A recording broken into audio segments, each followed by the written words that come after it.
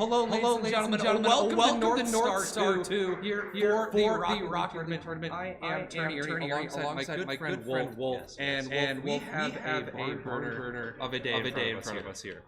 Very long day. 12 to 6, I believe, is the schedule. And we're going to have a blast. Yes.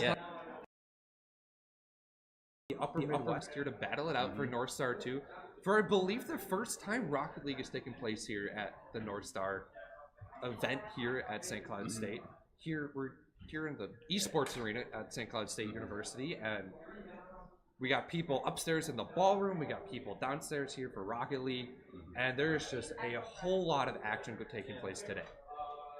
And, I mean, looking forward to just the day in general, we've got some great talent around Minnesota, like you said, and a lot of that representation coming from Minnesota Championship Series. A lot of faces here, and then, of course, a lot of representation, of course, from St. Cloud as well. Gonna have to see how those two kind of intertwine with each other, because these two teams, all of these teams, of course, all in Minnesota, they're going to be, fighting till the very end. And with this double elimination bracket, it's going to be interesting to see how this one shapes out, because it's best of fives, and really, I don't know how it's going to pan out. That's the glory of the double elimination format. There's so many variables you can throw in. And you mentioned there's a lot of players here that are from Minnesota, and with that they play within the Minnesota Championship Series. So you're very familiar with one another. Yeah. But then you throw in these teams. You have Wayne State. They're from Nebraska. You have Dunwoody. You have Mankato. You have the Whittle Kitties. The mouth breathers. The mouth breathers. Yes. There's we do. The 501st Legion. We have stormtroopers in the building. I mean, we've got everything. We've got everything. So it's only a matter of time before we get underway here. Our first matchup of the day will be Minnesota State Gold taking on the Dunwoody Hawks. And I'm trying to look over. Looks like players are just kind of waiting in the lobby, waiting to get ready to go here. It will be a best of 5 all the way through. Later in the bracket, we will have best of 7s. As is per usual within Rocket League. No more are the best of 9s. We got rid of those back in 2015. Well, we had best of 3 sets of best of 7s. Those if were you remember, quite long. Yes. In the RLCS the online era. Oh boy. Yeah, that was pretty brutal. But I mean, the first team we're looking at, of course, the Mavericks. Windy, a player that we've seen trot around these tournaments as well. I've seen him here before. He's also participated in Minnesota Championship Series as well. And then alongside him, Buster and JNZ. And so we're gonna botch it for sure. We'll find out however he wants to call it. Yep. Pardon me. And then on the side of Dunwoody, it's Avalanche, Frostbite, and Raw. And it looks like we're just about set to go. Did indeed get the cue for them to join up. It's hard to cast if players don't join the lobby. Yeah, I mean, we could maybe do a 1v1. It wouldn't be entertaining. That wouldn't be pretty. And here we go. It's a Dunwoody in the blue and Mankato State on the orange. And J&Z starting off just slow boost. And Avalanche with a huge counterattack goes for the double touch into the back of the net. Already only 13 seconds in. Dunwoody Hawks on top by 1. Avalanche. Pardon, Avalanche. All the space in the world to work with. And I mean, Minnesota State Mankato already being shown what the Dunwoody Hawks have to offer here, as Avalanche looking for more. Goes to the corner there. Buster going to come off the ceiling here. Doesn't get a touch here. And It's a big miss on the goal line, and not the best clear, as Avalanche is going to try to target their backboard. As 2 players commit, should be an opportunity. Frostbite to the backboard. It's wide open once again. Follow up from Raw into the back of the net. It's a 2-goal lead for the Dunwoody Hawks. Dunwoody really starting to roll here early. You got to defend that backboard, Wolf, especially at this level. And I mean, they're leaving it wide open. They had a double commit there that really put them in the trenches. Really didn't give them an opportunity to mistake. They had a missed clear. Now they might have a kickoff opportunity here. It's past the defense. Buster going to get on the board here, make this game more manageable. Buster going to bust it down here early. Gets a little bit of a one-on-one with Frostbite. Simple, easy flick. Not too flashy. All he really needed. Yep. I mean, it's important to keep that ball close. Whatever you do with it, you want to at least force a 50 at the end of your play, because your teammates can't really read you, giving the ball to the team. So it's just so important to keep that ball close to your car, and he shows a great skill on that one, especially as a double commit from Minnesota State Mankato. And now they're going to be forced to try to get back onto offense in a very weird spot. Big pinch from JNZ off of the sidewall. Tries to follow it up, but can't get it as it's heading towards the net. JNZ just tries to pop it up, and there is a follow-up. Windy now dropping this one down. Frostbite over the left side. Should be maybe a counterattack, but a bit of a forced shot. It's off the ceiling. Cannot get it to go. And Minnesota State Mankato still look quite shaky here, but they're getting some offensive opportunities. So we're about 90 seconds into this game, and things just kind of started to settle down a little bit. Both teams get those nerves out of the way, especially here out of land environment, where you're sitting right across from your opponent. You can look over your monitor and see them right there. So there's a bit of a slow start for Mankato. They're starting to pick things back up. Shot just wide. Follow-up from Windy, can't connect. And 2 minutes gone, but it's the Hawks to lead, 2-1.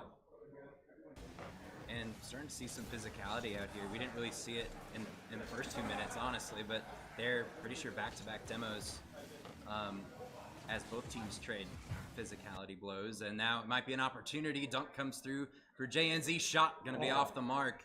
And a big missed opportunity for Minnesota State Mankato, as Raw going to put this one up and kind of just floats it. Avalanche tried to be there on the end to spice things up on maybe a redirect attempt, but really nothing to go for there. Raw up once again. Might be an opportunity for Minnesota State Mankato. It's a decent touch out. Looks for his teammate in the midfield, but it goes over his head. So they had the possession, they had the play set up, but just the pass was over his head. The building blocks are there for Mankato State. They're just really one good touch away. That's not going to do it. Avalanche going to try to follow that one. Frostbite is centered to nobody. Windy will dump it down. Looking to chase. Raw beats him out. Again, Mankato, they've had the majority of the pressure here as of late. Dunwoody seemingly happy to sit on their 1-goal lead for now, but I don't think it's going to cut it. And like we mentioned with that backboard defense, I think if you're Dunwoody, you got to go back to it. They're seeing some awkward moments on their defensive backboard, and that was a bit of an awkward back pass as well, as that could have been disastrous for Mankato, or Minnesota State Mankato, but Raw getting a securance goal here. With 1 minute 22 remaining, it's been kind of a very slow mid-game here, and Minnesota State Mankato, I don't know what their answer is, because I mean they had decent looks, but they just were unable to finish. And Buster was sitting near post there, and was expecting a sharp touchdown from Avalanche, but Avalanche just completely whiffed on it, and Buster was left in no man's land. It looks like here they're a bit of a huge counterattack, but he misses the open net. Avalanche with a wide open net.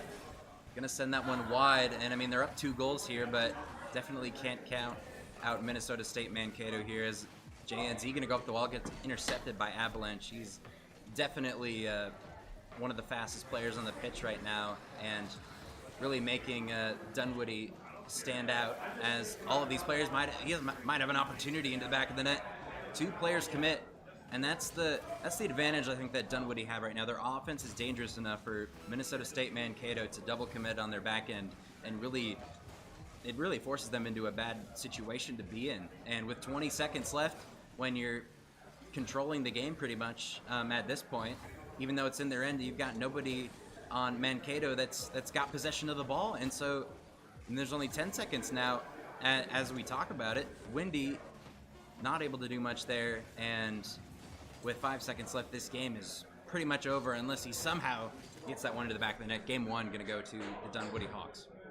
Game 1 solidly going to go in Dunwoody's favor here. Offense wins you games, and that's really the tale of the tape here. Mankato, they had offense of their own, but they were just unable to finish. Their shots were just lackluster, and they would have possession of the ball, but their teammates weren't in shooting position. Yep. So you could get one shot, then you have to go play defense. They weren't able to follow up those shots. So going into game number 2, that's really what I'm looking for, is just them to get consistent offensive pressure. Mm-hmm. And I really think for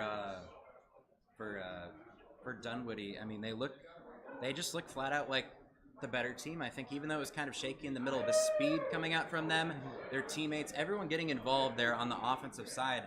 And for Mankato State,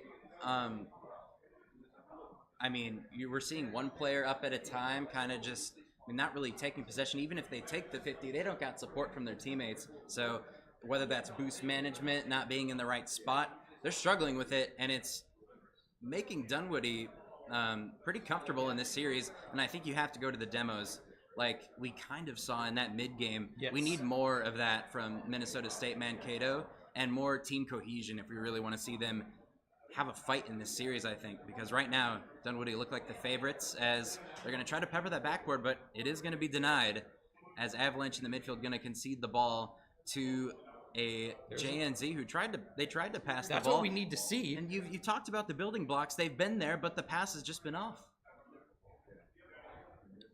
So 30 seconds in, no goal just yet. Did they break a rule 1? Does it count if it's your own teammate? I don't know. I don't think Raw so. with fake the century. Gonna keep with it. Down to the corner.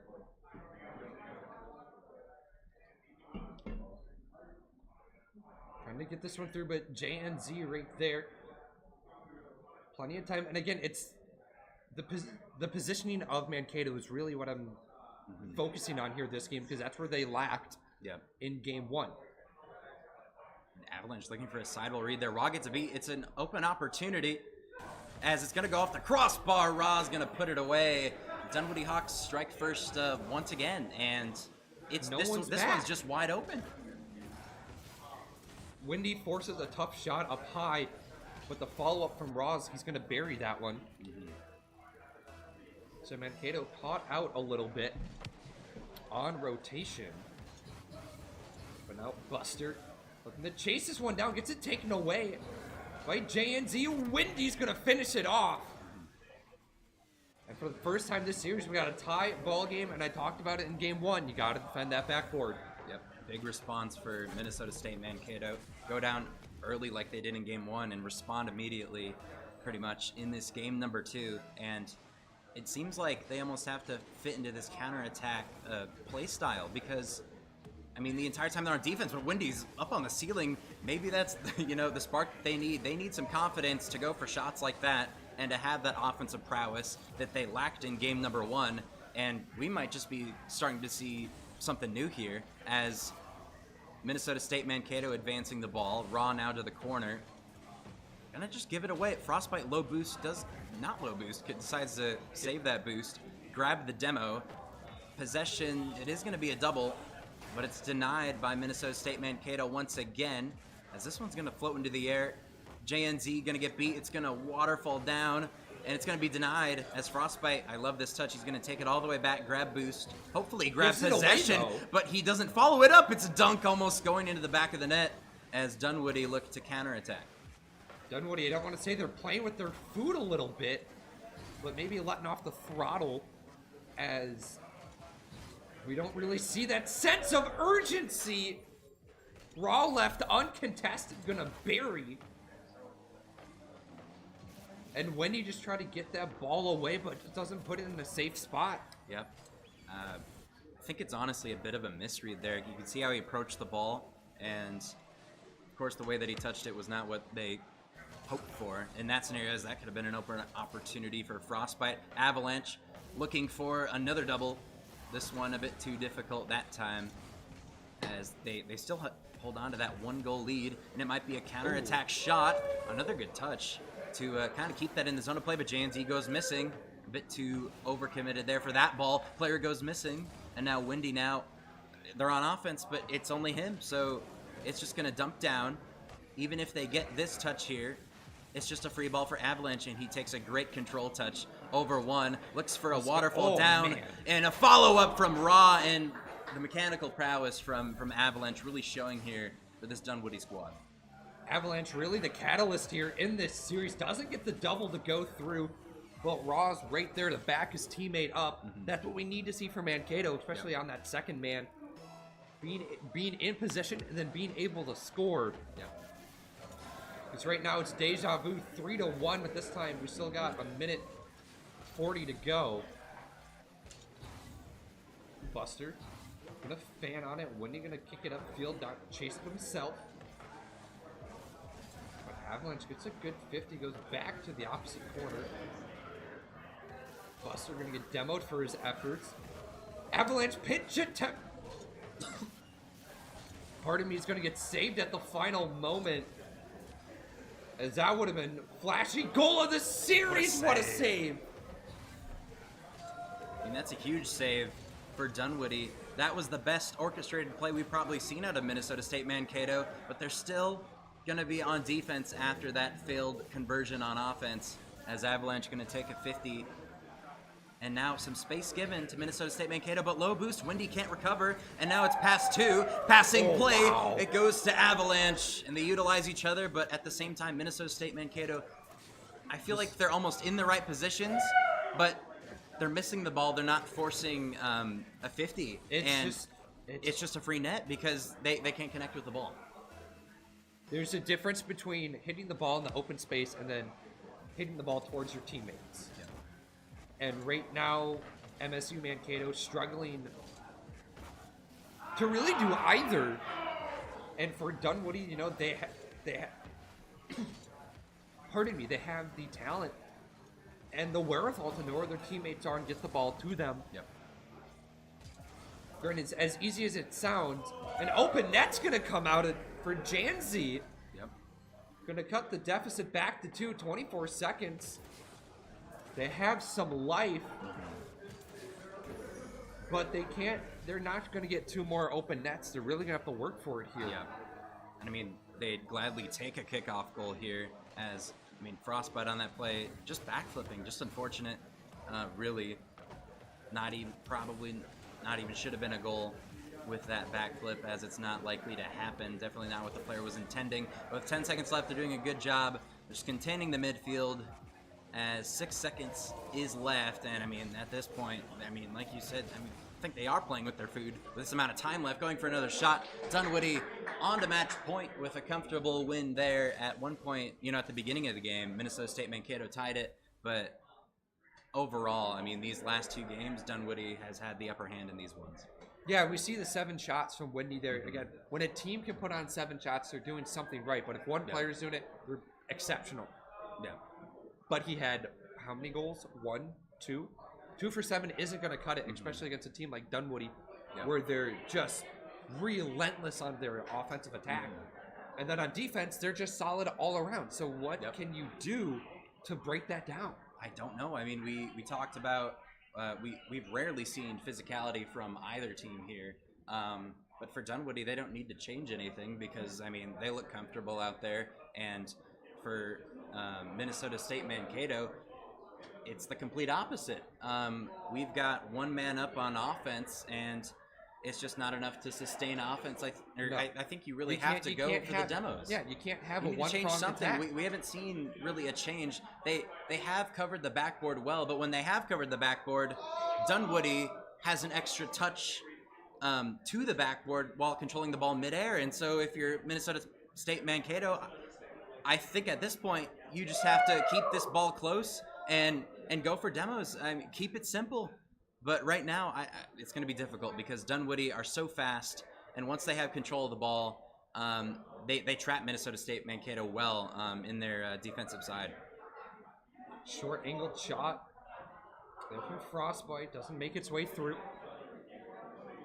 Clear from Windy, Avalanche is going to cut it off.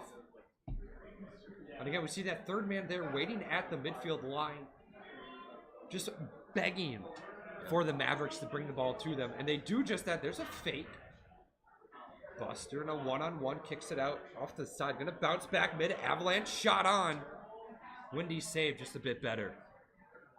And really, I mean, these just random misses at this point. Of course, you want to be able to trust your teammates as Avalanche looks for the double touch and finds another one. Saw one in game number 1. We see another one in game number 3.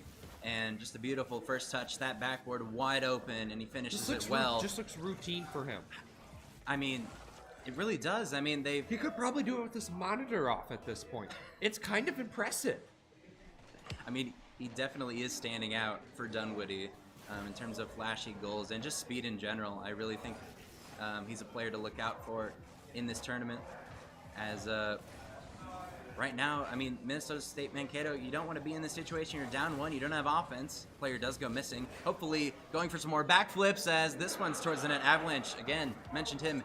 Big save on the goal line to keep this a 1-0 game as this shot's towards the back of the net. Great placement for Buster. And is it deja vu once again? It seems like they tie it, and then the rest of the game they can't hang on. But, I mean, they can tie, but we have to see if they can lead here. Exactly. It's always been a tie or they're behind. And for Dunwoody, and right now they need to because they're on match point. Yep. Open net the other way. What happened? And I think it's a kickoff goal here. Windy getting credited with the goal, and it's just a hard win past the cheater. And Minnesota State Mankato will take that any day of the week, especially in Game 3 when they're against match point. But they do have the lead. I mean, they were gifted that kickoff goal, and I mean, that's the best you could ask for if you're in this position right now, as Minnesota State Mankato looking to force a 50, as this one's going to get beat. Double commit, though, for Dunwoody, and a touch towards the net. It's slow, but Frostbite should be able to get back in time, and does so, as this is a poor 50 and a poor touch as well to the backboard. Avalanche, no boost. And he's going to get bumped by his own teammate here, so a bit awkward on the defensive side of Dunwoody. And it's still awkward. It's still for the net off the backboard. It goes, but player Windy goes missing. Avalanche now in the counterattack. We know he's dangerous in the air. Tries to 50 it into the back of the net. It's off the post. And a counterattack shot immediately going towards net. Going to be blocked by Frostbite, though. And now Minnesota State Mankato back onto offense. A good back pass. 50's in the midfield. It's wide open, though, but it's wide right. And now Minnesota State Mankato back on the defense.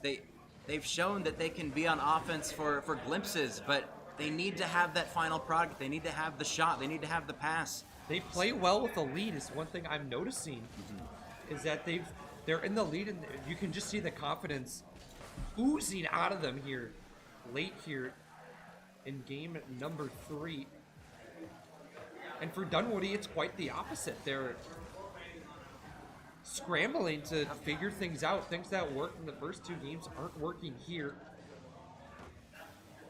And maybe it's for the Mavericks. They've read into it a bit. It's open. Open net the other way. Raw's going to tie it up, and I think there was a demo off screen. Yep. Really good demo from Frostbite. Buster just not back in time. Excuse me. And yeah, I mean, just a completely drawn out play. They get the demo, they get the pass as well to tie it. And very important goal for them, as like you said earlier in the game, it was super shaky for them. We saw them bumping each other on their own defensive end. We saw them, give up a lot of space to Minnesota State Mankato, which is not what they want. But they were able to hang on, through most of that pressure. And now they're in a tie game. And I think if you're Dunwoody, this is exactly where you want to be. Hold on. Considering a flipper set, triple touch, almost into the back of the net, runs out of boost. What could have been... Oh, my God. Should not have been. And Avalanche is going to score. And a huge, unfortunate opportunity. You can't really blame him for not scoring that, but it's just for how the series has been going for Minnesota State Mankato, it felt like they needed that so badly. And then immediately the counterattack. It's not even still a tie game. It's a 1-goal lead for Dunwoody, but they do win the kickoff like they did before. And it's a poor 50, but Avalanche again. He's made some crazy saves on the goal line and really putting keeping Dunwoody, saving a lot of epic saves for a lot of great shots, keeping them in the lead here. Just a minute left. Avalanche truly the rock star here for the Hawks in this first round series. Winner will play the 501st Legion in round 2. Avalanche gonna hold it in, goes up high. Raw, what you doing on the backboard? He does it himself. Yep. Through the highs and lows, Avalanche will prevail. I mean, they're covering high. They're expecting him to go backboard like he's done almost every time. And an Avalanche, just so dangerous in the air, and they don't have an answer for it. They tried to cover high. They couldn't play the ball, and it's a 2-goal lead, and it's deja vu once again. Dunwoody up 4-2. It's almost happened, feels like in every game so far.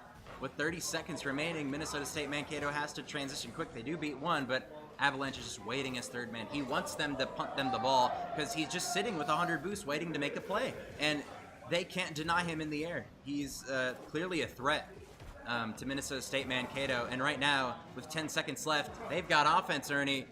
We might as well see ourselves a sweep for the Dunwoody Hawks. And offense is truly all they've needed. Through 3 games, it's been Dunwoody start to finish, and they will send the Mavericks down to the lower bracket. Yep. And a good showing for Dunwoody. We especially saw this team struggle at the start, but then a huge portion of that first game, it was a bit awkward, but they get used to it. They get their grounds down, and they're going for another 0-second shot if they can. Oh. It will drop to the ground. Dunwoody, of course, sweeping their way into the next round. And Avalanche, a lot of great saves, a lot of great shots, great control. He's got 897 points with 3 goals. So, I mean... if you're putting up 800 points in the game, you're dominating. 900 pretty much. You're dominating. He was. Just all incredible. series long. It's like, what are you supposed to do with a player that caliber just hitting another level? And sometimes you just need a player to step up to win a series. Yep. And I mean, his teammates were doing well. Not bad at all, actually. But really, Avalanche. They all supported each other very well. Yeah. I mean, we saw them, like we said earlier in the series, throughout the whole series, I think. Their positioning, just as a team, was just better. They knew what Avalanche had in store, and they were playing around him very well. Avalanche just had to get the ball by, 1 or 2 people, and they'd be there to score. So... really, he's such a threat on the pitch, and that team definitely looking forward, very dangerous. Yes. Looking forward into this tournament. For MSU Mankato, they will be heading to the lower bracket. Their day's not done, but they got 1 life left here at Northstar 2. Again, the building blocks are there for the Mavericks. It's just they got to be able to put them all together. They got to execute. And I believe we're going to be able to throw it to a quick break here. And when we come back, we'll have another phenomenal matchup here at Northstar 2 for the Rocket League tournament. Everyone, don't go anywhere.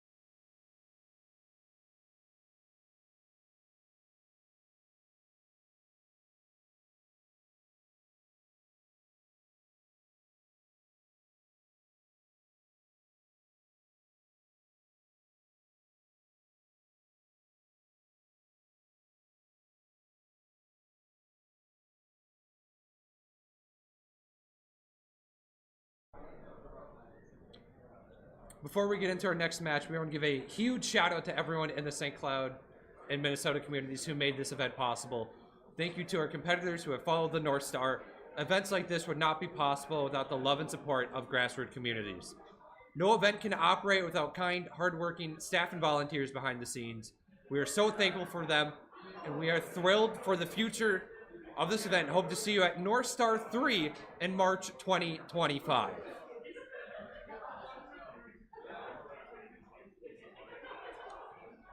And we are back, ladies and gentlemen. I have my great friend Cabbage here with me. And Cabbage, we got another fiery series as Dunwoody looks to take on the 501 Legion. Yeah, I mean, Dunwoody in that first series looked absolutely stellar. It was awesome to watch them here because I was expecting them, you know, you see a community college, you're not really sure what you're going to get, but they came in and absolutely on fire. That was a dominant series start to finish from them. And, you know, the 501st Legion, some big names in there, some big names in the Rock Lake community in Minnesota. So it's really, you know, it's going to be a test for Dunwoody, and it's really going to be kind of a good start to the day for the 501st. And from what I saw, to me, Dunwoody's like, okay, they look like a real solid team. Now you tell me they have to play the 1 seed? Yeah. What do they look like? Yeah, no, it's going to be interesting. And I mean, that 1 seed is, like I mentioned, just such a strong team, such a foundationally good team that you expect them to do a lot here. But, you know, Dunwoody, maybe they come in with that little bit of heat. We see teams with that first round bye sometimes come in a little slow. Yep. You know, it's a best of 5, so you got a little bit to work with, but not a ton. If you fall behind early, it could be all said and done before you really warm up. And so far, Dunwoody, they haven't dropped a single game so far this year. So going into round 2 against the number 1 seed, we're going to have to see what they really look like. But like you mentioned, they just played.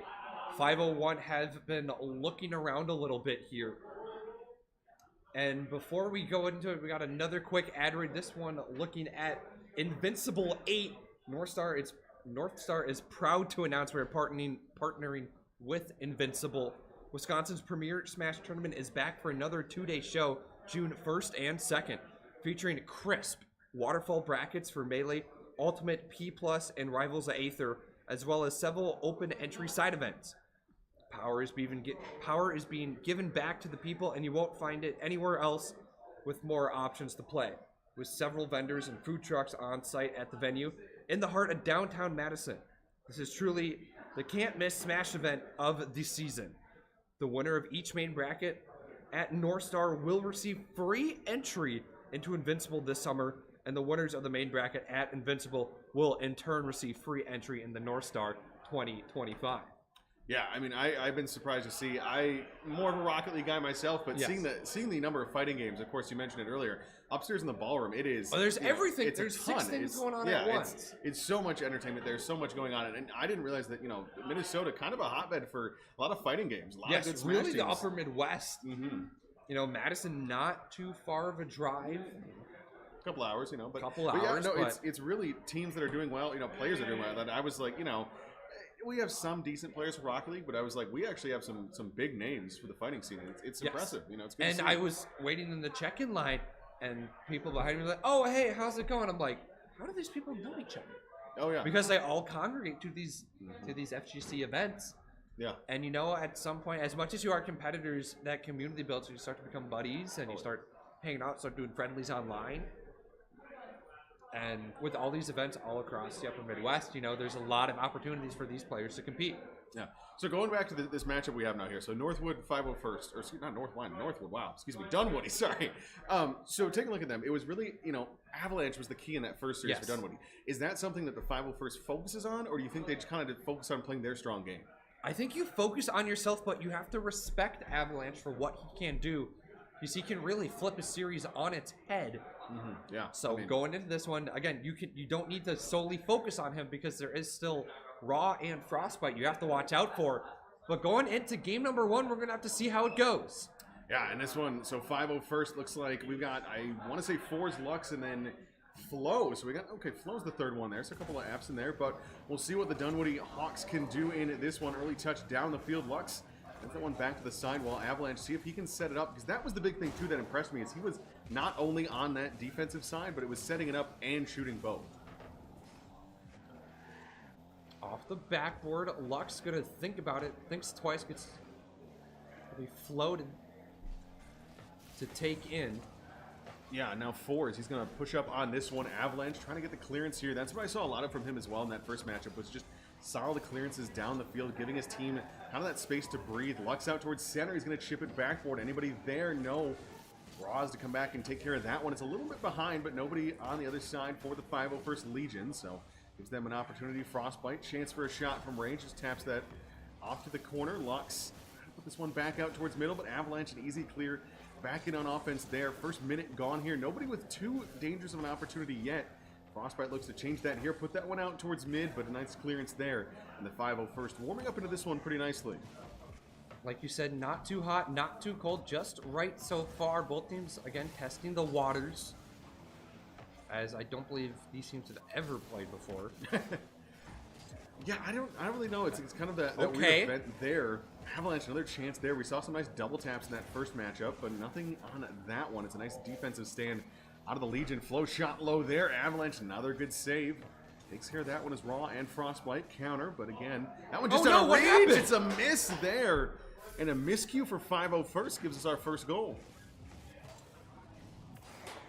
Frostbite just going to throw one on, not even a bump. No.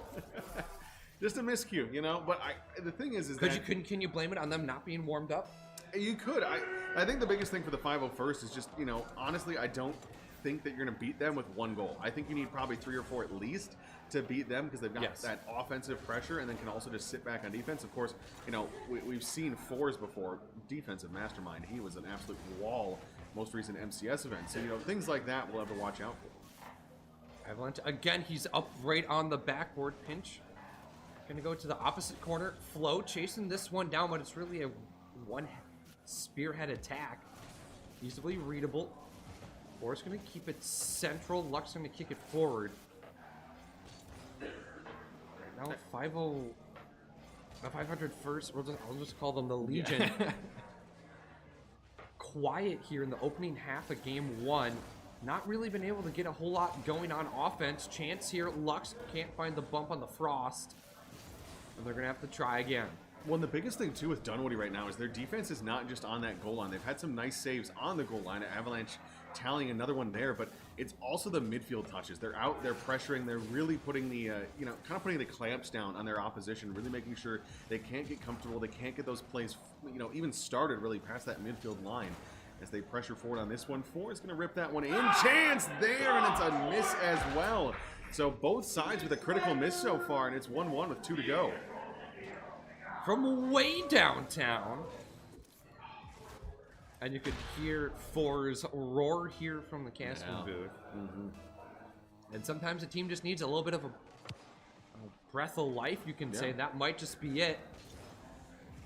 Well, it's interesting now too, because you know, this starts to lead in that question of, is the next goal the game winner? I thought it'd be more than this, but we'll have to see if that's maybe the kind of the script for game 2 as Frostbite goes up on this one. A nice double bump out center. Force does get the clear as far as Avalanche. He'll send it back in, but Lux in there for a touch. Avalanche still being pesky on offense. That's the thing. He can just be that disruption. Avalanche puts that away, and that was all him start to finish there.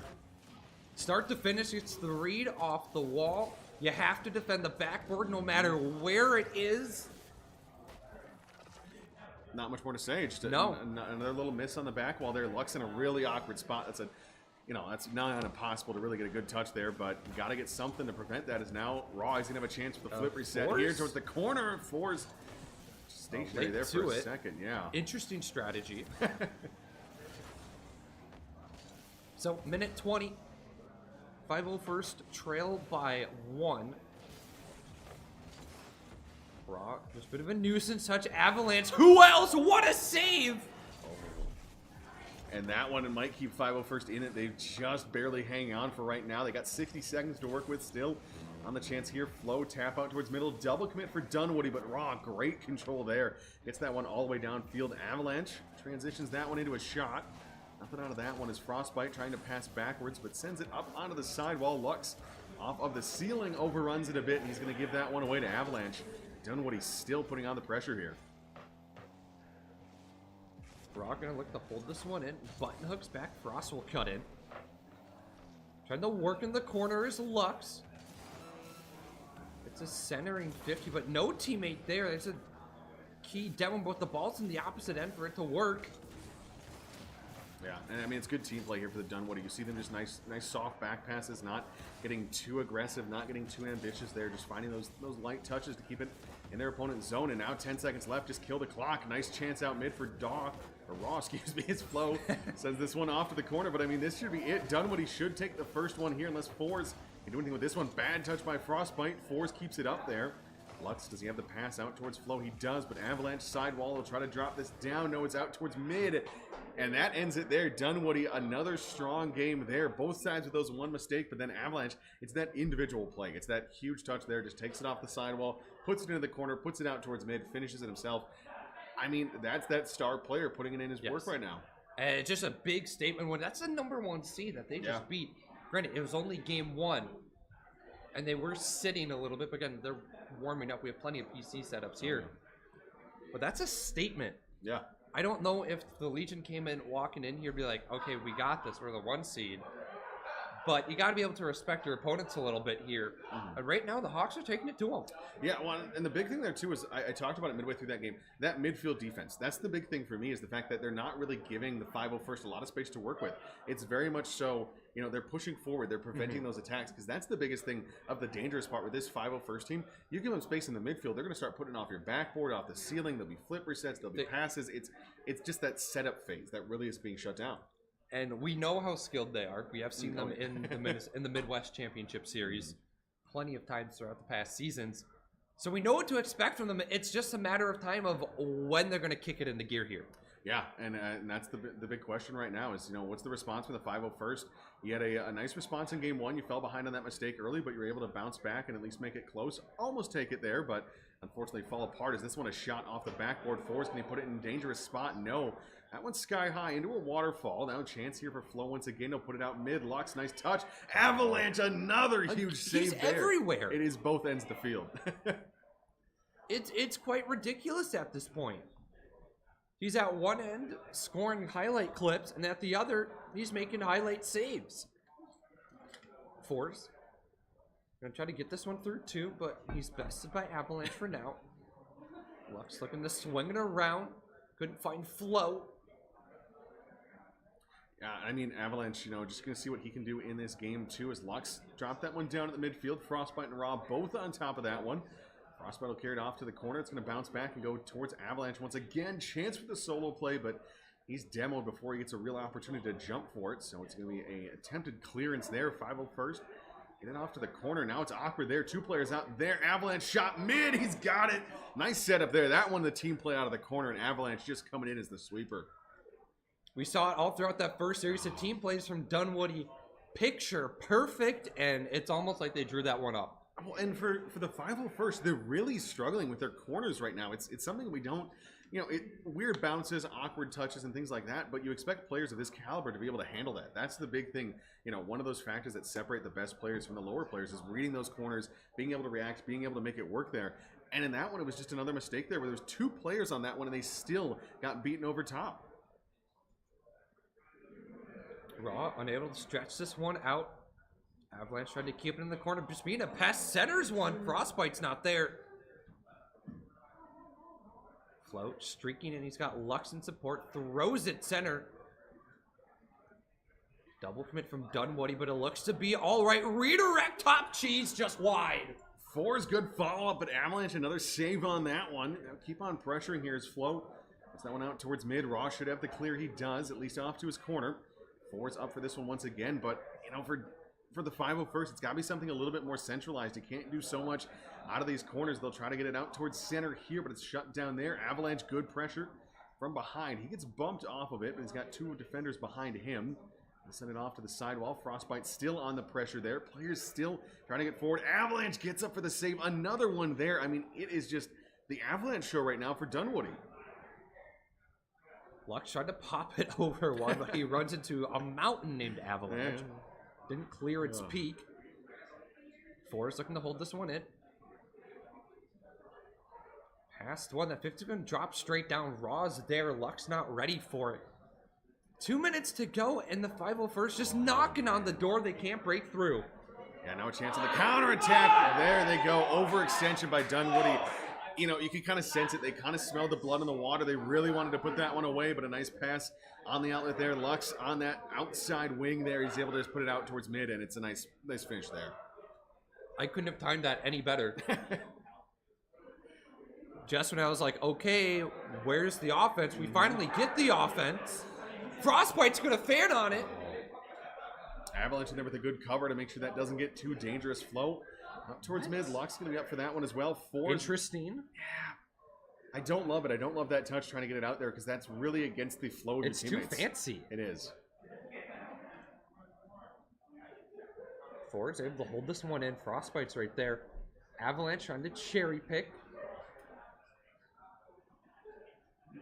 He's going to be out towards mid here on this one once again. He'll put it off the backboard, just trying to kind of apply some more pressure, but still nothing right now. I think for the 501st, it's just keep playing your game. You're going to find opportunities. You're going to potentially break Dunwoody. And I mean, if you get this win here, that should be a huge step in the right direction. Frostbite, good opportunity there. Excuse me, that was Raw with the Frostbite on the attempt at the follow-up. Frostbite still on this one. All three players in that corner. Dunwoody, we overextended on the last one. Don't let it happen again. That one out middle. Avalanche, good touch there. Raw trying to help out, but it's going to be on the back of Frostbite to get rid of that one. 2 players up. Could be an open net. Force, if he can place it right, puts it right in the crossbar's forehead. And Flo going to pop off in the distance. And it's the double commits right now that we've seen. Both of these goals were on the back of a Dunwoody double commit there. They just leave that last player back, and you know they get a touch, they get a save, but there's nobody there to follow up that first touch, that first save. So it really kind of leaves that last defender out to dry. And now 60 seconds, Dunwoody. We saw you respond in that previous matchup. We saw you fall behind. We saw you score when trailing, but now you got to do it with 60 seconds on the clock. Frostbite, do you have a highlight? Avalanche trying to help out there. Their pinch ends up going off to the corner up on this one. Force trying to drop that one down. He's got 3 players close in front. Avalanche jumps past that one. So now out towards mid. Frostbite, awkward spot. Lux trying to force it through. Doesn't get that much there. Avalanche popping it up once again. But I mean, 501st, they know what they need to do now. It's just kill that clock. Got to kill the clock. And one thing I'm noticing is for Avalanche, he's trying to do a little too much. He's got to give his teammates space to work with, as he'll be cutting off his teammates, and it just throws everyone out of sync. That's a great shot, posting in. Force gonna lock down game number 2.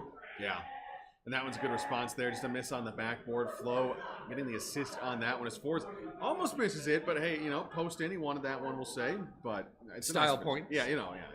But it was a nice finish there, and that's what the 501st really needed. You know, just take a calm game 2, take a nice win here. And for Dunwoody, I'm nervous because this kind of gives me the vibe. You've had this feeling of immortality. Well, and I was going to say the fact is that we see this happen with teams where they come in, they have a nice strong game 1, and they lose game 2, and then they just panic. They want to do too much. They want to be too aggressive. They want to be too defensive. They just try too hard to fix their mistakes instead of relying on what's gotten them to that first game win. So, going into game 3, we're tied 1-1. Dunwoody, they look solid in game 1. Game 2, a little less, almost shaky towards the end. So what do they change? Is there anything that they just focus on and stick to a game plan? It's honestly the rotations. I mean, I talked about it, 2 of those goals coming off the double commits there, and it just feels like they're struggling because what was so good for them in that first series was having that player to back each other up. You know, you always knew there was somebody behind you or somebody rotating in to be behind you. But in that, it was really just, 2 players go for it or 1 player goes for it. And is there a follow-up? Maybe. You know, that's the real struggle there. So I think for them, it's that. 501st, put your foot on the gas. Just absolutely gun it here. You've shown that you are the better team theoretically, at least with a nice solid game 2. Keep that going. Keep the pressure going. Keep the offense. And, you know, a 3-1 is not a bad result here if that's what you finish with. So games 1 and 2 both decided by 2 goals, if I'm correct. I think it was 2-1 in game 1. No, you are correct. Pardon me. Float. Can't find anything forward. Frostbite trying to bring it around, trying to stretch out for Avalanche. Going to fan on the pass. But Raw is back, waiting. Avalanche once again. Yeah, I like the aggressiveness. I like the opportunities there, but I feel like for Avalanche and for Dunwoody as a whole, just go back to the basics. You know, it doesn't need to be a flashy pass. It doesn't need to be a highlight play. Just something simple that gets the ball across, finds that player out in middle, and, you know, buries it in the back of the net, or at least puts pressure onto the 501st as they go for something fancy. 2 players up on that one. Lux is going to go for this one outside the box. Nice touch out towards middle. Flo, he's on top of that one, but Frostbite, another good clear there. Just applying that pressure. Now all 5 players in the corner. 5 and all 3 from Dunwoody is now Flo out towards mid. Lux, can he get there? No. It's Raw's the first touch there, so it's a good opportunity here as they'll transition. That one's going to be just wide. Raw plays it forward. Lux trying to wrap it around at this level. That's not going to cut it. Got to get a bit more creative. That one was weird. It was just an awkward touch out towards mid. Raw knew what he needed to do, but Flo just taps that one back. Team bump in the corner. It was Frostbite and Avalanche both in that corner there. They both just ended up colliding as they try to rotate back in. And again, it's a mistake on rotations. It's a mistake on not having that next player there. And I don't know what the difference is, if they're just a little bit flustered, a little bit, you know, on that back foot now. But for Dunwoody, I think it's a nice thing to take that. It's an easy fix. You know, just focus on the rotations a bit more, and I think you're going to be okay. Communicate. In this one. Yeah, really. You know, we all know they have headsets on. They're talking to each other, or at least we hope they are. Yeah, I hope it's not dead quiet in there. Avalanche trying to put pressure on. Raw, he's going to put this one on the backboard. Lux, easy save on that one, and that's the thing too, is just slow passes out towards mid. Nothing with too much pace, too much aggression behind it, and that's going to be easy clears for the 501st. As this one, Four is trying to clip it out towards mid. Lux, low touch there. Nice save. First player out onto that one, keeping it out of the back of the net, but again, it gets dangerous. Avalanche, and he go forward on this one. It's going to be an awkward drop there, and Lux, he'll take it away. Lux off the ceiling, bet hurrah on the goal line. And Avalanche, a good follow-up as well. It's enough to hang on for Dunwoody, but this feels so tenuous right now. Avalanche, time and space. Lux going to cut him off before he can get into the box. That's what needs to happen if you're going to shut down Avalanche. We're going to have to see if teams take note of that going forward, because that might just be the best way to take him down. Raw's going to tie it up all alone by himself. Yeah, and that one was weird too. Oh, Force backs out on it, tries to button hook back. Because I feel like Flo, he didn't anticipate the miss. If he had, if he had known his teammate was going to miss there, he's got that save any day of the week. But he had faith in his teammate there, and unfortunately, it's one of those times where it burns you. So we'll have to see what they've got. As Raw is going to go for the double touch here. Oh, it's intercepted there outside the box. Now Frostbite, he'll go for a touch, but again, it's just out of reach there as Four's off to the corner. Lux trying to follow this one. Flip reset off the backboard, but Avalanche has that one red. 3 minutes done and dusted. Trying to find a victor here in game number 3. And I want to give the 501st the edge. They get it. Flo breaks the tie. And that one, just a mistake by Raw. You don't need to touch that one off the wall. Just leave that one on the sidewall. Just dribble it out, carry it out, something like that. You give a pass away, they waterfall it straight down, and I mean, Avalanche, there's a chance he gets the save there, but it's really a stretch there. You got a better touch on the sidewall, better possession there. You can't just give it away against such a strong opposition. That one's in from Avalanche off the kickoff. I'm sorry. Excuse you, Avalanche? What? Just rips that one back post, and they didn't expect it. I mean, 501st caught lacking. Who shoots from there in the first place? Avalanche, I guess. But hey, Dunwoody, good response. We'll take that at least. This Avalanche, another chance for maybe another goal there. We saw some highlights in that first series. As Raw now is going to have a chance here. I think Fours low on that far side. He's got about half. Actually, no, excuse me. Fours is out. Flo.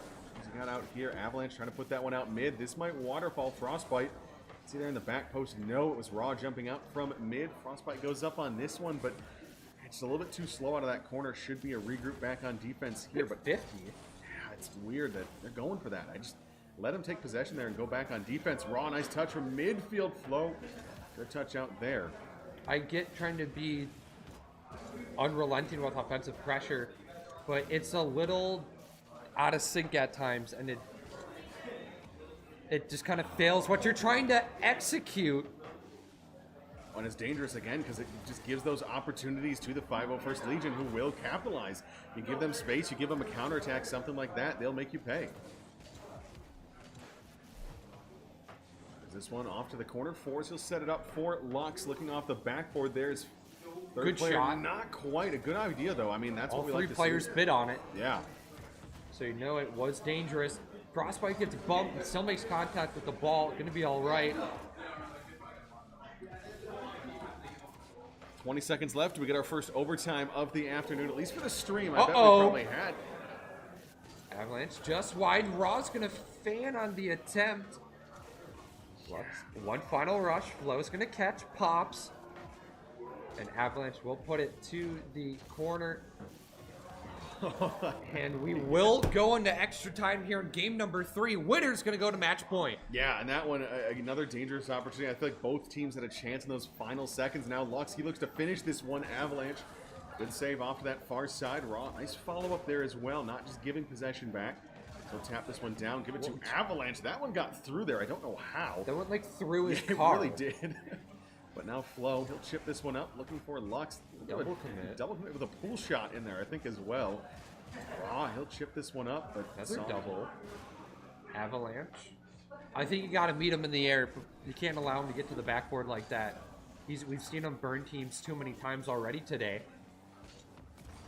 Oh, and that's a big whiff there. Avalanche trying to put pressure on that, but I think 501st gave him some respect. I think they expected him to get that touch, so really nobody going for the counter. Now he'll go up on this one, try to put it off to the corner. He's got Raw out mid. It's going to be on Frostbite or Raw back at that center line. Lux, tall pass over top the center. Flow, bump out towards mid. But nobody there to follow it up, so Avalanche able to get the 50 and off to the sidewall. Just kind of stuck in a cycle here in the blue corner. Dunwoody looking to break out, finally do so, only for a moment. And they're just so close on top of each other. I mean, it's happening again here where, you know, Dunwoody... You gotta spread out. Yeah, I like the team play. I like being there to back each other up, but sometimes you're a little bit too close. You really don't give yourself a chance to develop anything because it's just touches forward. Oh, no! And two defenders behind that one, but nobody able to get up in time. And Feels backflip, man. yeah, Oh, that's gonna sting a little bit. yeah, Dunwoody, I'm not sure if you'll take that game if you survive that possession there, but at least give yourself a chance to take the game there. And for the 501st, it's a 1-goal game, so back to game 1 style there, but another one where they score 3, another pretty good win overall. Yes. But the big thing, I feel like give credit to 501st, but I feel like out of this series, if this is how this finishes, Dunwoody looks like a solid team. You got to be afraid of them in that lower bracket if this is how it ends. Absolutely. I mean, I could have told you that in the first 5 minutes of the last series, but you can tell the difference where for 501st they had that cohesion. Yeah. And they're very consistent of how they play. Whereas with Dunwoody, there's times where they're aggressive, it's overly aggressive, and then there's times where they're just out of sync on both ends. And they just need to spread out just a little bit more. Yeah, and that's the big thing too. Is that's spreading yourselves out. That's what helps with that defense. We talked about it. Game 1 and 2, especially game 1, they were pressuring at the midline. They were shutting down plays before they even started. But if you're so close, clustered up back on defense, there's just no opportunity for that. It's already on top of you by the time that happens. As Forrest puts this one out mid flow, he'll pop up on top of it. Avalanche pressuring forward once again, but he's out of boost. I mean, 2 players on the Dunwoody side with single digits or none. Avalanche does get full, so we should have a chance out towards mid as Lux, a soft touch there. Nobody. What? Again, the defensive collapse right on the goal line. Just kicks right back out. Lux gonna tap that one in. Oh. And for Avalanche, that one's tough. It's a clearance he could make. It's definitely, within his wheelhouse there, but all 3 players, 2 without boost. He's trying to come off the sidewall there, the side of the net. It's really not a good spot to be in. As this one kicks back out towards mid, it's going to be 2 for the 501st. They have taken this one, and 30 seconds in. Right where you want to be. Yeah, it almost looks, I don't like to say it, but it looks like wraps for Dunwoody already, because if this is how they look so far, I feel like they just fall apart more from here, and the 501st really take this game. At some point it might just start to snowball. Yeah. So for Dunwoody, I think you gotta lock in a little bit here. Flo had that one red before even Frost popped it. And we were wondering how long it would take for the 501st to really settle in and get up to full gear, and I think they've finally done just that. Yeah, and you got to watch the boost battle here as well. I mean, you take a look at the 501st side. They've got full tanks. They're, Dunwoody's actually in a decent spot right now, but that's been a deciding factor in this one as well, as you'll see one or two players back on defense with no boost, or they use all that boost to get out of their defensive zone, and then the attack. Right now we see Avalanche there. He's got one boost. He can't do anything with that. If he has 50 there, he can probably put that at least on net, but unfortunately for him. There's a demo. What you need to get things going. Avalanche going to keep it himself, bobbing and weaving. Wraps around, shot from Raw too high. Yeah, and that one's one you got to put away. Raw, nice pass. He's all by himself. Lurking in the shadows. Avalanche strikes. Yeah, nice touch by Frostbite there, and they just catch him off. He's just sitting there, menacingly. You have that first player miss, and then the second player on Dunwoody's side, they get a double up. So, I mean, it's a nice response there, and don't count Dunwoody out. The Hawks still in this. Plenty of time. Force had to get shut down there. Walks off the corner. No real follow-up flow. Just punch it back in. Just get the cycle going. Avalanche looking to spearhead something. Nothing doing yet. Yeah, and I mean, really for Dunwoody, it's just, can you find that next response? Can you allow yourself to get back into this one? Because the 501st, I mean, it's not momentum-based, but it's definitely helped by the momentum. As Raw is going to rip this one down the field flow and put it off to the sidewall. Give himself some space to work with as Forrest takes this one.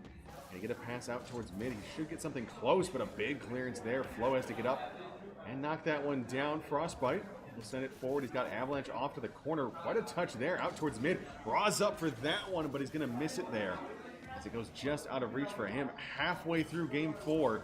501st on that match point. Can they finish it here? Or do the Dunwoody Hawks have a response? Good kick out. Flo gets another touch. He's going to have to chase this one down. Gets his axle locked by Raw. Bodied off the ball. Avalanche again trying to go for a fast break, but there's no support there to follow up.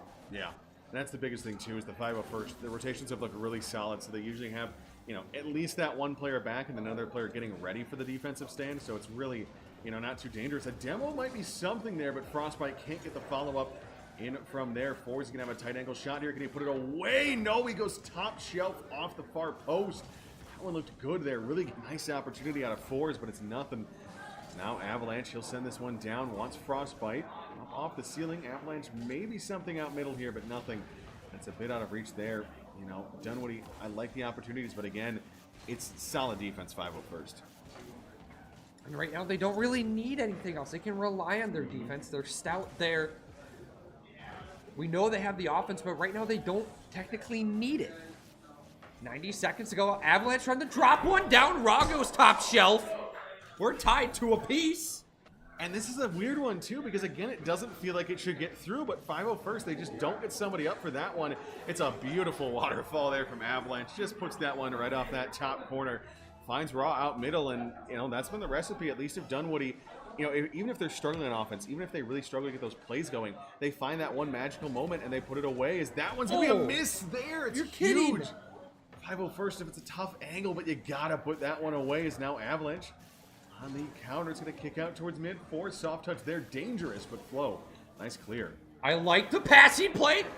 Fours robbed of an absolute beautiful play. Much to the delight of Dunwoody. 50 seconds to go. We had overtime in the last one. We'll see if we need it again here. Float barely manages to keep it in. Frostbite floundering. Stays in front of the ball. All you need, son. Yeah.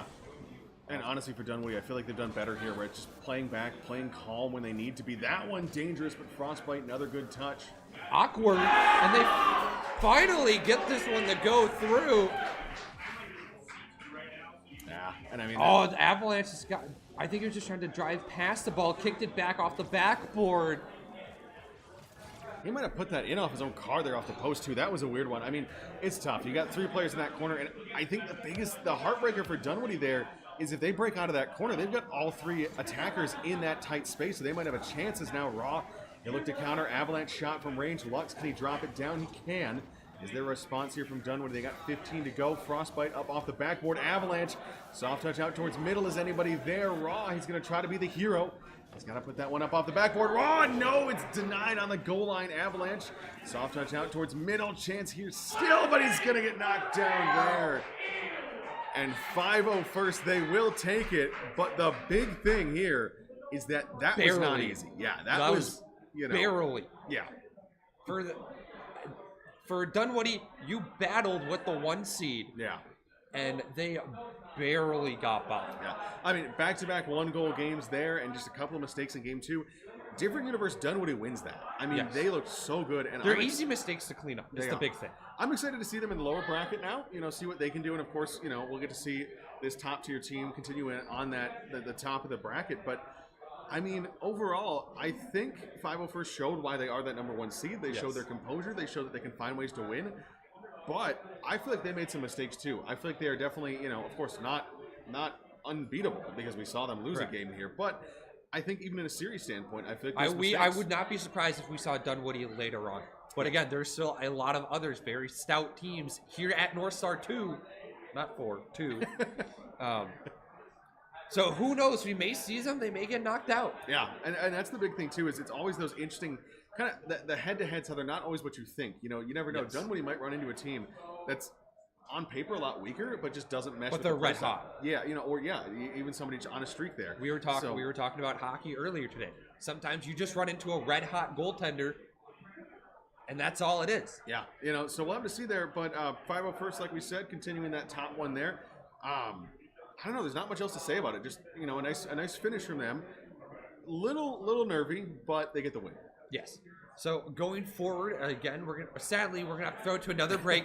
I wish we could just have Rocket League one after another, again and again and again, but not gonna happen. I'm gonna we'll have Wolf come back as we're on a nice rotation here. We're having a lot of fun here at St. Cloud State University, if I can say it right. Northstar 2. Yeah. We'll throw it to a short break, everybody. We'll be back for another match of Rocket League.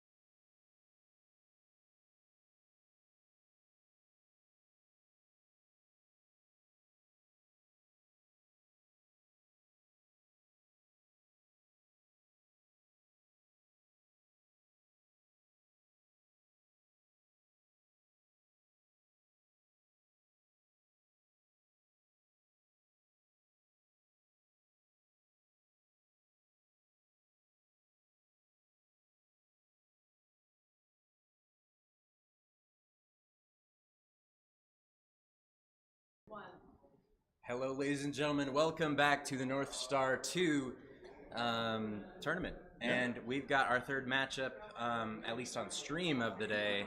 And you mind reading us these names? Yeah, so it's the Blaine Baguettes and it's the Mouth Breathers. Yep. So really, men of culture is what we'll say. Yep. Really, two great team names, two great teams. I mean, it is going to be an exciting one, though. I think it is. Yep. There is a lot to be delivered in this event.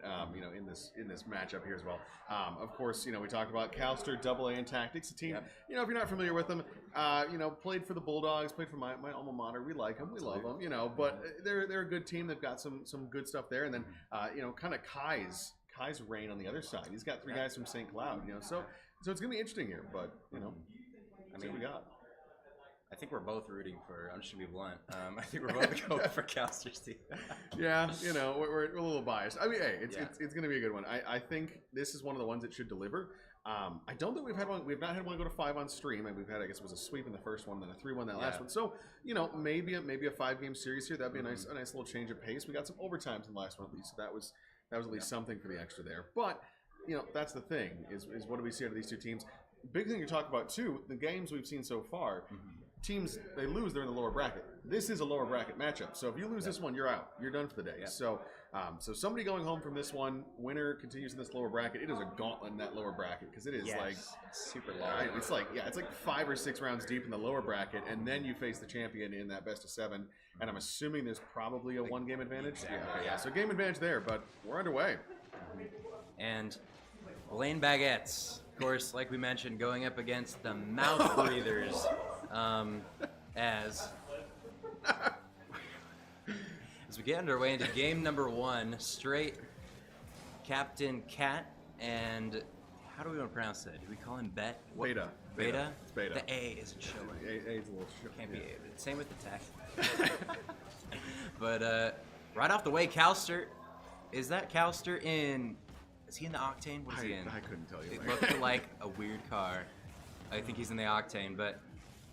Game number 1, I'm looking out for Calster. He did beat Kronovi in a casual game, so he's got professional experience at this level. And so as he looks for the demo here, kind of just goes out to the Mouth Breathers. And Captain Cat said you weren't familiar with him. He was in Challenger. He originally was in Rising Star, but subbed up. Probably was the best sub in Rising Star that we saw on the Challenger in terms of taking low 50s, playing smart Rocket League. And so it's going to be interesting. He also hit GC3 or almost hit GC3 in 3s, got it in 2s, I believe, as he's going to be the one to put away the first goal. Yeah, that one just a little bit of miscommunication there. The Blaine Baguette's getting a little bit stuck there. I would have liked to see Tactics, or I think he excuse me, stole Double it. actually, be able to try to put that one away, but unfortunately he couldn't get the clear out there. And the big thing for the Baguettes, you talk about Cal, I think he's the focus there. If he can do well, the team will do well. It's just what you got to expect from them because he is, he's the best player. He is that leader of the team. So we'll have to see what he can do there. And I mean, for the Mouth Breathers, it's play a strong game. We've seen, great things. I saw in some nice warm-up out of Beta.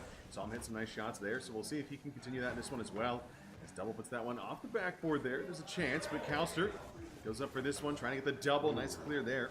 As really, that's the good thing so far is strong defense out of the Mouth Breathers. Yeah, and they got that 1-game advantage, and even though Calster has been all over on offense for them, team bump comes out from the Mouth Breathers as they kind of give it away in the corner.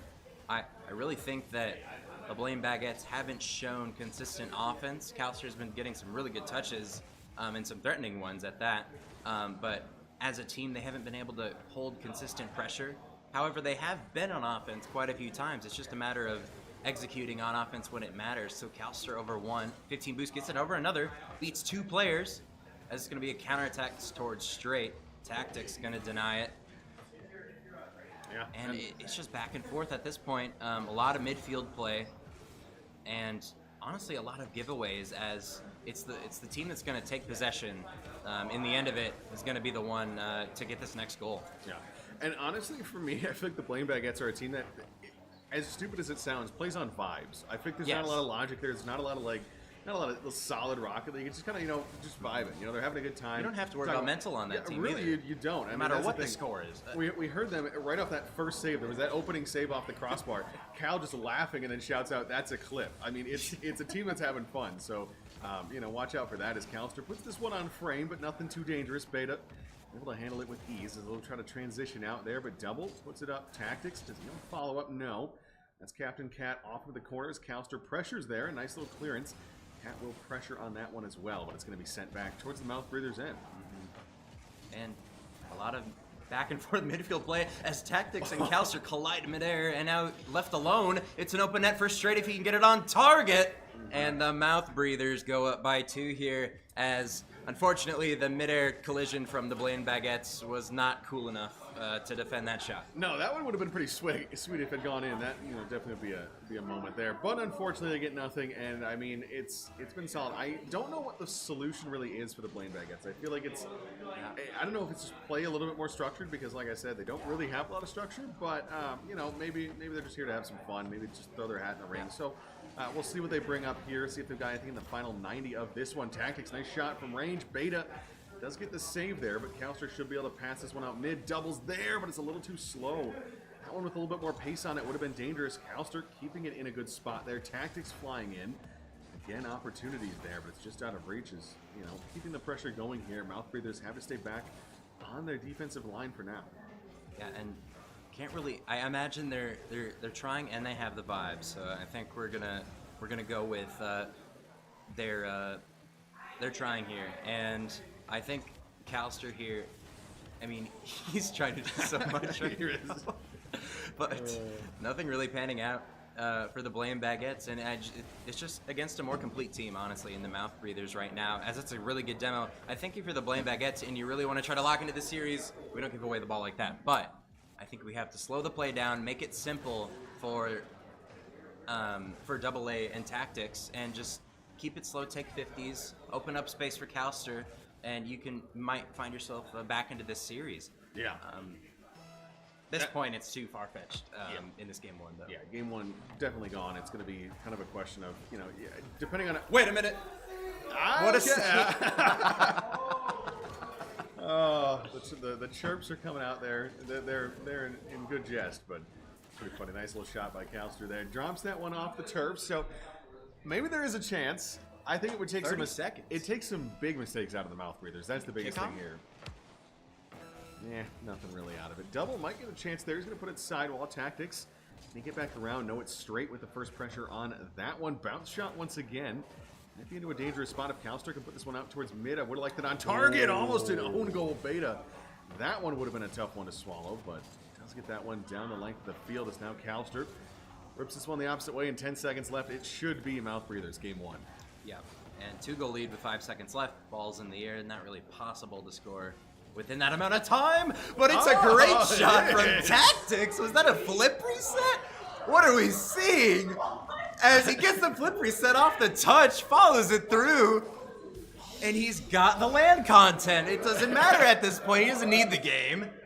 He's got the best shot of the tournament. I mean, right now, too, that's the thing. Actually, I'm impressed because if he can keep doing that, they have a real chance. They're going to win. Cal's solid, so, I mean, we get more of that, but in that one, a nice defensive effort there on a Cal and a pretty good shot, good totals overall. I mean, game 2, he talked about it. Just kind of clean up those mistakes, kind of play a little bit of a better team game in that one. I think he'd have a better chance. But for Mouth Breathers, I mean, is it just keep cruising along, just keep doing what you're doing? I mean, yeah, it was a 2-goal game, even though they got, the most beautiful goal of this tournament by far. We don't pay attention to how consistent Avalanche was with his incredible shots, but here in game number 2 coming up, I think you do. You stick with what's been working.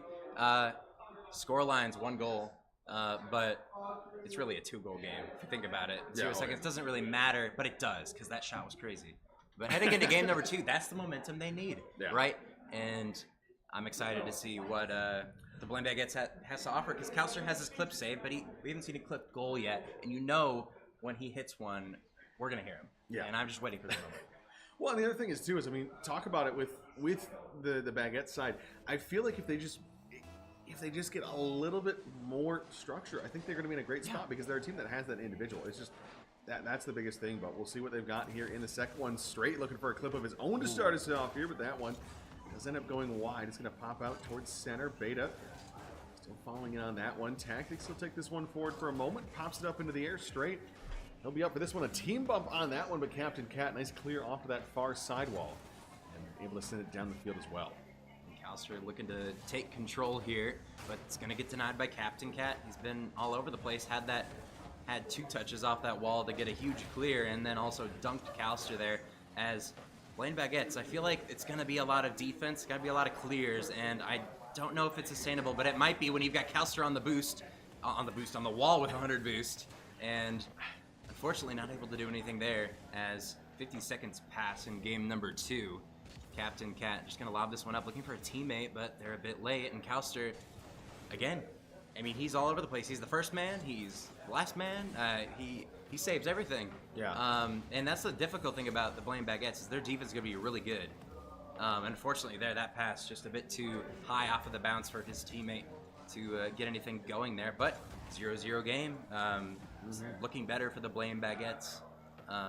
As it's a bit awkward in the midfield for mouth breathers. They get a good 50. Follow up from Tactics, going over to Calster, catches it on the wall, wants to keep that ball close, goes to the backboard, but straight, reads the backboard very well, just stays patient, waits for Calster to make a touch towards him, and then commits, making sure that they could set up a play like this. And I love the initial play there from the mouth breathers. They slow it down, they get the demo, and it ultimately ends in a goal. Yeah, and Calster does a great job to get that first touch there, but nobody behind him. Almost gets the second. Is that a ghost touch on land? I think it was, but unfortunately just out of reach there.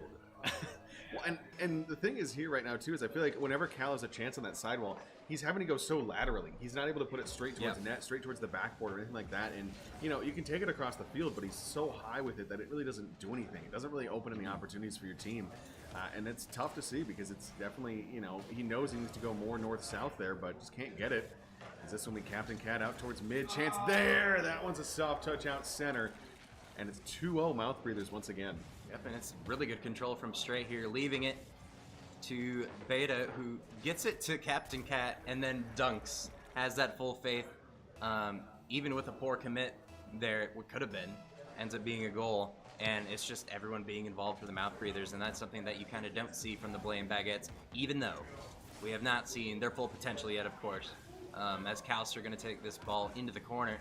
And I think he almost wants to move the ball somewhat laterally once he gets upfield because he's trying to find his teammates, but they're not there, right? And you can't really do everything by yourself, of course, as Captain Cat has been doing a lot by himself. A lot of solo effort in terms of dunking his opponents and taking good 50s. I mean, he's been all over the place. He shut down Cal at times. I mean... It's just the mouth breathers game right now. Yeah, and that one, I mean, just a nice play off the corner there, and really, you know, 3-0, less than halfway into this one. You know, are we going to get a really dominant game 2, or is this going to be another situation where the Blaine Baguettes kind of warm up into it? We'll have to see. As I really want them to come back into this one. I think it could be a really good series. I'd be kind of disappointed if this ended up as a sweep because it felt like one that shouldn't end like that. As Straight's going to go out towards mid, try to put that one on frame. It's going to be wide. If the Blaine Baguettes a chance to regroup, they will head forward with it. Calster will be the first one on it, but of course somebody back, and that one Straight should be able to clear it out. It does get a soft touch, so maybe a little dangerous, but nice touch back to him. Tactics up on this one. Cal. This one low to the sidewall. He's up off of it once again. He does have a teammate out mid. Tactics may be there, but now it's even if he's going downfield, it's slow. Yeah. That's the big thing too, is air dribbles there. It's unless you go all the way over top of the defenders, you have a tough chance. Captain Cat wanted that one, but just barely misses it. I mean, such a good opportunity. Unfortunately, not able to put the clip away. As Captain Cat off the post almost gets a goodness incredible shot, even more insane shot. As 3 goals with mouth breathers possession. It's gonna be difficult. This is a poor touch though, but good 50 from Beta to keep it out of harm's way. Good clear towards Calster, and I think we should give Calster 300 boost because I think he would have scored there. As it's still dangerous though to commit. Tactics now trying to drop it down, and just the positioning from each other is just not there enough. But we have yet to see 0 seconds, Cabbage. We have yet to see it, but I mean. That's the problem, is you're going to be down by 3 with 0 seconds left, so it's maybe a nice goal or something. Are we going for the win, or are we going for the clip? Yeah, I guess, yeah, maybe the content is the real victory that they're looking for. Is Calster up on this one. Got another chance for it, but again, without 300 boost, he's not going to do anything. there. Just cannot get it all the way through as double goes up for that one. Does get a nice touchdown. Beta out towards mid straight. Leaves it up there. Captain Cat stays down. All three players jump for it. Calster, he's out of boost there, so he has to stay back, or at least very low, as now Beta's going to put this one towards that top corner. Gets denied by a pair of defenders, but back in his teammates' hands. And again, you know, plenty of time, plenty of space. It's Mouth Breathers cruising here in game 2. Yeah, they've had this 3-goal lead for quite some time. Fortunately, they haven't scored just yet, but still, 15 seconds left. Cabbage pass over from Cal to Tactics. Demo comes out. Shot from AA. Gonna be off the mark. Is there a follow-up? No. 10 seconds left. Tactics, in the most intense moment that they're ever gonna face, down by 3. Game 2 is, if they had a second, we were gonna see a pinch goal and we were all gonna lose our heads. So, unfortunately for the Blaine Baguettes, they go down 2-0 here. Match point. Oh my goodness. It's going by pretty quickly, and it's clearly one-sided in that game. Yeah. Even kind of in the last game, I think they're just, you know, I think the strat is to win this game, and then the next one, they have another life to go for more clips. I think that's what you're playing for. But only 2 shots. Yeah, from, 2 shots to from the 12 Baguettes. there. You know, it doesn't say everything, but it's definitely not a good picture. It does not paint something that's sustainable here for the Blaine Baguettes. And I mean, it's a nice team game out of the Mouth Breathers. You know, it's Calster trying to do it all, Tactics trying to pitch in there, and Double just struggling a little bit in this one. It feels like a boost is a big issue as well right now. It feels like, you know, anytime they find themselves in a decent spot, anytime they find themselves with maybe an opportunity to do something, they're just out of boost. They just don't have the boost for it. They don't have the positioning. It's just something is missing from that trio that you need there. So we'll see in game 3 if they've got maybe a response in the right direction, or if this is all wraps and we get a sweep and head on to that next one. I mean, Wayne State 501st Legion, that's the one coming up next on stream. So it'll be a good one coming up, but hopefully we're not done yet. Yeah. And I mean, really the difference, like you said, it's a cohesion thing where the Blaine Baguettes just don't have it. Yeah. Team that's played together, but not recently. You know, that's the big thing. They've got the long-time chemistry, but unfortunately not caught up to date, let's say. But for the Mouth Breathers, I mean, we saw them take possession. We saw them go for demos, passing plays off the backboard. Like, they've got it all down right now. And for the Blaine Baguettes, it's still winnable for them. They showed that they can compete with this team close. It's just a matter of not letting open nets in, but there's a chance to mess it up here. Captain Cat off the backboard. The player goes missing as well. Calster cannot force that one out. Tactics now. I think we found a solution here for the Blaine Baguettes. Nobody in net. They can't hit an open net, so just leave it open. Leave it open. Go. You know? Everyone go for the cherry pick and leave the net free. Oh, well, that one they would have scored, I guess, but maybe. Still, we'll have to see. And, you know. We don't know. Baguettes, it's land. Anything can happen. You're not wrong, but we'll have to see. Is now this one a chance in the corner. Double wanted to put that one away. Has it knocked off of him. Tactics goes up for this one, but Calster up for it as well. And the passes, I feel like the idea is there, but it's just the finishing is not quite what we need to see. Is straight now. He'll have a chance. Put that one off the backboard. Beta, he's going to send that one down. It was not a save out of straight there. But kind of an awkward touch back off to the corner. Calster in on it as well, but it's going to get sent back. And I mean, it's solid once again for Mouth Breathers. Not much more. I mean, it's still, even though Mouth Breathers are playing a better game, I think, still 0-0. And with Captain Cat, I love keeping the ball close. I mean, they're just letting him take 50s, but it's too much because Tactics comes in, gives him 0 respect, and dunks him through the net, loses the ball there, and turns from the corner. And the Blaine Baguettes have the lead. Is that the first time we're saying? I think so, and we got to be careful because we had a threat from Captain Cat before this where, they start losing, just pulling cables. So, Oh, no. But we'll have to see. So, Blaine Baguettes, do you have a second one here? Do you have something in you to really give us confidence that you can come back into this series? And I mean, this game has been stalled at 0-0 up until that goal. I mean, they can hang with this team. It's just a matter of how many goals will they end up conceding. As Calster has an opportunity here. Left side shot to commit, and the demo comes out. Shot going to be off the mark. Calster just trying to keep that one in. No boost is going to rotate back. Beta now towards the back wall. Calster looking to clear it out. Gets the 50 win. Straight no boost, unfortunately. Would have had a nice ball to work with if that boost had spawned, but fortunately not the luck of the draw for him as Captain Cat. Going to sit behind this ball, denied by Tactics. As Tactics is going to be able to get another touch. Nobody there for the Mouth Breathers to really put any pressure on the ball, but here comes the counterattack. Going to be denied. Quick shot. Going to be denied by Calster, but 2 players commit for the Blaine Baguettes. It's good defense once again. Captain Cat trying to go low on that one, but it's off to the sidewall. Double, he'll chase forward. Calster in on this one as well, and it's just kind of that awkward back and forth. Really just rush-based, Rocket League right now. It doesn't feel like too much of that team composure. It just feels like kind of going for fast breaks, going for quick plays, opposite directions as Captain Cat has this one. Once again, Tactics. Good pressure from behind. That one has been a dangerous spot, but he's able to disrupt the play, well outside his own box there. 2 minutes to go now as Calster sends this one downfield. See what he can do. And with minute 50 left, I mean, so far they're holding it as Double A goes missing, though. Calster now across towards the left sides towards Tactics. It's going to go central. Double A does get a touch that works. I mean, they get through the defense. Tactics now looking to put it central maybe. Misses the ball, though. Calster over the midfield for Double. Good pass, good play, but just out of reach there. And another good save out of the Mouth Breathers. That's been the thing, too, is, solid on defense for them. I mean, we've seen them shut down the Blaine Baguettes so far, but I think they can keep doing it. And as time's dwindling down here, I mean, they've been able to hold on so far. They've got the goal lead. And Mouth Breathers, honestly, most of the game have been somewhat shaky, even on defense. On offense, I mean, we saw the most wide open net you're ever going to get. Fortunately, couldn't put it away.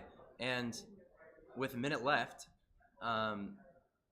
offense starting to form here for the Mouth Breathers. Could be dangerous for the Blaine Baguettes. I think they should thrive on defense, I think, more than on offense, but I don't really know if you want to be in that situation too much. Yeah. And that's the biggest thing, too, is you don't like to find yourself in this spot here. I think they still have a chance as Straight's going to put this one towards the back post. Calster. Nice touch up to the sidewall. Can he get the touch off the ceiling? No. It's going to go out towards Double. He'll get a nice clear there. But Beta's going to pressure opposite direction, straight out towards mid. Calster, nice save there off the back post. 2 players at 0. All 3 players at 0 for Blaine Baguettes. They got to get some boost here in the tank. Double gets a full tank, but then is demoed. I will retreat back onto that one. Calster chance. He gets a save. I thought he missed that one online. That might have gotten past, but he does get in front of it there. And chance here with 0 seconds for the Mouth Breathers. It's flicked up there. Calster knocks it down. And there we go. Blaine Baguettes, they get a win, and they've won. Was that a comfortable win for them, or do you say no? It's the best Rocket League they've played for sure, and I think over the course of the game they did a good job of just shutting down the Mouth Breathers, even though they kind of had their own struggles in their own ways. But the Blaine Baguettes, they look good. They look better than they've ever been, and I'm just so happy. I mean, they've got their win. I thought they'd get swept here, to be honest, after that game too. But never back down. So Calster, Tactics, Double A, they look good. We're seeing them connect on passes on offense. I mean, it's difficult games to win, these short games, but it's going to ultimately be how they have to win, I think. Well, it's funny too, because it's hard to give legitimate criticism or legitimate comments when they're such a meme team. They're having fun. They really are. And I mean, you just hear them hooting and hollering. So we'll see if they can continue it there. And I mean, for them, what's the key in the next game? Because it really didn't feel, it didn't feel like a comfortable win. Didn't feel like a big win. Didn't feel like something they can rely on. It felt like kind of just a nice play there. They found an opening and they were able to hang on defense. Yeah. Is it just is it a fluke game 3, or is it something they can repeat, do you think? Well, I wouldn't say it's a fluke, because we saw some cohesion that we haven't seen throughout the entire series in that game 3, even though most of those plays did not end up working and got shut out by the Mouth Breathers. But I think it's important that we see glimpses of that if you ever want to, as a team, Blaine Baguettes, to accomplish that. They need to have those moments. They need to have that composure to pass to each other and to demo the back line.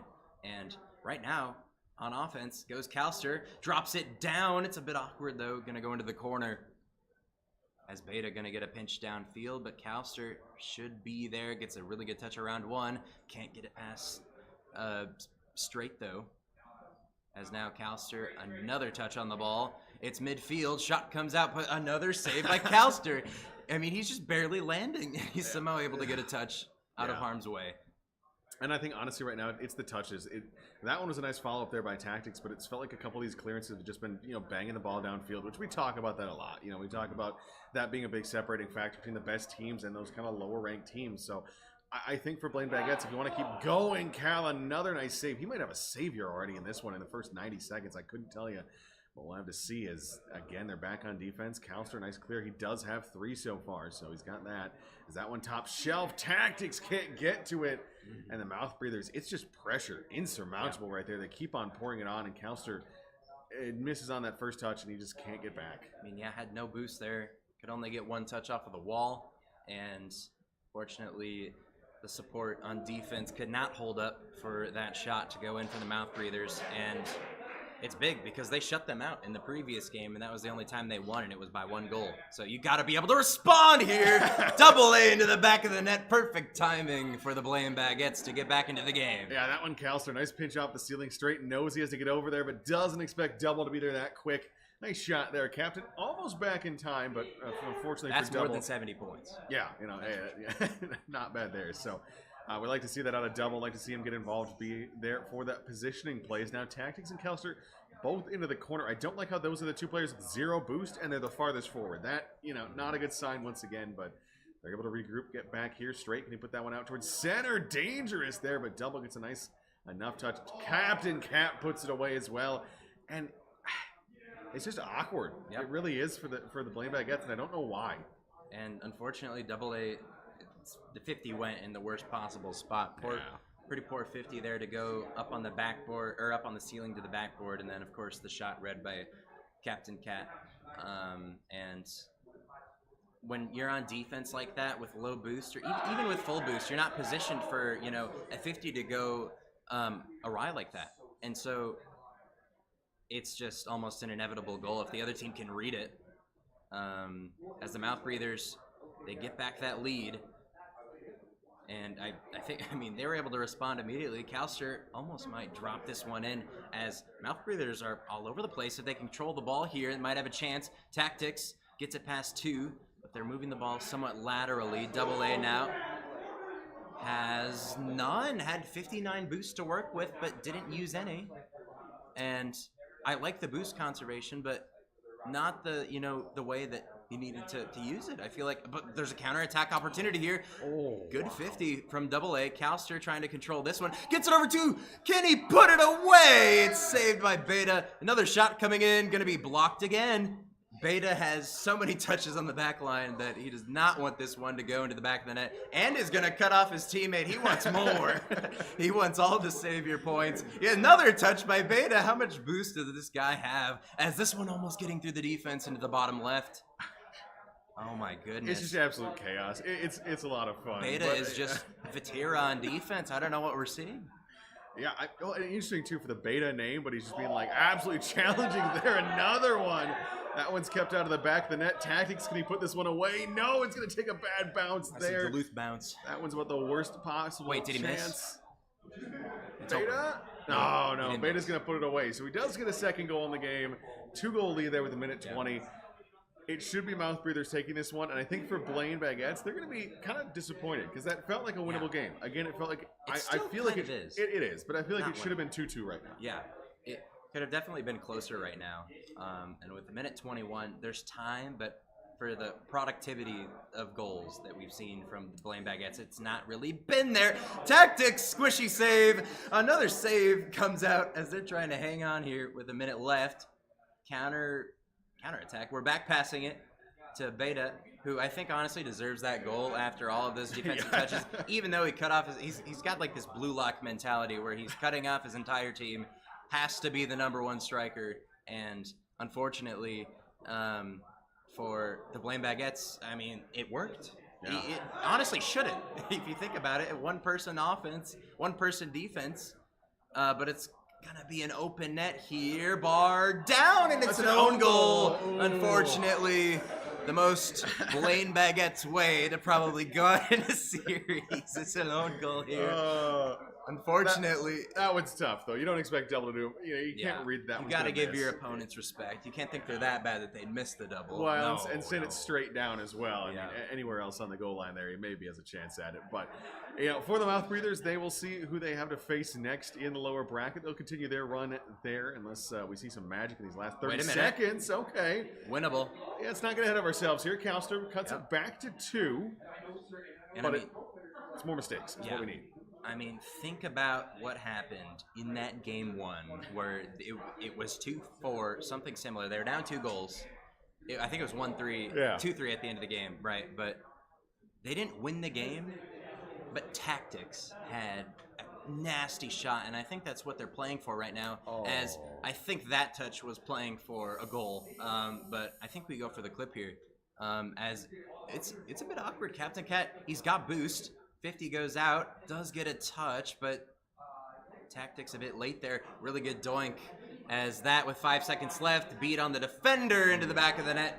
The Mouth Breathers have come away with a victory here, 3-1 in the series, but they haven't denied the 0-second heroics from the Blaine Baguettes. Yeah, and I think if they got that goal off the kickoff, I think this one gets a lot spicier. It would have been 20 seconds for that 1-goal game and 2 back-to-back for the Blaine Baguettes, but unfortunately, it's nothing there. It is the end. We have to say goodbye to the Baguettes. They maybe have a chance for a 0-second goal. Captain Cat will probably try to keep this one up. Double, can he get it out towards man? That's a bad touch there. Disappointing. And that one just got to see something better. You got to get that 0-second touch. You got to get something there. Even you got to get the moral victory if nothing else, right? Exactly. So, I honestly think the moral victory was that Tactic shot. It was a nice one.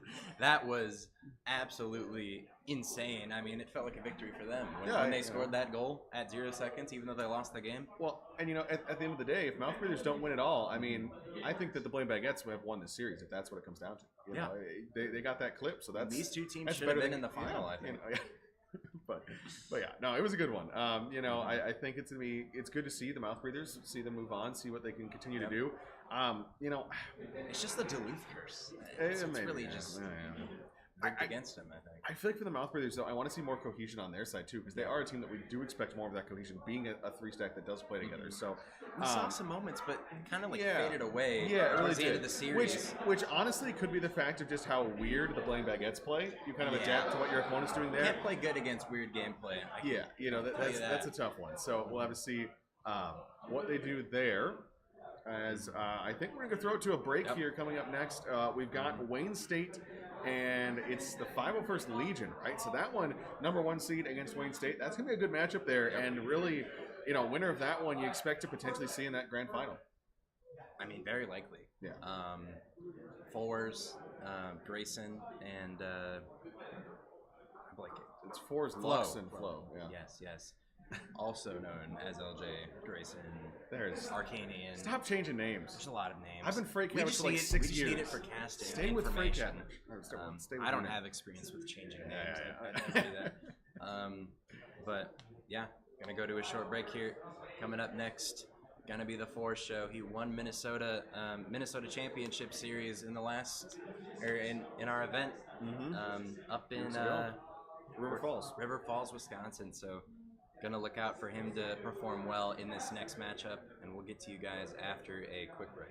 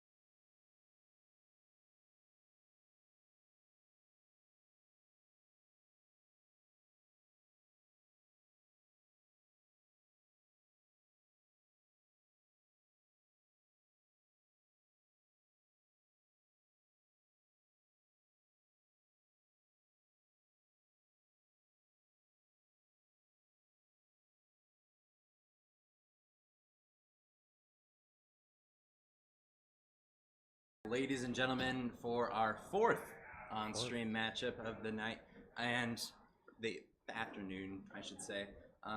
And we're in the winners semifinals. About time. Ready. We're gonna be deciding who goes to that upper final where that team wins. They get the 1-game advantage in the grand final. So we have figured that out. That Yes. was something we questioned at the top of the show. And we have the University of Minnesota and the University of Minnesota old. Yep. So players that were on the University of Minnesota team that have now graduated. They were gold. At least mom was, I believe. Yes, mom. Yes. Not your mom, not my mom, but mom, The mom, player. the player. We are not wanting to roast your mom, but Oh man. I mean, these two teams are contenders to win Yes. it all, and one of them has to lose here. And unfortunately, yes. But And they're not eliminated. They go No, to the lower they'll bracket, go- of course. yes. And of course, all these 6 players will know each other very well, Yes. know their tendencies, because I'm sure they've played each other more than any 6 players should. Yes. At this tournament, probably. Yes. So, waiting for the okay from Jess over here to make sure we're all ready to go. I see players in lobby. But before we hop in, we'll do a quick ad read. Yeah. And we thank you, Minnesota Smash community. There's a huge shout out to everyone in the St. Cloud and Minnesota communities who made this event possible. Thanks to competitors who have followed the Northstar. Events like this would not be possible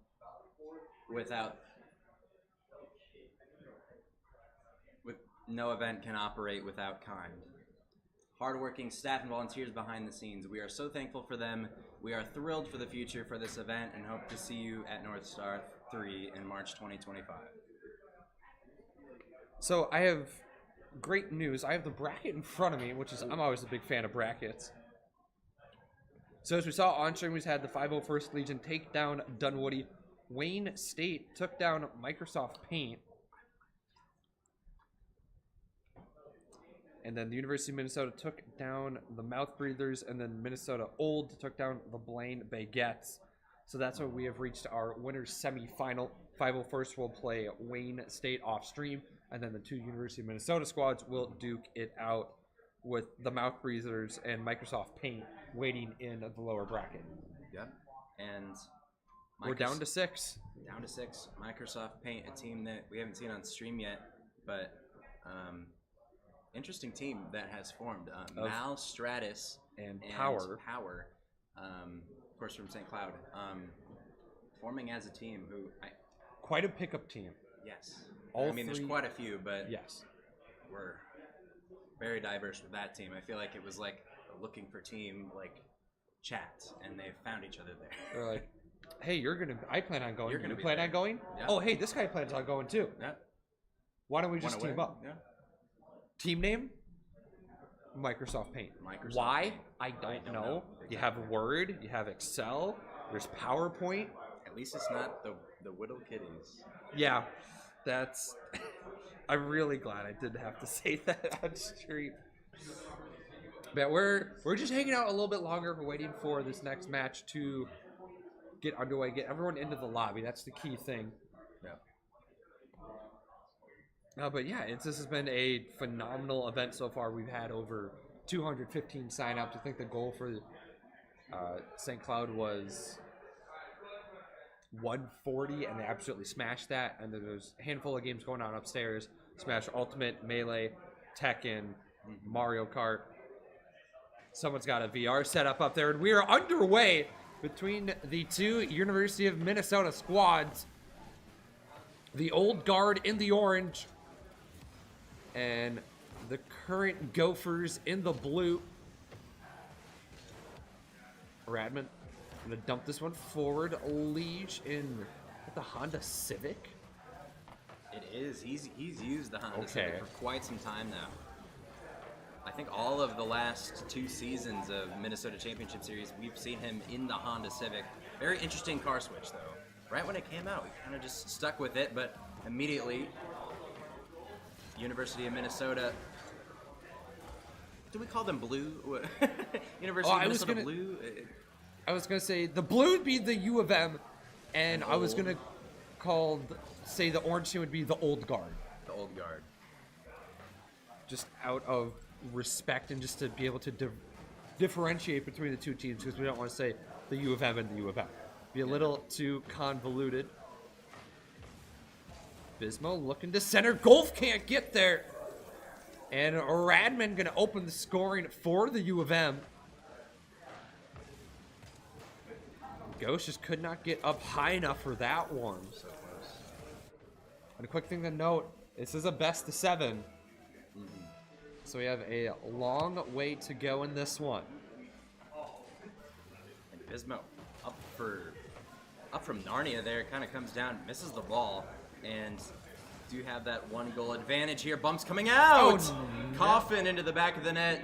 It's a 2-goal lead for University of Minnesota. It was very scrappy, but they get the bumps, and I don't know if Bismo made contact on that and kind of blocked his own teammate's shot. Nevertheless, the U of M up 2-0 over the old guard.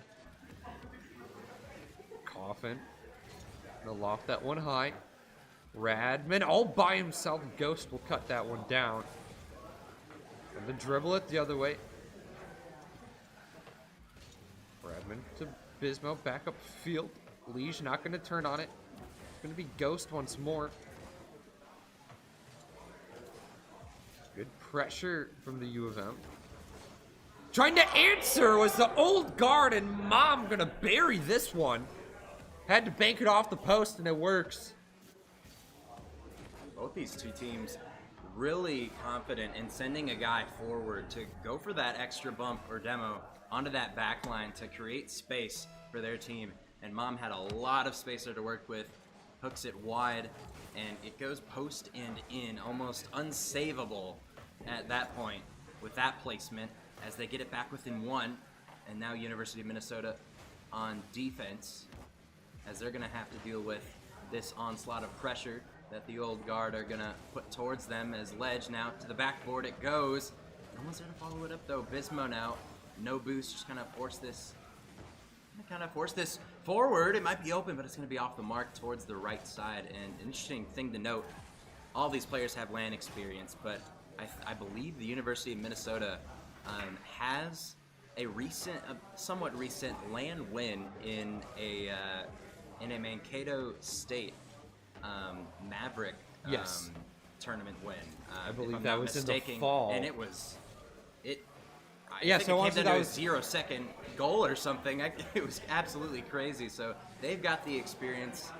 At least I feel like the most recent experience as Coffin gonna land on that one. Kind of glimpses of Calster in the previous series somehow had these crazy saves on the goal line after barely recovering. But right now, the old guard trying to push this one forward. They get the demo, but no one's there on the follow-up. So Bismo here with the touch forward should set up University of Minnesota on offense. Mom trying to work this one forward. Liege right there. Goes off the sidewall. Going to follow this one up, but Coffin again on the backboard. Not going to let anything happen. Ball just sitting in the midfield. Mom's going to get demoed, and the old guard going to have to go back to square one. Ledge now looking for another touch. Actually gets it to the backboard, but Coffin no boost. Can't contest this follow-up. Radman controls. He's 0 boost, though. Going to try to take maybe a 50. Goes for the flick. Bumps come out. Mom gets a touch forward, but grabs that mid-boost. Does get beat by Coffin here. As Radman going to keep that one in. Bismo up for the shot. Pancakes it. It's going to go all the way up to the ceiling and roll in favor of the old guard, but 55 seconds remaining. They're low boost. Demos have been so back and forth, and that's one thing that we haven't seen too much of is demos, and we've seen quite a handful of demos in this game so far. Demos, they're just forcing demos after demos, both of these teams, and just trying to stall out the old guard right now as the University of Minnesota. Radman recovers off the ceiling, has his dodge, goes top left. Bismo gonna follow it up, and that might just seal game number 1. And for Radman, looked like he was going to get sent to the moon. Getting bumped off the ball, able to track it back down, rip one on net. 3-1 for the U of M here. And they're right where they want to be. 2-goal cushion, 30 seconds. It's tough to claw back from that. It is doable, but the time dwindling down doesn't look so great. Yeah, with 15 seconds left, they've got control of the ball as the 50 goes out into the midfield. And no one for the old guard gonna push up on this one. Ledge now. The pass to, I believe it's Peach. I don't know if it's Ghost. I feel like it's Peach on an Epic account, if I'm not mistaken. But 1 second left, should drop to the ground. And it will. The University of Minnesota will take game number 1 with, I'd say, a pretty confident win. They had majority of the shots. They had an absolute crazy pass out of Radman off the ceiling, which is kind of the highlight of the game for me. And he was the bottom player on his team. Yep. I mean, all 3 players just doing so well together. That just proves how long they've played together. And I mean, on top of that, you got to mention the shots again. I mean, they had 13 to 5. 13 to 5. I mean, and it's really all you need to see. And then you have the 8 saves on the side of the old guard. So for the old guard, you got to be able to break out of your own end, because you can't be playing defense for 5 minutes and expect to win. Yeah, no. And I think that's something that the Blaine Baguettes kind of had to deal with in their last series. They could not get on offense kind of at all. And right now, I mean, it's just game 1. We have a whole best-of-7 series ahead of us. And I do think both of these teams had a fair shot at winning the game. Both very physical. I'm loving to see that at this higher competition here in the winners semifinal. And as we head into game number 2, Bismo just going to launch that one forward. Ledge with the control, gets it over 1, but Coffin now sends this one forward. Peach kind of just pops it up to Bismo. As floating off of the backboard is Mom, not able to get a touch miss on the backboard. Coffin gets bumped on the shot, but Ledge. Mom just got a piece of him. All he needed, throwing one on Radman to get it away. Now oh no. I was gonna say the old guard are closing, but what happened here? I think we're seeing peak LAN content right here. Bismo could not get around for the save. Was worried about that potential threat of a shot coming towards the net. And the old guard, they get a goal. It's credited to Ledge. Got gifted a goal today. As Bismo, low boost, gonna pitch it mid. Really good work from Bismo, but they shut it down immediately. And now Peach off of the wall, gets one touch forward, denied by Coffin. I like the heads-up pass from Mom. Couldn't find his intended target. Gonna get back in time. The old guard on the ropes. Able to breathe for a moment. U of M start to rally the troops to close back in. Radman scaring me centering the ball like that is bringing in the very dangerous position. Gets away with one, robbed on the goal line again. And right now, both teams just get oh so close, unable to add to the scoring tally. It's a really good initial shot from Peach there, but it's going to go off. An incredible challenge from Coffin to relieve some pressure here. Coffin again, no boost, pre-flipping Radman comes flying through. Going to end up in Coffin's possession, but goes missing. And now it's an opportunity the other way. As this one going to be denied by Mom. He puts it mid, but no one's there. Whether couldn't really read that 50 to go mid. Probably shouldn't have been there if you had the opportunity to be there. It's in position to play, and Radman cannot get Peach off of the ball here. Puts it mid. Mom goes missing though, and Ledge commits. And Bismo puts it into the back of the net, and you hear the players absolutely shouting after that goal. I think that was for.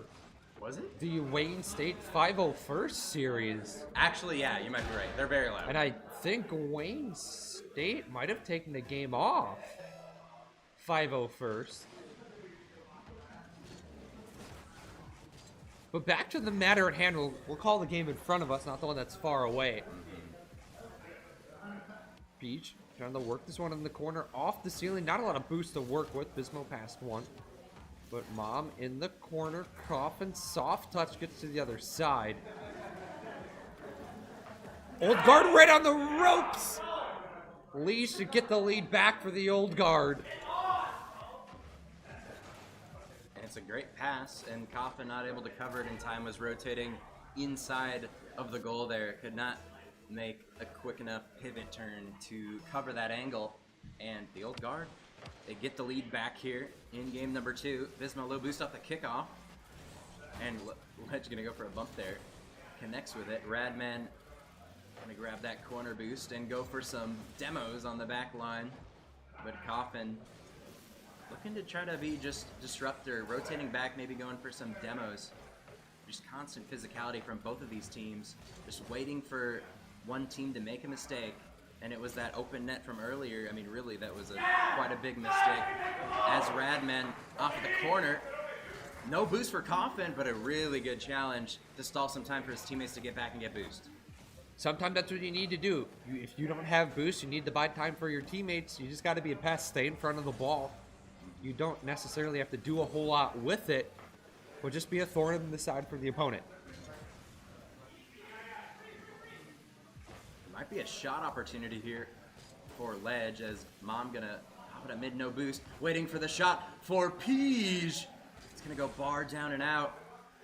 And now if 50 goes, it's dangerous, but fortunately Mom has no boost to follow that one up. Good timing though from Peach. Like you said, 2 players commit there. Coffin now low boost. And this is where the Old Guard can be dangerous. Low boost, not able to take a 50 though. And here comes the transition from U of M. Go first work this one around off the backboard. Bismo couldn't find that third touch. Coffin gets stuffed in the corner. It's another centering touch with 3 players from the Old Guard right there in the box. Going to shut that down before anything else happens. Bismo looking to split the difference, runs on the Mom, and will stay 2-1 with 30 seconds. Peach now just getting a simple touch forward. Goes towards Bismo, who finds Coffin. It's going to be denied by Mom, though. Low boost, though. Going to give it back to Radman. As quite a lot of heavy touches here, as they're constantly following each other up, but that's going to end in the hands of Coffin, who goes towards the ceiling. They need offense, though. Bismo, though, only can get a touch. Mom to turn it around. Going to go central here for Peach, who cannot put it away. It's still up. As Radman only has 1 touch here, 12 boost to work with his Coffin, who pops it up. Mom now to the backboard, just looking to kill it, and gets it over everyone, and will drop it. And the Old Guard take game number 2 and tie the series. Game 2. Another dead heat between these 2 teams, just showing how even they are, how well they know one another. And I wouldn't be shocked if the series stays like this till the end. Whatever that may be, because right now I can't really pick a winner with how just dead even these 2 teams are. I mean, it's, at least in that game, it was identical throughout the majority of it. And that game 1 kind of gave an edge to University of Minnesota, but that game, completely different. 2 goals from Ledge, and I mean, just a way better game. Peach got 2 helpers. 9 shots, yeah. I mean, just an overall better game from the Old Guard, and they had that lead early. University of Minnesota, of course, tied it up, but ultimately wasn't enough. As we hear the 501st wants some more. Team cheering for themselves, as they get very loud when they score. If you haven't been able to tell already, they like to get loud, they like to get rowdy, and very they're loud. Feeding off of that. Feed off of that energy, and game number 3 we go, and this is a big one. It doesn't put them onto match point, puts them 1 game away from being on match point. It's kind of like that moment in the best of 5 where it decides who takes the lead in a tie scenario, as starting on defense is the Old Guard. Thieves now. Gonna get denied Ledge free ball. Gonna pop this one up and just flick it towards the corner where Coffin is waiting, but Ledge gets a big win. And Peach was playing the miss there, so 2 players committed pretty far. But Mom gonna deny, it might be open. Bismo back for the save. And the old guard now still on offense. Passes it middle, but he goes over the head of the oncoming shooter. Got an extra touch he didn't need. So we'll stay scoreless for now in the first minute. Coffin works this one forward on the nose of his car, gets met by 2 orange players. It's going to be tough to force that through. Peach trying to find a pass over to Ledge, just a bit wide. Bismo, not a lot of boost, a little bit of space, can't get anything home. Oh, it's Coffin's shot gonna go through. And Coffin getting the first goal of game number 3.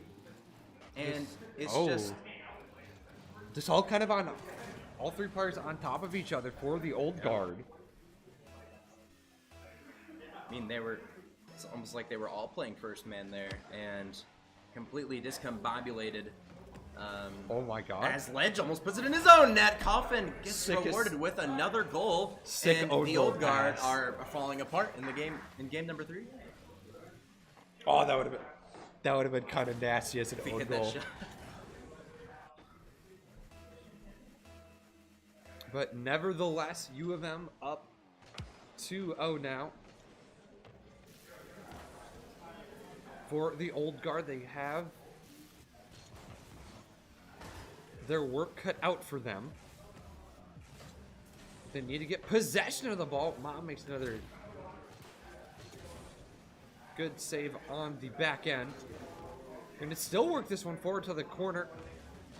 Radman waiting right there. Going to continue to carry this one over. Still has boost, gets the flick, bar down and in. It's beautiful. Going coast to coast. All Radman here gets it over. Mom controls the ball with limited amount of boost. Flicks it high, goes bar down and in. That shot with 0 boost, all but momentum was there for him.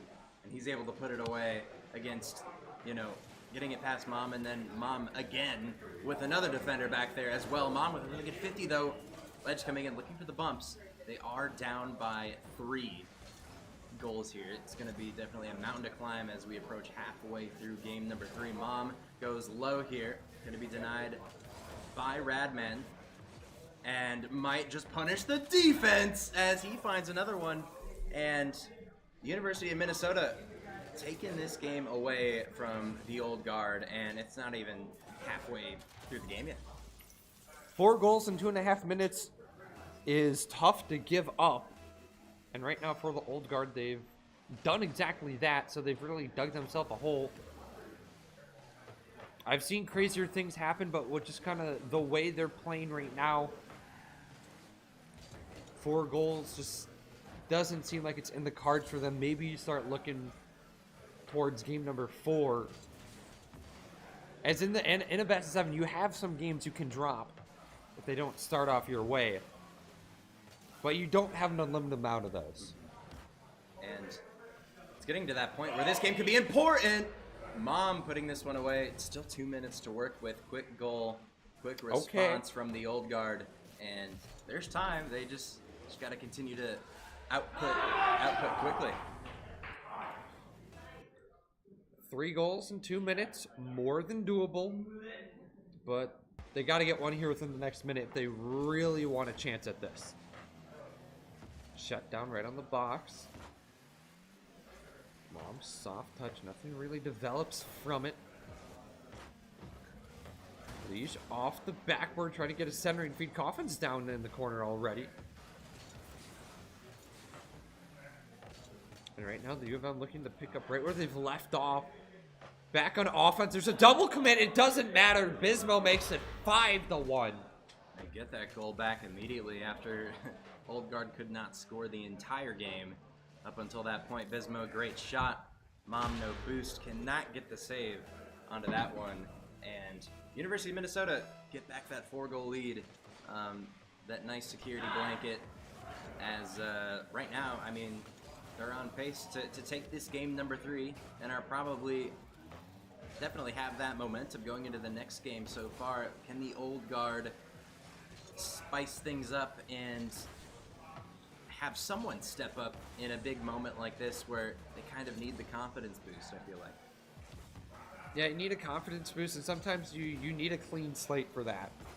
And right now, for U of M, they're a minute away from getting a clean slate. Granted, they're going to have to drop a game here.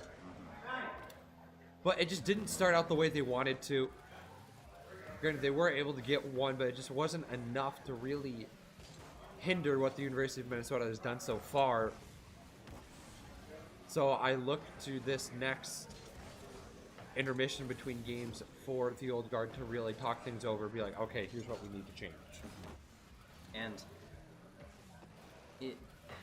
it's unfortunate that they're going to be dropping a game here, of course, but heading into this next game, it's so important that they start off well, because if you have a similar game to this, then you're against match point, and you have to win 3 in a row, which at that point, I don't think you don't want to be in that situation in the first place. Of course, the loser of this goes to the lower bracket, where if they do end up making it through the gauntlet of the lower bracket itself, they do. The loser of this will play Microsoft Paint,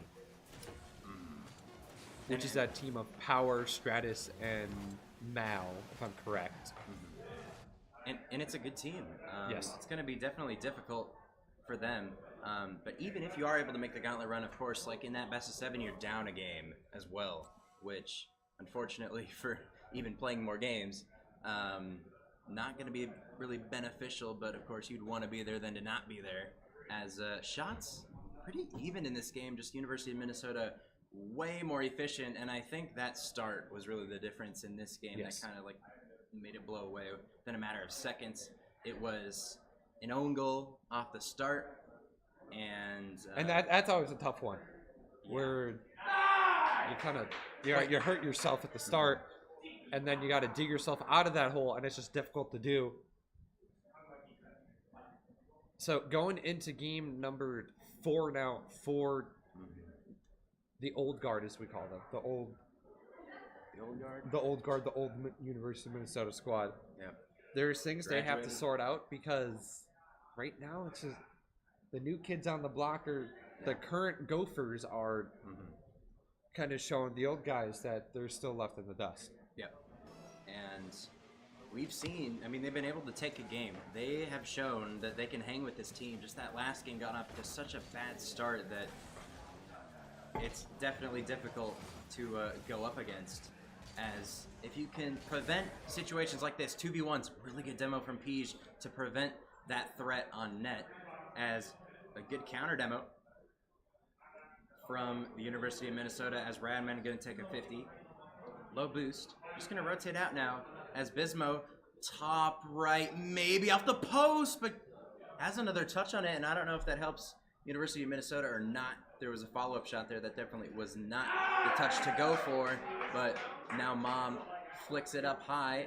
Double commit from the University of Minnesota. Shot coming, and it's going to be blocked. It's another 2 committing for the University of Minnesota, and with a minute gone here, we're starting to see University of Minnesota be kind of shaky on defense. Yeah, the U of M starting to be shaky, and just you don't see the confidence is there. As for the old guard, things are solid. However, their offense isn't really there. We saw them match the shots of the U of M in the last game, but they only had 1 goal to show for it. So I don't know if it's just really kind of a mental thing where they're in their own heads, or if there's a play style that they need to change physically. I really think it's just we're seeing a lot of heavy touches from the University of Minnesota. They're able to find each other, but I think they're spaced out a bit too much. They're getting a lot of heavy touches, a lot of clears, and they need to go back to trying to keep that ball closer, as no boost for Coffin, going to have to give it away. Oh, but the oncoming challenger pretty much hits it right into him, as I do really think it's a boost game for University of Minnesota. Once they get onto defense, it's kind of difficult for them to get out, and they kind of have to clear the ball to get it away from them, as that's a good pass over to Bismo off of the sidewall. Coffin goes, but it's going to be denied by Mom. And I think this 0-0 game is what they're looking for. Not that one, though. Bismo, great shot, almost saved by Mom. And the University of Minnesota, just like that, take the lead. And it wasn't off anything flashy or crazy. Lee trying to clear, put it in a very dangerous spot. Didn't get the ball out of danger. And Bismo right there waiting on his doorstep to give the U of M a 1-0 lead. It might be another opportunity here. It was an open shot. There were defenders in the back of the net, but it's definitely one that could have been scored. As Bismo challenging with no boost. Mom now. Flip reset going to go to the ground. As Old Guard setting up their offense somewhat slowly. I think they know that a clear is going to come, but it's to Coffin. Maybe on net, saved by Mom. And now Radman over to the right side looking for Bismo, who pinches it off of his own post. That's a pinch and a half. Mom gets a touch. The instant counterattack within 2 seconds. It was all the way down to about the Old Guard scoring. Coffin looking to center. Bismo trying to find Rad in the corner. Has him there, backs out of it. Liege will punt it away. Mom. To Peach, that's just wide, not where he wants it to be. 100 seconds to go now. Now the Old Guard need to find one, otherwise they will get sent to match point. Yep, and it's definitely a doable situation, but not easy at all. 90 seconds to play. Currently, it's cleared towards their end. As Coffin now utilizing the backward, but gets bumped. But the follow-up shot's just gonna roll in for Bismo. And the Old Guard conceding this one, I feel like there was definitely a chance to save this. It was a pretty easy shot. I don't know if Ledge wasn't reading the bounce. He thought he was gonna be able to catch that on the goal line. Just bounced right in front of his car. Nothing he could do. And that might have just sealed the game. I mean, a minute left. University of Minnesota up by 2. And that's a huge goal to concede when you are fighting the entire game. Yes. Just to Just keep to it get within one. one. Exactly. And with 1 minute remaining, it's difficult. It's still somewhat doable. And that's a huge clear for Radman, as University of Minnesota going to kill more time off the clock. They don't even need to necessarily score here, but they'd like to anyways. Bismo into the back of the net. The University of Minnesota up by 3. And who else but Bismo getting his 3rd goal of the game. Just had a little bit of time, a little bit of space. All he needed, the pass was on point as well. It needed to be. And now up by 3 with 42 seconds to go. The Gophers looking strong here going into game 5. Radman looking for a flip reset there. Going to be caught by Mom. Bismo now. Maybe an open net. What a save, but it bounces off the bar into Radman. As that one, luckily for them, goes out, because it could have been a goal. It could have been a quick goal, and maybe, we see a kickoff goal after that, and we might have a game. But that time, unfortunately for the Old Guard, it does not find its way into the back of the net. And with 5 seconds left, University of Minnesota have secured this game number 4 and are going to go on to match point to play for the upper final, as they almost get another one. Top left goes barred down. And I mean, with the way that University of Minnesota has been playing these last 2 games, it's not flashy. It's very simple Rocket League. And sometimes that's all you need. If you have very solid, if you know your basics and you have a very solid base, you can be successful. And for the Old Guard, they've struggled, as we see Peach, with not even 100 points. No. And if you're in double digits after 5 minutes, you are struggling to do your third of the pie, so to speak. And you're a step or 2 behind, and really that's where U of M has struggled, or the Old Guard have struggled, is where they're just not all on the same page and they can't all up get to speed. University of Minnesota, a 3-goal shutout there, all goals coming from Bismo, 1 assist from each of Coffin and Radman. Yes. There we go. And really just back-to-back games where, I mean, they've won the last two, and they're heading on a match point here. They're one win away, and after, I mean, it's just a 3-goal shutout. They had nothing to respond to the entire game, and University of Minnesota poured on even more goals after they had kind of pretty much secured the game, as that's a really good shot. Bar down, and it somehow goes in. Ledge with the huge 50. Great composure from Ledge there to try to read what was going on there. And just a great 50 from the Honda Civic. The soccer mom car going to get it in the back of the net.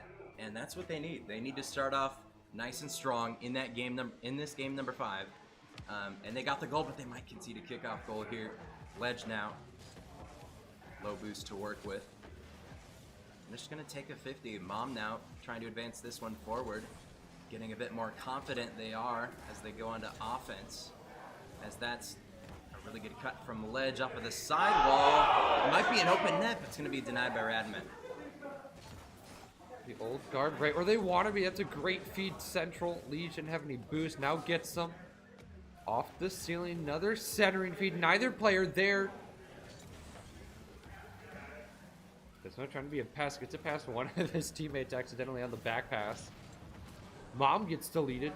Radman has a little bit of space to work with. Can't get it past Peach though.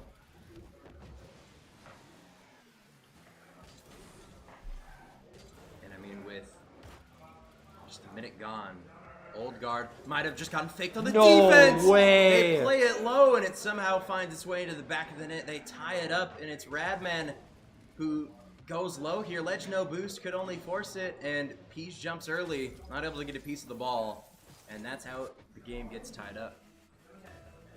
What a play from the U of M to get back into this one. Don't know, wasn't sure how they were going to turn that into a goal, yet they do. Leash can't center. Radman gonna have to send it the other way. Coffin off the corner. Where's the shooter? There's Bismo. It's deflected high. Radman to hold the zone, but Peach is already up waiting. Things starting to calm down a little bit. And now, I mean, the University of Minnesota hasn't really had any shot pressure in this offensive drive, and they finally lose it. But Coffin gonna try to keep it in. Maybe not the best touch. It's kind of between him and his teammates. And it's gonna go to the old guard as it's awkward. Bismo up the wall here. And Mom gonna try to drop it down. Great save. Whoa. As I believe it's some sort of pinch off of the ball. I don't know how it goes. How did that get so much speed? Exactly. It just looked like a save, but a huge save. That block went so far. And I mean, Peach now off the ceiling, about half the game remaining in game number 5. Do we see the demos come out? They finally have some good offense here. It's off the backboard. Radman, low boost, just gonna put it forward. Gets another touch as well, but gonna be somewhat denied by Ledge on that challenge, as Ledge tries to demo the last back, but cannot get to him in time. And Radman gonna send it forward as University of Minnesota get back onto offense here. They always are looking for that bump as a pinch comes out from the old guard. Not gonna go all the way. No, just wide. 2 minutes to go. Thought the old guard had something drawn up. Another double commit. Gotta be cautious of those here late. Don't want that last mistake to be the last one you make in a series, especially in a game where it is a must-win. And it might be a bad opportunity. Good save from Radman to keep that one out. If he was not there, that was indeed a goal. And now Coffin playing this one off of the sidewall. Peach keeping it in, but Bismo has the read. Goes off the ceiling towards Coffin. They're trying to utilize each other, but it's denied at the last possible second by Mom. Huge shot on net, gonna be denied by Radman, who Mom actually pinches it back central. Bismo, huge clear, and now Coffin has a touch off the backboard, and it's gonna funnel back to a teammate who gets beat, and it might be an open net if they're fast enough. Quick shot denied by Bismo. Bismo's defense has been absolutely phenomenal in this series so far, as that one goes off the backboard. Follow-up shot from Coffin, going to be off the mark, and that's a shot that easily could have gone in. Time begins to wind down. Both teams really starting to swing for the fences.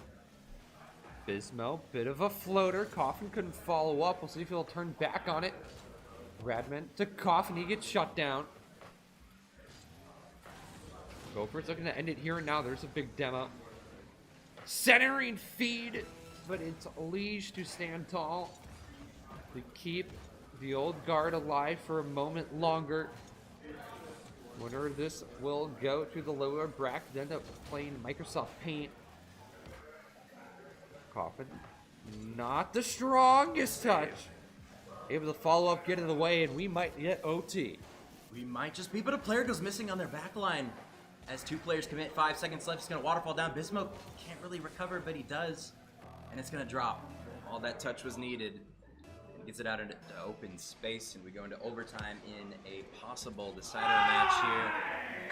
As 501 is going to score again in the other series. As you hear them very loudly, as Coffin here with control. Going to look for the instant demo. A lot of these plays from both sides have ended with a demo here, or have tried to.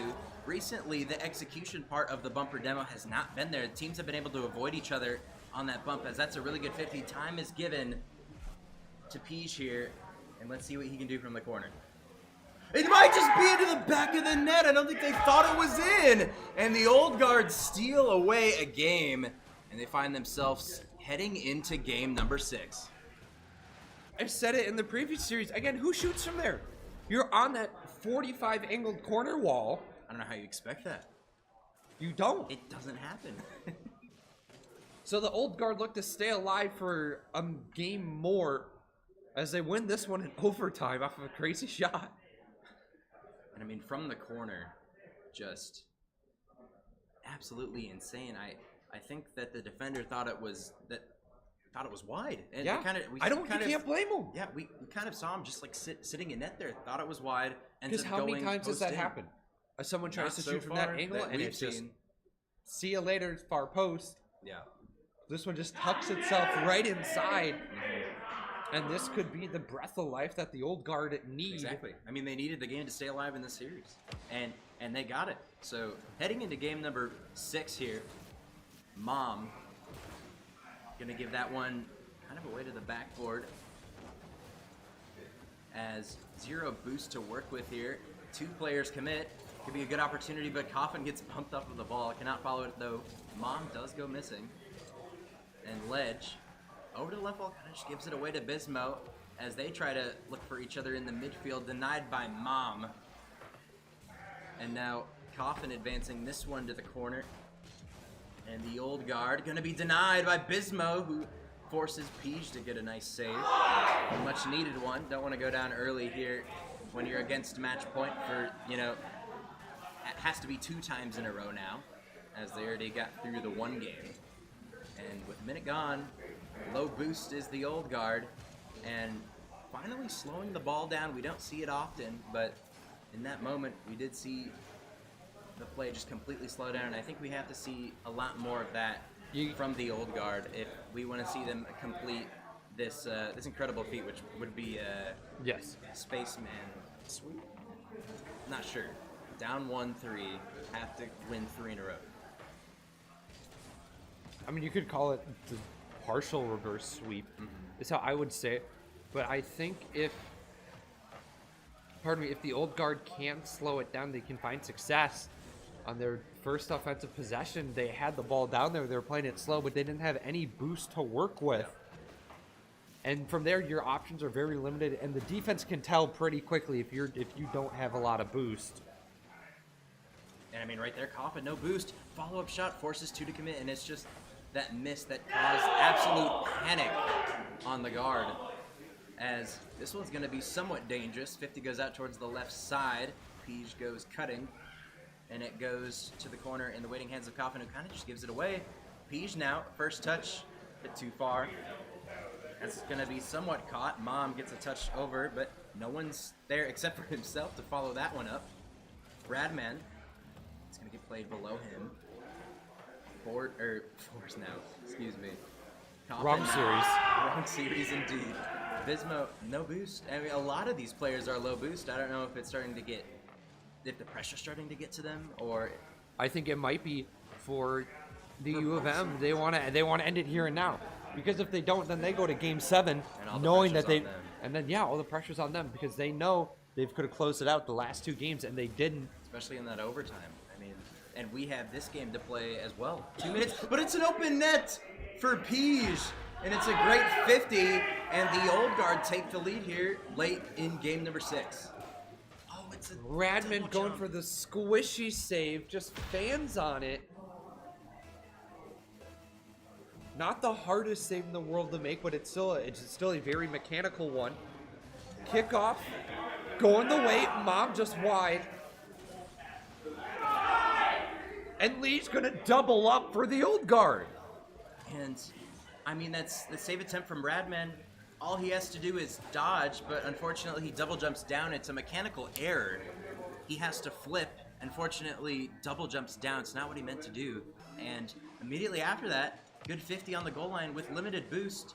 And it's a 2-goal swing for the Old Guard. It's another great shot from Ledge. And I think it's important, just even if you're not scoring, to keep this pressure up, to keep the University of Minnesota limited with opportunities, but I don't think you should give them that space. Man. It's going to be saved away, though, at the last second. Bismo now towards net. Mom going to get bumped off of this one. Coffin now tried to play it low, as it's going to be on net. Can Ledge get a bump? Almost just shoots it bottom left, as this one's going to be followed up by Mom, and it's a 3-goal lead for the University of Minnesota Old. And with 90 seconds left, we could easily see ourselves in a game number 7. I'm starting to feel like they're doing it for the content. I think they are too. I mean, I'd have to agree with you. As we get calm here in the Esports arena for a short moment before the action ramps up once more. The Old Guard, right where they want to be. Up by 3, a minute 10 to go. Looking to force game 7. Coffin a long ways away from his intended target. Gonna get it down that way now with a little help from Radman. A center's gonna get pop tying away from Liege. And the Gophers gotta try again. Yep, in 50 seconds, I mean, Old Guard has possession of the ball, just chipping shots, just forcing touches that are not good floater ledge calls, as they're just having a good time now. Up by 3, might be another one here, gonna be denied, as it's gonna go central. Somewhat off the corner it goes, but they're just gonna keep taking 50s and keep wasting this time down, as it's about to be 20 seconds left in the entire game, but that's a huge clear. Coffin trying to go for Trying to get something to go his insane way. read. That would have had to go in, and then a lot more from this team for them to come back in this one. As 10 seconds approach, we will see a game number 7. My turning 2 our name. favorite words, game 7. Also along with game 5, but game 7 just Yeah, a little bit more. a little bit more. And who would have thought, as the Old Guard did be dead in the water in games 2 and 3, or games 3 and 4, I should Yep. say, they've come back to win 5 and 6. And I mean, that's all they could do to continue the series. Look at the shots. University of Minnesota only 4, and it's all from Bismo. And consistency. It's just consistency of shots from the Old Guard that we've seen from game to game to game. Especially in these last couple of games, they reached double digits every time. And in the past, I mean, it was University of Minnesota had similar shot totals, but they were just super efficient with their shots, even when the shots were equal. But now, I don't know what clicked for the Old Guard, but they've got something going for them. They figured something and out. They're going into Game 7 with momentum, and all the pressure right now is on the University of Minnesota. They've been in this spot before. Yes. It Do I want to be there? No. It's not a fun place to be, because you're not only battling the other team, you're battling yourself. Yeah. because you're kind of kicking yourself for your mistake. You're thinking about every mistake you've made in the past 10 minutes. Yeah. And it all comes down for this. Game 7, the winner punches their ticket to the upper final between the Old Guard and the University of Minnesota. Bismo looking to pick up where he's left off earlier in the series. Didn't have the boost to work with. Coffin.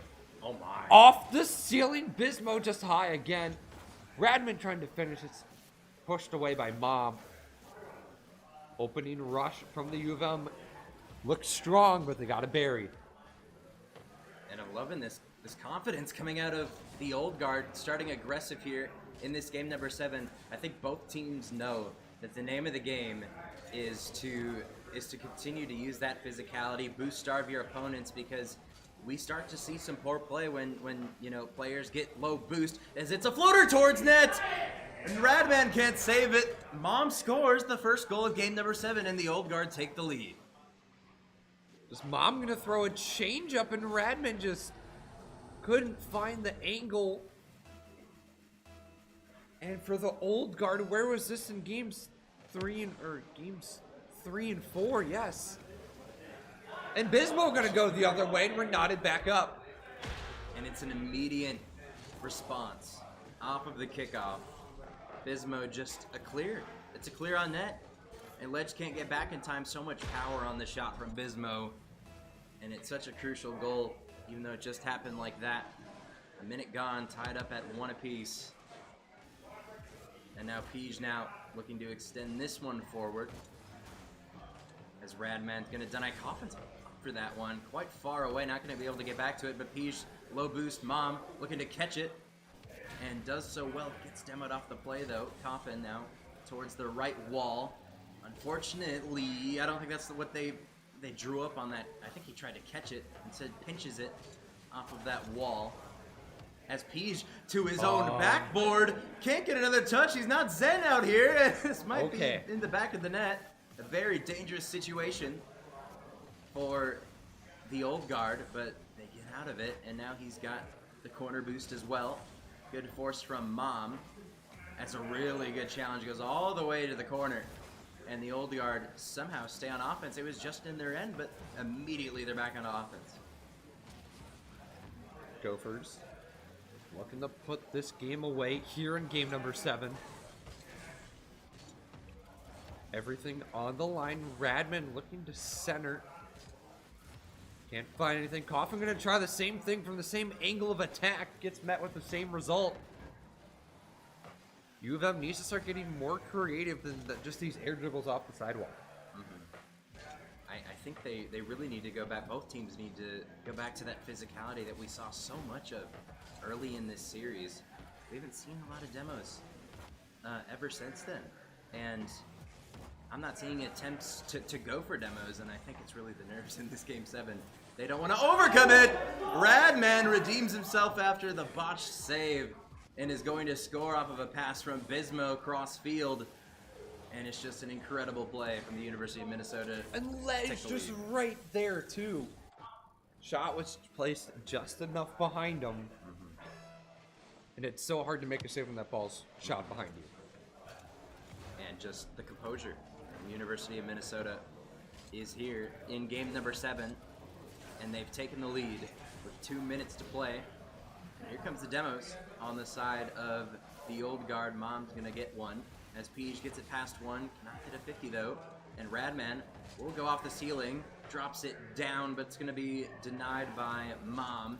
And now Bismo utilizing that backboard as Coffin comes flying in. They send 2, but it doesn't matter. Bismo gets through the defense, and it's a 2-goal lead for University of Minnesota. Coffin's there purely as a distraction. I mean, he's been going for those reads. Yeah. But we never know if he's gonna hit it, if he's gonna hit it on target, miss it. But it's so unpredictable, and if that went south, that could easily be a tie game because they had sent 2 on that shot. But they get it to go through, and it's such a huge moment right here. As it's almost past the defense, Mom has to make a huge save. As this one gonna go to the corner into the waiting hands of Radman. Takes a really good 50. Bismo now gonna stall this one. as Peach looking for Mom. It will go to the backboard, but clear to Radman. Going to be denied by Ledge, who gets a double touch. Tries to get another one central. That 50, though, goes high, and I don't think that's what the old guard would have wanted as the counterattack comes out. Radman just going to leave it. I love this. They're buying time, letting their teammates get the better touch, who's in the better they don't position. need to score right now. And they're just playing smart Rocket League, and it's so difficult to be composed in moments like this. And, you know, ever since that Radman mistake, they've looked absolutely incredible all over. Just consistency, and with 45 seconds left, they've got more offense. Radman looking to corral this one in his own corner. Lieges their Mom shot and not connect. Final 30 seconds, and the University of Minnesota might have just done it. And I mean, a few more opportunities here. Ooh, I don't like that touch though. Mom pops it over, but just gives it away to the defender. Ledge was closer to the ball on the ground. Probably could have at least 50 that one, as Mom another touch to the backboard. Panic ensuing for the old guard as 9 seconds are dwindling down. Really good 50 from Radman. Good patience from Mom, but 4 seconds left, and a cut from Coffin that will secure themselves a spot in the upper final. And it looked shaky midway through that series, dropping games 5 and 6, but they come out on top. And again, we see the players from the old guard stuck in double digits. Not where you want to be. Nope. Especially after 5 minutes. You got to play your part, do your role, get your touches. Old guard unable to do so there, so the University of Minnesota will play the 501st Legion in the upper bracket. We've heard how loud they are and how much they want it. So it's almost a little distracting. It is. Every time they score, everyone in the building hears it. All three of them are yelling at the top of their lungs, and that'll be very exciting to go watch. So the University of Minnesota and the 501st Legion have punched themselves top 3.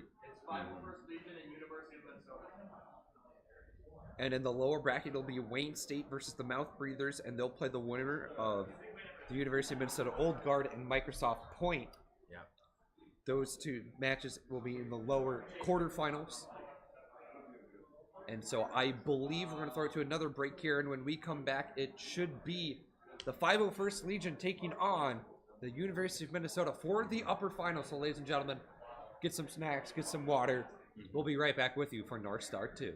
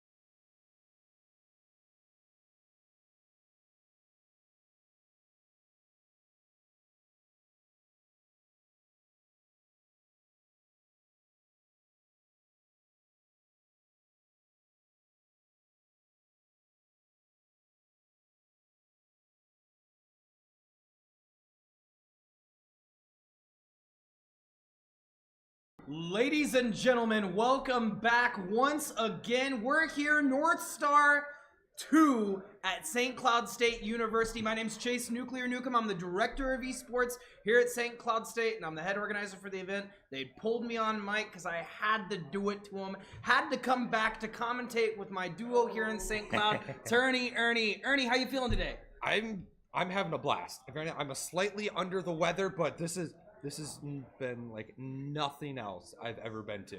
It's incredible. This is such a cool event. There's almost over 200 people here. Yeah. Rocket League players from all over. I went walk upstairs and my mouth just dropped. I'm like, oh my god, there's so many people here, and they're playing like 6 different games. Yeah, it's incredible. Yeah, and we're gonna scale it every single year. So this year we got 200. Next year we're looking to triple the size of the event.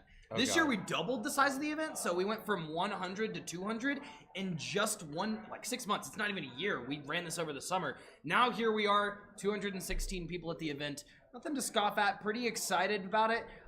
Shout out to everyone who's putting this on. We got Jess behind production running the Rocket League broadcast.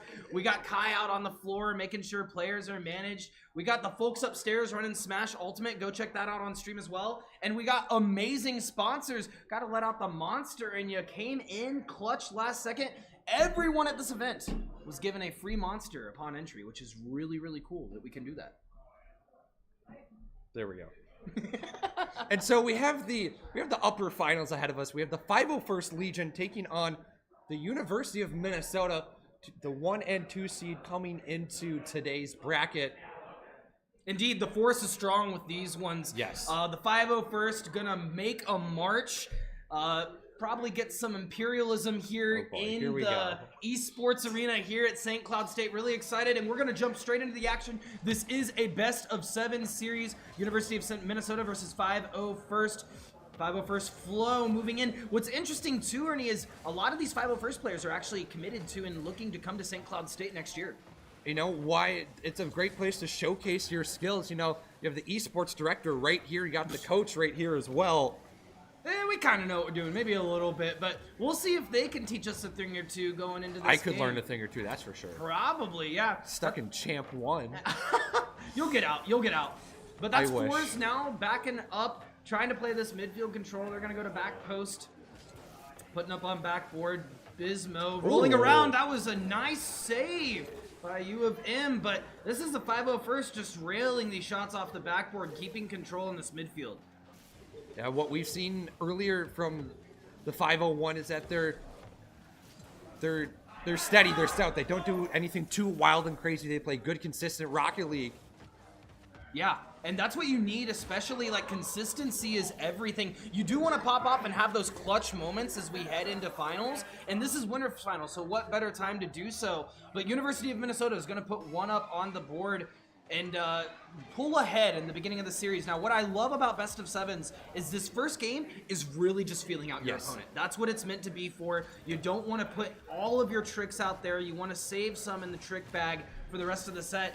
But that's going to be a demo. Things are getting dirty here. They're really looking to open up the field. Fours trying to get something put up, but University of Minnesota trying to start an offensive, playing around this midfield. That's going to be Lux going up.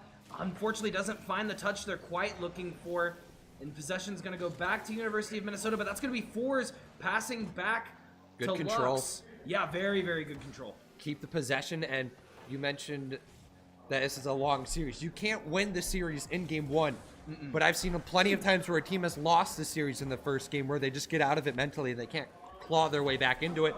Bismo going to throw another one on. Had the time, had the space. Yeah, beautiful play by Bismo, and he was able to do that from a Coffin save. We saw Coffin just a minute ago save and set up this play. Got a great pass downfield to Badman, and they were able to get it to Bismo. So shout out. You know, obviously they're scoring the goal being Bismo, but it's not just that player that sets up these plays. It does. It's a team effort, Chase, and no matter what game you're playing, you have to play it as a unit. Otherwise, there's no I in team. Yeah, exactly. I mean, you're gonna pass it to yourself. You can do all the solo plays you want, but granted, that's only good enough to be 1 or 2 people. There's still a third player out there. Oh, another demo coming out. They are ruthless today. University of Minnesota really hoping to open up this field Bismo going up, trying to get a touch, getting it out of their side. What I love here is that the control has been pretty similar. It's just been University of Minnesota capitalizing when they do have control. The 501st is not really able to finish out these plays. University of Minnesota, though, doing a great job of opening up. Once again, that's 501st clashing back, opening up the field. They're like, we have to play just as aggressive. If we don't, they're just going to keep capitalizing on these plays whenever they're able to get control of the ball. Radman, a little awkward. Struggling to clear right now is the U of M. 501st looking to close in. There's a demo pass over to Flo. He wasn't ready for it. Force looking. We'll try to keep this one. It had the flip reset there. Gets bumped off. That was the cheekiest setup for a flip reset. It was so slow, but he was being very meticulous, allowing his time, setting it up, and he did force them to break rotation to have to challenge that. So now on the back foot, 501st, they need to get one to at least make this interesting. Oh, the air demo! With 100 seconds to go, so it's a dogfight here on DFH. It is a dogfight. Battlefront 2 coming out soon, and the There you go. 501st is not letting up. They're getting prepped. Them space battles they're putting in Rocket League first. That's Coffin now rotating around, but not quite getting to it. Before U of M was able to get there, that's now Radman setting up for Bismo, looking for a shot on goal. He's going to hit the crossbar, set back up. That's Radman going back up. Barreling off the backboard, not able to find one anything. back. Flo coming in. Gets shut down by the crossbar. Had it Wow, all set. This wasn't meant to be. Been so back and forth, right? But University of Minnesota has just been able to inch out this game. When they get possession, they do something with it. That's now Lux going for another shot on goal and actually able to get a demo from that shot as well. There's a team bump in the corner. Centering feed, Radman's there. Best look the 501st have had so far. Bismo just gets just enough. And that will be game one done and dusted. Yeah, that's going to be the ebb messing up the flow. Not there quite fast enough to get to the ball. 3-0 for University of Minnesota. Yeah, I mean, there's 30 seconds left. We've seen closer comebacks, but it's very difficult to get three in this last bit. So near impossible. If I'm the Legion right now, I'm just looking to get one on, right? I'm looking to disrupt and not go into this next game with a donut. So 20 seconds to play. We'll see what they can do. They're pinned against their own back line. Got to get to the other end of the field if they want to score here. Final 10.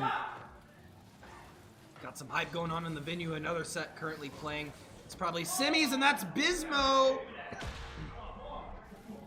Once again with the score. Got the tech looking like a gizmo whiz here in the mid.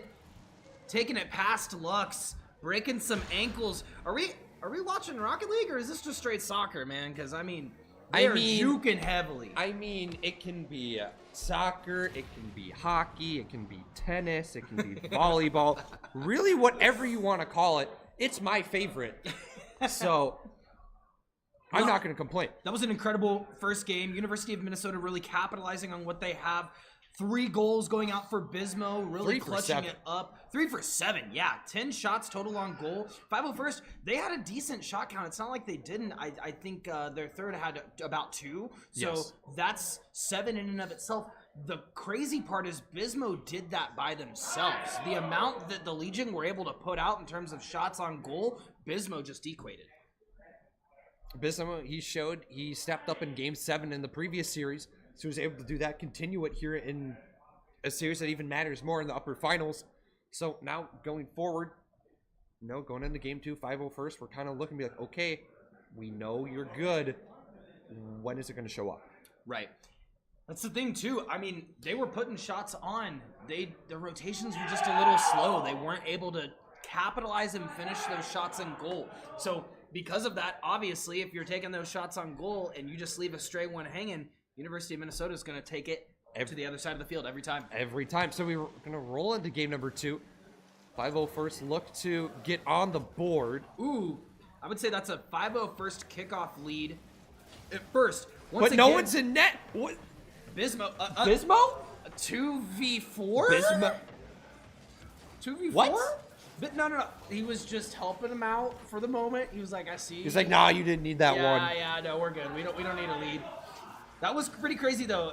Kind of out of position for Bismo there. They could have got a very early lead. That 2-second ope we talk about where you sneak right past them at the very beginning, able to get a quick goal. They almost nabbed it, but really in this game, we need the 501st Legion to come back. They have to kick it into gear and really make these passes count.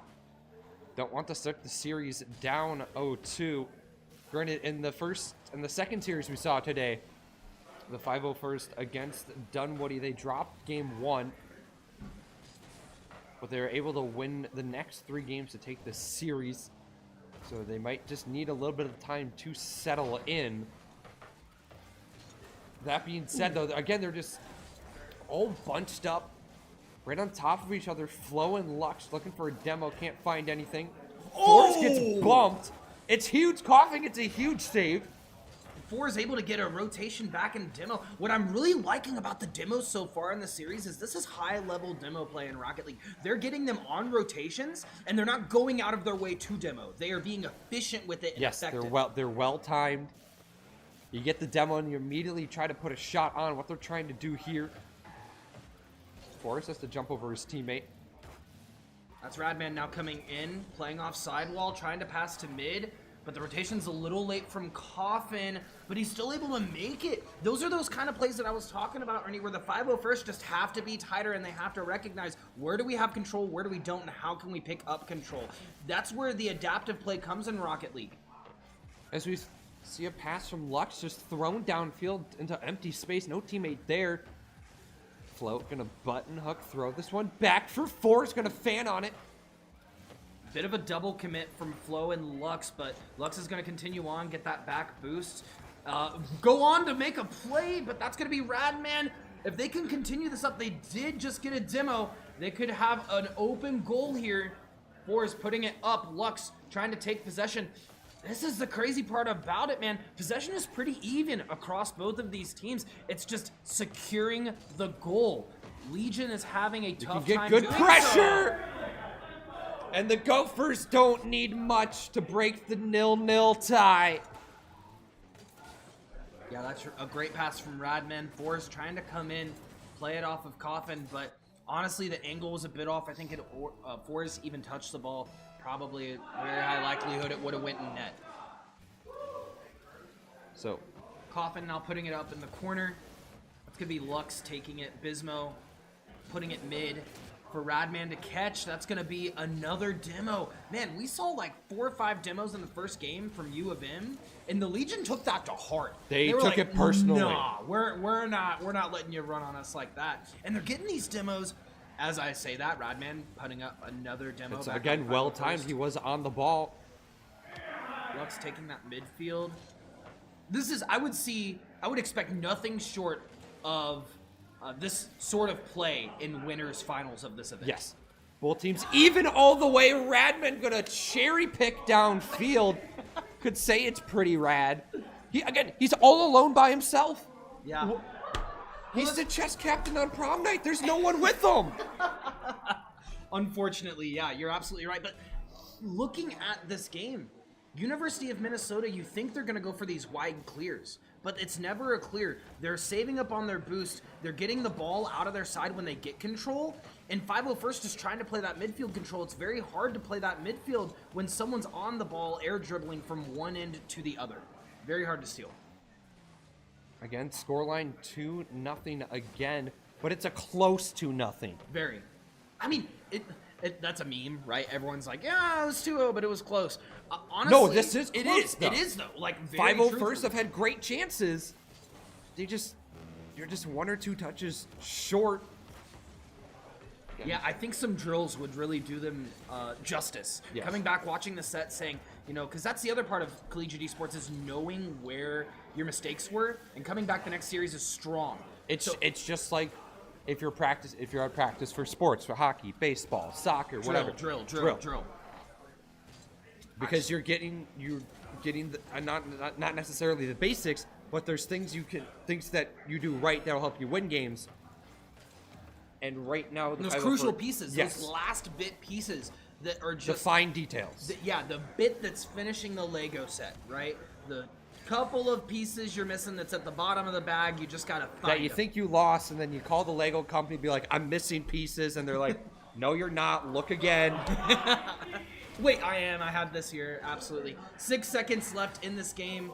4, 3, 2, And 1. They're gonna keep it up in the air for the moment. University of Minnesota gonna put this down. Lux trying to save. They're gonna go up 2-0 in this series. Once again, this is a best of 7. So 5-0 first. Not what I would have expected. I wouldn't have expected them to put up another donut this series, if I'm completely honest. Shots, they had more shots. The percentage is just a massive gap here in terms of shots to goals percentage. They had 10 shots on goal to University of Minnesota. And 8 of them were saved. Yeah, and 8 of them were saved. Exactly. So what happened to the other 2 shots? Exactly. Just no Why follow-up. didn't they go in?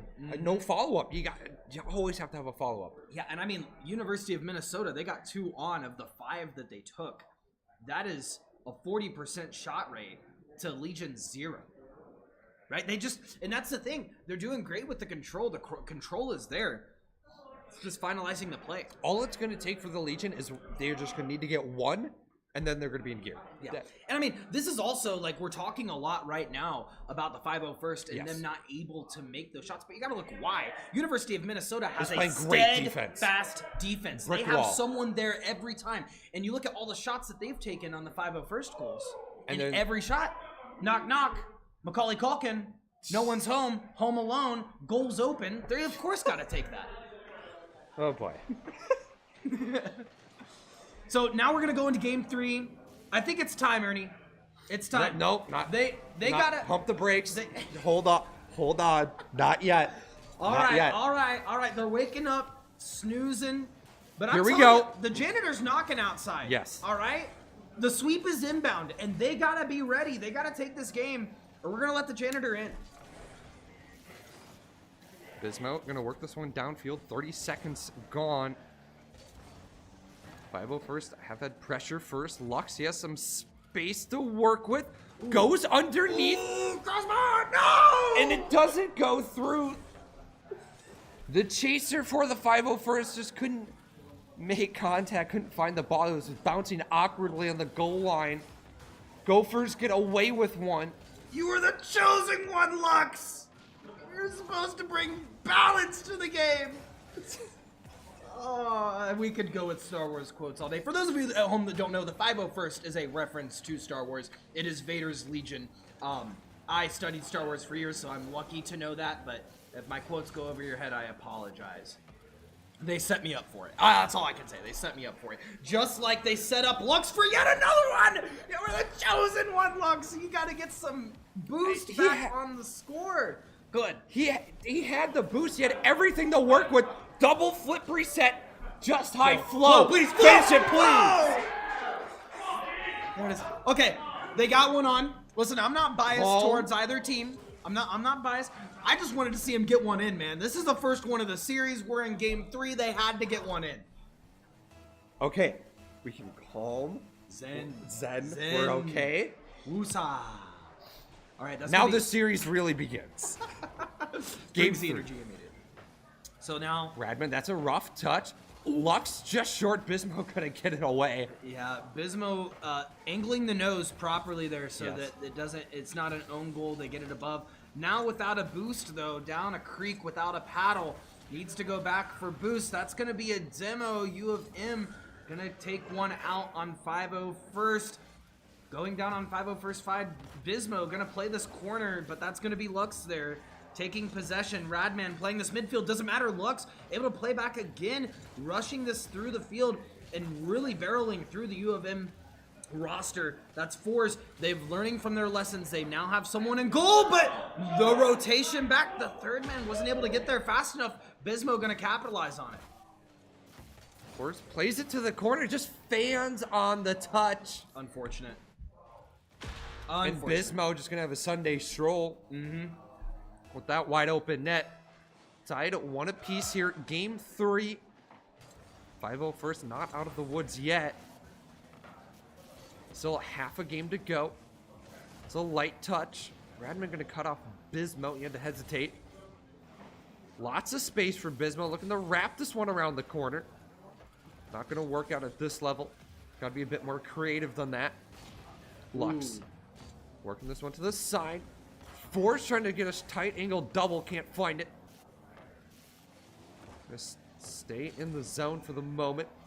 Coffin gonna back pass. That's gonna throw things out of whack. Bismo fans on it. That was a great fan from Bismo, able to mess up Lux's shot there, but it doesn't matter. These are exactly what we were talking about earlier, Ernie. The 5-0 first just has to get these rotations down, be ready to capitalize. Coffin missing that shot. Radman going a little high, and they put it underneath him. Well, for Radman, or for Flo to take the shot, he's like, okay, where's the defender going to go? He went high, I'm going to shoot low. Yep. And that comes with anticipating and reading your opponents, which 5-0 first are starting to decipher what's going on here. And as we say that, Bismo yet again going to put one in and tie it up in this game 3. Just another double commit on the sidewall. Bites the Legion in the tail here. Yeah, having a 50 that close to the goal is just tough. And then it just rolling towards the goal mouth. It's like, is worst case scenario. Yeah. Don't have anyone back. There's a demo. It's through the smoke screen. Radman flew it through. That was a really good angle from Radman, trying to get something on goal. Crossbar gonna stop. Lux now taking around, not having any boost though. Went for that back corner and it was gone. That's Flo now taking it up on the right side. Radman's gonna be there. No, that's gonna be Lux taking it. It's Bismo now putting it back in the corner. And you can tell things are starting to get messy here, yes. Ernie. They are really closing this game, getting these tight Big rotations in as fast as they can. Not a lot of boost. Gonna try to pass it off. No one's there though, and they fan right in front of the ball. That's unfortunate. Four's going up, another double commit, but they're trying to keep up the pressure, and sometimes that double commit's just going to happen. Lux just gonna give the ball away. Force. Got this one in. Infield pass. Lux throws one on. Was just wide as Coffin. Sent it to safety in the corner. 50 seconds to go. Tied at 2. 5-0 first. Would love to take this one. Not gonna happen. That was pretty rad from Radman. Putting it up, and this angle was beautiful. Look at that. Just a nice, soft touch. That's not easy to do. No, it's not. No, not at all. You have to let it. You can't just hit it with your nose, right? You have to get the angle correct, and that's what he was doing in the air. As soon as he got into the position, he was turning his cart, so he was able to get that angle. But you do it a bit too fast, right? And it goes to the corner. Right off. Exactly. So now 30 seconds. The Legion find themselves in a hole once more. Infield pass. Lux shot gonna go wide. Trying to follow up. Fours overdrove it. That was a good correction from Forzo, because that was just rolling straight towards goal. Not playing Monopoly here. Not playing Monopoly. Do not pass go. Do not collect $200. Do not get a third Hold shot on goal. Off the post. Very close shot off post. That's not Flo over yet. taking it up. 3 seconds left. Four is going up for the shot. It is still alive. Lux looking to keep it alive, and it's barely going to go wide. That's now 3-2, but Legion putting the pedal down, getting 2 on this game for their first goals of the series.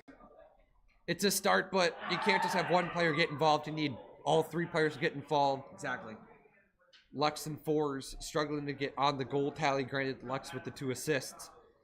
However, for the Gophers, it's quite the other story. Everyone's getting involved in all aspects. I mean, look at that. 5 shots from Radman, 3 shots from Bismo.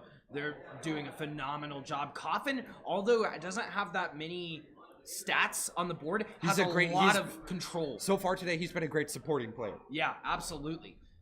Legion, I think they're starting to get the hang of what is required to win this series. And now they need to bring up the intensity to the same level that they did this last game for the rest of the series. Because it's either going to be a sweep or a reverse sweep for the series end. It's got it.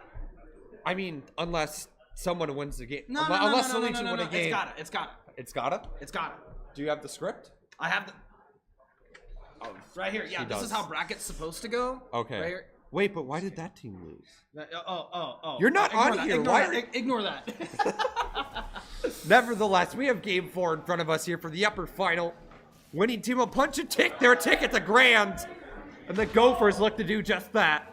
Yeah, that was just a great play. And this is what they've done every game. Props to the University of Minnesota for every single game, starting off this series as fast of a pace as they possibly can. They've gotten a goal in the first 30 seconds, I think, every game that they've played so far. And in wrestling and in other sports, that's exactly what they tell you. When the snap happens, that's when you need to be the most aggressive so that you're able to get that early score line and put the other team in the disadvantage at the very beginning of the game. It really messes up the mental. Exactly. No, when you score, it's easier to play with a lead. Yeah, absolutely. That's a great pass, Bimo. Oh, Fours is there, though. Bismo puts a screamer on. Not good enough. Force. No boost to work with. Again, overdrove was Lux. Flow just. That was a great positioning from thread the Radman needle. playing on the inside, knowing that they were going to shoot inward and taking the ball from there. Amazing play from Radman on University of Minnesota. That's now a clear coming out from Bismo. Flow looking to take it up, but they have their rotation set up. University of Minnesota looking for another goal. Fours disrupting, playing off the corner. That's now Coffin taking it up, looking to pass mid. Bismo's there, but that's going to be a disruption from Lux, putting it back up in the midfield. Radman taking it back post, trying to find another play here for the team. Get control first and foremost. No boost. Bismo midfield. Flow taking it over the It's top. bodied. Yeah, getting bodied a bit. Now taking it back to the midfield, and we're seeing a little bit of clears coming out from University of Minnesota trying to set up their play here. And that's going to be the 501st disrupting it nearly every time, but the 501st not able to gain consistent control. Fours giving them the four-finger salute here. Taking it over in the corner, just Didn't even shoot it at net. Just Yeah, threw it off the wall. Be like, we'll give it a shot. geometry. Yes. Geometry. They had the protractor out. They knew the angle. Is it legal to have a protractor on your monitor? That's a really good question. I don't know. I do know that Radman it's doesn't illegal need for that. Radman. He's got a sledgehammer. Exactly. Right? He doesn't. That's what I'm saying. It's illegal for Radman to bring a sledgehammer to an esports event. Yeah, Lux unfortunately not able to read that correctly. Thought it was going a bit higher than what it did. That's the second time we've seen that. So now 2-1, 3 minutes left. Almost getting an immediate goal again. You can see 501st with trying to make these plays. It seems like to me they're getting a little gassed out. Of course, that's a big clear, but Coffin able to put that one away. And Look at this again. and another open net. You see it as Coffin a double pass. commit. Look at Radman rotating around immediately. I love that play. Heads Got up. the middle boost, said, I see where you're going with that. I found see- the angle and adaptively switched it up immediately. I see you, see me, see you. Give me the ball. Yes. It's essentially just what happened. Yeah, that was a great play from Coffin. Off the ceiling pass, not going to connect. Was a great look. 501st, tall mountain to climb in front of them. If they want to get back within this one, half a game to go, they need to. Ernie, I think it's time. The 501st, they got to go downstairs. I'll let They you got say to it. open the fridge. They got to show their sauce. They have to. I need to see the sauce. Otherwise, the 501st is just going to be the last 599? 001st? I don't know. It's not gonna look good, but they gotta get in the fridge. They gotta get the sauce out. They gotta start cooking, because otherwise, University of Minnesota is gonna run into Grands, and this is going And to I believe get a one-game advantage in the upper final. That Possibly. sounds correct. We'll get a confirmation from that from the TO a little bit later, but I believe so. It's now Coffin playing in the corner. Bismo going up. Rad is there. It's pretty cool, man. Pretty rad. Again. Look at that. Playing off corner. Bismo said, nah, And man, just you a got it. fan, and just Flo gonna misread off the corner while tough over the shoulder read. Wow. So 4-1, and this is not how I expected this series to go. Not at all. Not at all. I expected it to be, it's very close, but a little bit more back and forth on Yes. the score line. I didn't expect through 4 games the 501st to only score twice. I mean, yeah. So far, now it's 3 times, but so far it's pretty tough. for the 501st. Another air demo. Love to see it coming through. Fours. They opened up 2 on the field now. Put University of Minnesota back. The Gophers back in their hole. Flow taking it across the field, putting it behind Badman, creating a really awkward positioning here. But that's Coffin. Just being that third that they need, that support character we were talking about earlier.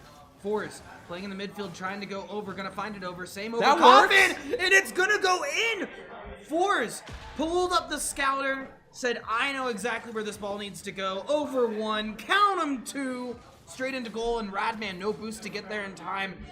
Trying to get across the field, but just not enough. 2 goals in under a minute.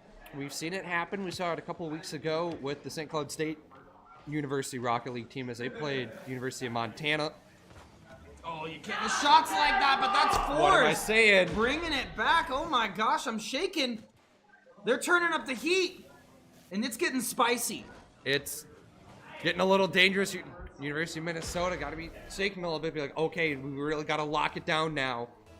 Because you can't afford to lose a 3-goal lead like that. You can't. I mean, they have it to lose because they haven't lost a game yet, right? But you don't want to. Your momentum is there. You're going to lose the momentum entirely. Flo could have been a little bit spaced back, waited for the 50 there. That's going to be Coffin taking it off. Bismo looking to set up the other 2, going past 1 defender. Flo's going to be there, though. Lux getting a pinch off the corner.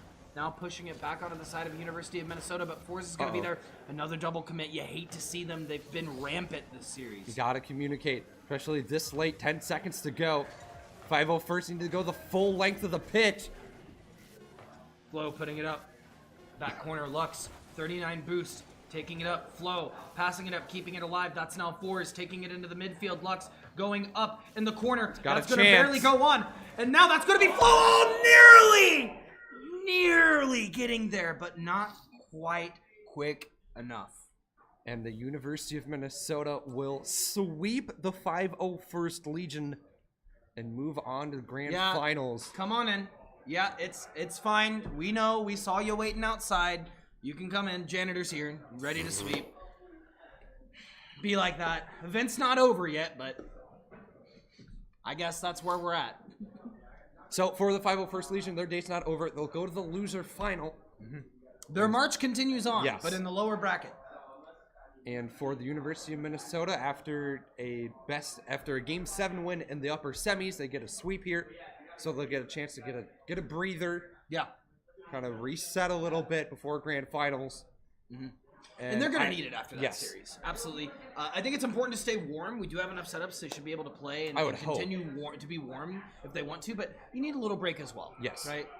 Just like you need a little bit of a break from life, a little bit of a break from what you're doing, and Monster Energy is here to help you with that break. We are proud to have Monster on for the event. It's sick. We got merch. We got multiple fridges here in the space. Sick to have them on and hoping to have them in a larger capacity next year for the event. Have a couple of things to read here as well. We got a couple of amazing folks helping us out, including ourselves. We at St. Cloud State, we've done a lot in this past year. Since the fall, we've hosted 67 events. That is not including any of our competitive events that we have weekly, including our Smash Ultimate and Melee weekly tournament series Breakaway, and all of our NECC NACE competition. If you were to include that here, we'd be hosting 100 plus events since fall. We have weekly competitive and club events. We have a varsity Super Smash Bros. Team, a varsity Rocket League team, Academy Smash Bros. Team, Academy Rocket League team. Our varsity Smash Bros. Team won Rock the Land. Rocket League competed and got 5th at that event. And then Rocket League and Super Smash Bros. Teams, we have scholarships for both of them. If you'd like to know more information, there's info. Just click at that link down below. So really proud to be here at St. Cloud State and offering this up. We also want to give a huge shout out to the Minnesota Smash community, and really not just the Minnesota Smash community, the Minnesota Esports community as a whole. We had MEC, the Minnesota Esports Club, in the house. They're a proud sponsor of the event. We obviously have MCS here with us, helping us run the stream, being heavy a part of this event. Shout out to everyone in the grassroots communities. Without you, this event would not be possible. And then finally, I'd like to give a shout out as well to Invincible 8. That's a Super Smash Brothers regional that's going to be going on in Wisconsin very, very soon. Yeah, June 1st and 2nd. Really hyped to have them out. We had Stacked, who is the media lead for that team. He helped us out with Northstar 1. We got a couple of other folks as well from the Invincible team that we work with on a couple of other events, including Honeypot. There's several open entry side events. Power's giving back to the people, and you're not going to find it anywhere else with more options to play. They're going to have several vendors, food trucks, and the venue in the heart of downtown Madison, Wisconsin. Truly the Smash event of the summer. You're not going to want to miss it. The other thing to mention here is the winners from the main brackets from Invincible will receive free entry to Northstar 2025. There you go. And the winners of the Smash brackets here will receive free entry to Invincible. Yeah, this year. Nice. So That's a good trade-off. We love to partner. Yeah, we love to partner and cross-promote. Shout out to the Invincible team. They run an incredible event. You should go check them out. Their Start GG is down there at the bottom. Ernie, I think this nearly ends our time. There's some sauce going on in here. There's some stuff happening. You've been upstairs all day. It's been like that all day down here. That's awesome. We love to see the energy. We love to bring the energy, the nuclear energy, the NRG. If anyone at NRG wants to be on the event, just give us a holler. We're happy to chat. Or him. You have a Rocket League team. I'd say I'm good at calling Rocket League. Either way, I think our time together has come to an end. I got a few other things I have to do in the event, but I'm going to be stoked to come down and watch as a spectator as we head into Grand Finals. We've got a lower bracket run to get there. Yes. It has been an honor and a privilege to cast with you again, my man. Absolutely. Hyped to be on the mic. I'm going to be dipping out, but here pretty soon we'll get another person on the mic and we'll continue through the lower bracket. Thanks again, and stay tuned.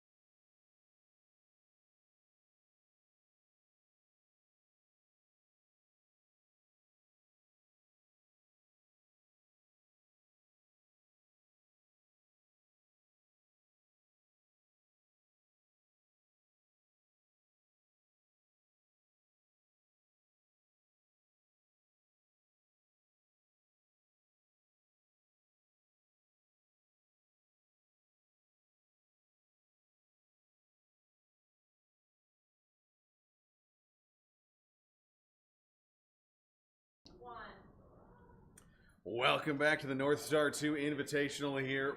Wolf alongside Freight Cabbage once again. And we actually have a surprise stream here. We thought this one was not going to be on stream, but Wayne State, they've been hype all day. Microsoft Paint, they've been hype all day. So we figured we got to get them on stream. We got to get them in here. We got to see what they can do live on air. And rematch from before as well. So this is really a lot of things going into this one, but it's going to be a good one. What do you expectations on these two teams? Well, we obviously are more, I think, familiar with the side of Microsoft Paint, of course, with Midwest Championship Series, and really these two teams have played, but this time it's for elimination, so it doesn't really matter. Best of 5, if I'm not mistaken. In this lower, it's to go to the lower final to play 501. 501st Legion, who got swept in that. Like, I don't think anybody thought that sweep was going to happen. Well, and if Wayne State wins, they get a rematch again. So they have back-to-back rematches in this lower semi and then final. It's brutal. So, it really is. I mean, these two teams have been playing a ton today. They're both on their, I think, 4th match of the day now. So, it's a lot. It's a lot of Rocket League, and they, factor in your warm-ups in there as well. And a lot of the times, it seems like they're basically just doing a, you play one game, you're done with it, you find out who you're playing, you get 5 minutes, and you're in again. So, but it's time to go. It's time to get into game here. Let's see who we've got. So, like I said, or like you said, I guess, the Microsoft Paint side, it's Power, Mal, and Stratus, and then Wayne State, it's Matt's Mage, and I want to say, I don't know who that last one is.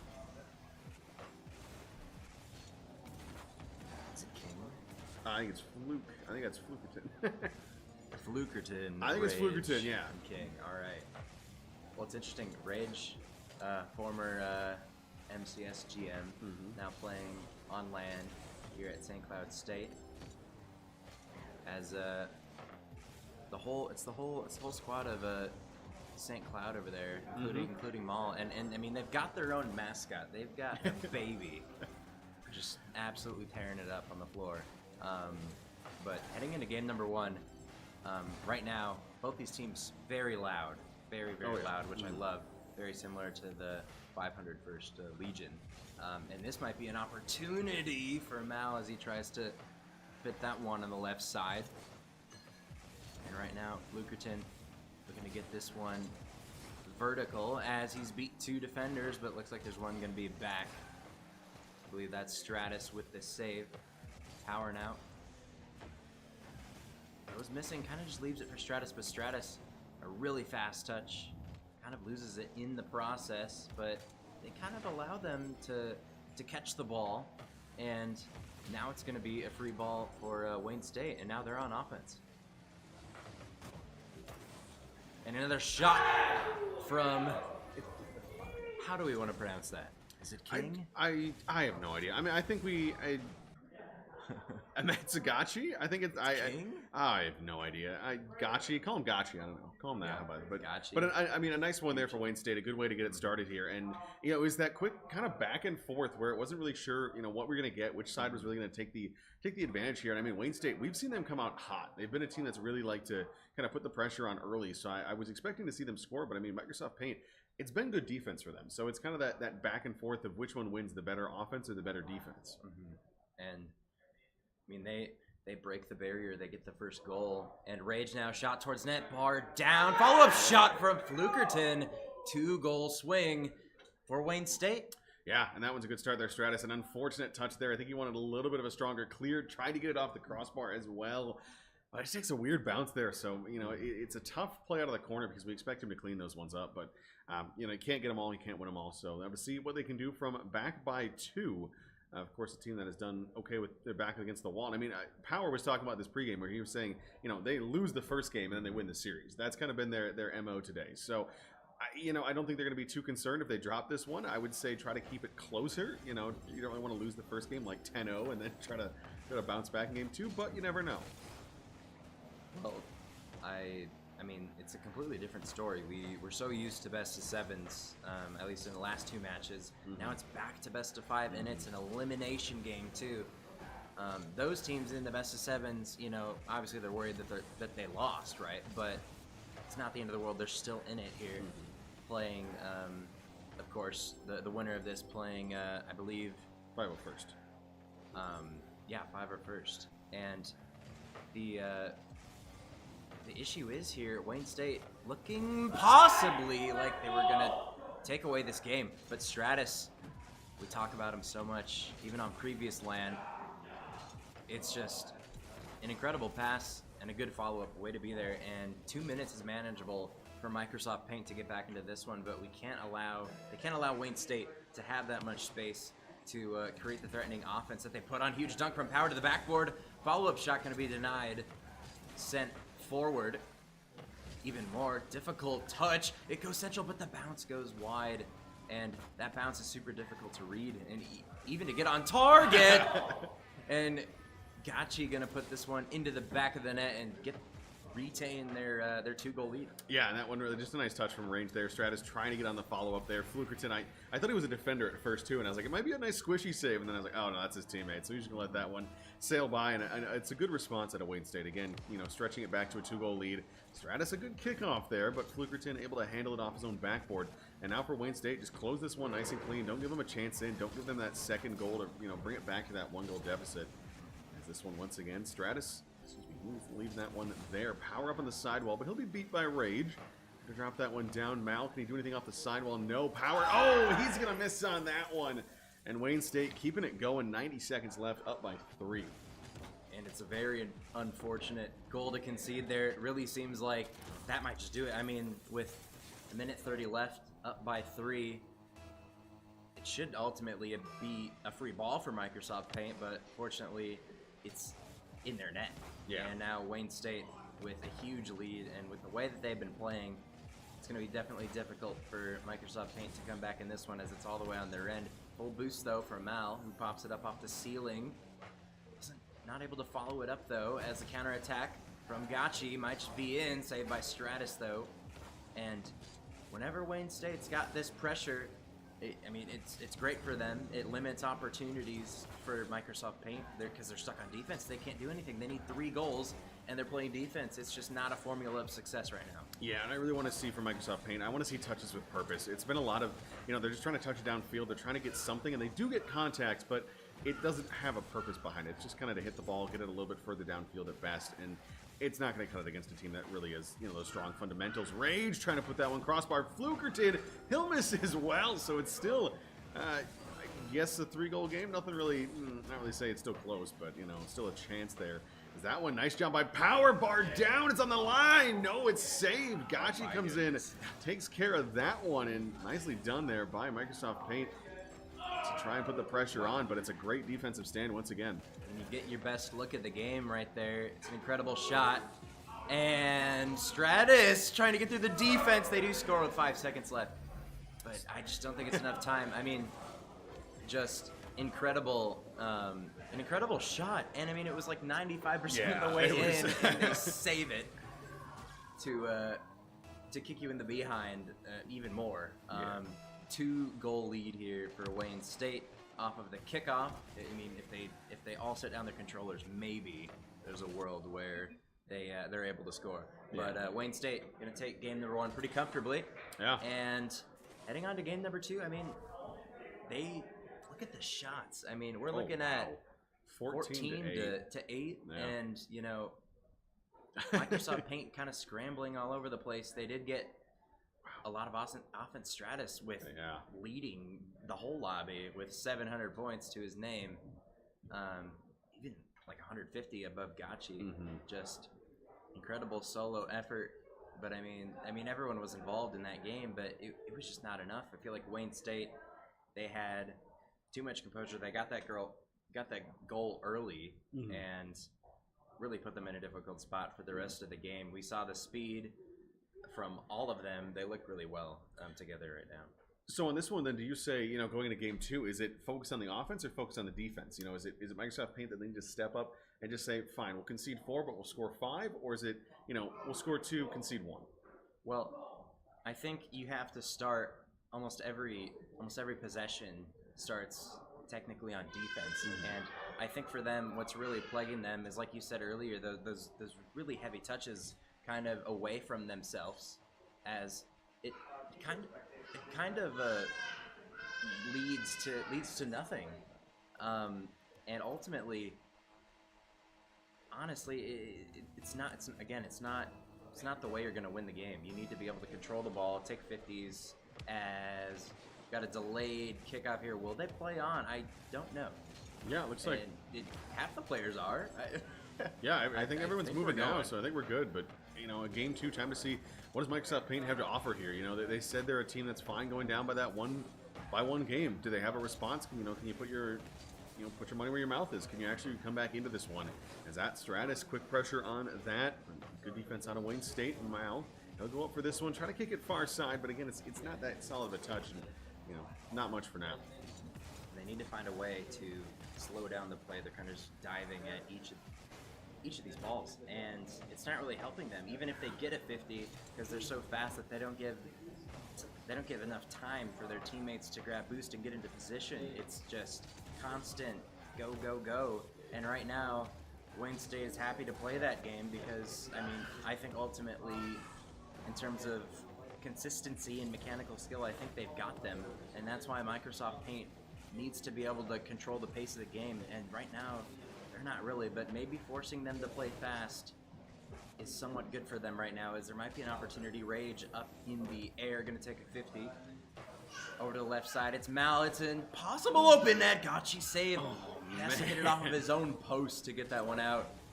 And that one's got to be heartbreaking for Microsoft Paint. Such a good opportunity there. Such a nice shot. And it was a good recovery. There was good pressure and everything. Just all the perfect elements you want there. But it's just not enough. It's a great save onto the defensive side. And now a clear down the field here. Wayne State, can they apply some pressure of their own? Stratus, good touch there. He'll win the 50. Send it out towards the sidewall. Power was the first one there, but can't get a touch.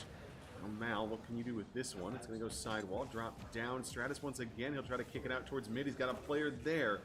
But again, it's a little bit too close to the defense to really have that pressure you want. And they'll have to kind of regroup on defense. He's able to get it past one there, but there's another defender there just waiting patiently for him to just get that extra touch, trying to find his teammate. And right now, 0-0. This is what Microsoft Paint won, as that game one got out of hand pretty quickly. As Stratus here, the big clear, he's going to be probably the fastest one on the pitch. As first man especially, he's going to be diving almost at everything. Squishy save, and he's so close to getting it, but Rage is able to score for Wayne State. And just honestly, an unfortunate touch, and Power can't get back to it. And he was probably like a second, half a second away from saving that one. But that's the risk you take when you go for the squishy save. Yeah. And Wayne State, they capitalize, and you can't have mistakes like that. You can't just give them free goals. Yeah, and for Microsoft Paint, it's just find a way to get something going on offense here. You got 2 last games. Can you repeat that success here? Because you have done well. You're on pace to give up 2 in this one so far. If you can hold it to 2, I think you had a good chance here. Now Mal, he might have a chance to put it out towards mid, but it's well too soft, and that's handled easily by the defense. We'll kick it back out towards mid. Power soft touch here. Kick that one forward. Flukerton trying to block that one. Does get the block. Mal trying to send it in as well. Where's Stratus? I don't see him. So that gives Wayne State a chance to clear. But I'm loving these passes to each other, the connections from Wayne State. They're finding each other. They're getting demos as well. Almost had 2 in a row there. As Rage trying to get that one off of Microsoft Paint, as they might have had a chance there, but he's there to deny. Yeah, and that one right there, it was a really big mistake by Wayne State, but there was no boost on the Microsoft Paint players that were there. It was just, I don't know how they got away with that one. It's very lucky that there was no boost on those players, because that was an open net there for a good 5 seconds. The recoveries are just so quick and clean. They're even if they're gonna make a mistake, double commit, whatever it may be, they're able to recover so fast, and honestly play impromptu Rocket League. Like they'll play off of each other. Even if one commits forward, they'll utilize them. They'll pass them the ball, and just they're finding each other on every possession. It's making it really difficult for Microsoft Paint to do a lot here. With a minute left, they have still yet to get some consistent offense, as 2 players commit for Microsoft Paint, letting that one go to the corner. A player goes missing though, and now it's going to be a 3 backboard for Rage. Cannot get the follow-up, but no one's there immediately. But it's a panic touch, unknown of where the oncoming attackers are, as that's a great save from Power to keep their hopes alive in game number 1. They've got to get down the stretch though, because 30 seconds left. They're playing defense, and like we said in the first game, you've got to be playing offense during these moments and score if you want to have a chance to, continue this game and maybe win it. Yeah, they had a really good chance there. That one's going to be missed off the crossbar. Wayne State can't bury it there. Tight angle shot as well. That one goes wide. And Microsoft Paint, a 0-second goal does work. It doesn't really confirm anything. It doesn't really get you a win, but it can at least force overtime, give you a chance to play. Power, good opportunity there. Goes sidewall. Stratus can he keep it up? Yes, he can, alongside his teammate there. Now he's going for this one. That goes sky high and off to the far side. Power does keep it up. He dribble this one forward. He's going to take this one towards the sidewall there. Power trying to kick it out mid, but it's going to go just past him. And good defensive stand. Microsoft Paint figured out the defensive side, prevented those attacks. Only 6 shots allowed in that one. Yep. But 0 for 7 on shooting. 0 for 7 on offense is not acceptable. It's not going to get you anything here. And now you got one game to figure this out. Best of 5, unforgiving. You got to figure this out now. Otherwise, your day's done. Yeah, I mean, man, you had the one save that was 95% of the way in, and it just goes out. And I mean, they're having quality chances. They're not plentiful, but they're coming. And the Wayne State defense is really stepping up. There was a post off with a save earlier in the game. I believe it was Gachi. I mean, just outstanding defense from Wayne State right now, and it's going to be very difficult for Microsoft Paint. I gotta remember that. It's an odd name. It is. They're on match point already. It's elimination too, just like that. Best of 5. They're facing match point. And then it's gonna be interesting too, because of course you go face 5 First Legion. That's a best of 7. Winner of that lower final, which is coming up next, does end up down a game in the eventual grand final. Yep. We're giving that upper bracket team. So it's really an uphill battle for both sides. But Wayne State, they've gotten at least past that first hurdle. Can they finish off that first climb? And have another rematch with 5 First. It was a good game earlier with them. It was not a clean win for 5 First Legion. So there's still a chance here. But we've got 5 minutes to figure out, do they have it, or does Microsoft Paint have a way back in? Well, currently it looks like they're about to have a free ball. Power slowing it down, but feeds it to Stratus, who wants to see Mal hit this one towards net, but just kind of a weak touch to the right side where Rage is going to collect and control. And now Power, no boost. Just going to head back there. Stratus wants another touch, but not enough boost, unfortunately. Power now over towards the right side. Low boost, cannot get another touch. But 2 players commit like that, and that's dangerous for Microsoft Paint.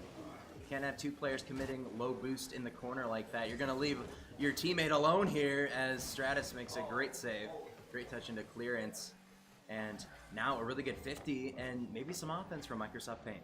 Yeah, but I got to see them. They need to communicate better. It's been double commits. We saw that earlier on, but then right there, Stratus got the save. He really had the possession, but Mal got in on it as well. So it was just 2 players off in the corner for no real reason. It wasn't like they needed the support of either one of those players, but that's what they did. Is now this one a chance here. Rage, nice placement there. Rage goes near post and gets Wayne State the lead once again. And this initial challenge just makes it so awkward, and an amazing demo from Gachi. Leaves 1 man back. And just at that point, he's got a large majority of the net to shoot at, and he picks bottom left slowly. I mean, he hits it with pretty much the bottom of his car, and so it goes way slower than even if you had anticipated a quick shot, you can't really save it because of how slow and methodical it was, whether it was on purpose or not. It's so difficult to defend. And now Wayne State, a goal up, and that's what they're. I mean. That's just kind of been the name of the game. Microsoft Paint always kind of been trailing here. I mean, last game ended a 1-0 as well. Yeah. So, they're comfortable playing with that 1-goal lead. They're fine just taking that and saying, that's all we need to win this one. Open. And it's a miss out of Rage. He's going to miss the wide open net. It was a front flip. Hopefully he's okay right now. Hopefully that doesn't end up being, the goal that costs them here. Can they find more? That might be an own goal in there. No, Flugerton sends that one wide. Nice placement there. Now a waterfall out towards mid. Rage, that's over top. Another one that goes on the goal line. It's halfway in, but it's kept out there. And Microsoft Paint can just not get a break in this one. They're just so close for Microsoft Paint. They've been so close so many different times. And they just need that final push. They're being so creative as well. It's a Doomsy dish into the bottom corner. I don't know if you can get really better than that, but unfortunately for them, the post doesn't work with them well. And right now, it's still a 1-goal game, but I mean, Wayne State, man, their defense is just out of this world right now, and their movement of the ball as well. Low boost though for Gachi, and now Rage towards the backboard. And I mean, I'm still probably gonna say, does he have his reset? Tries to get in their touch. I think I can hear him reaching for that one.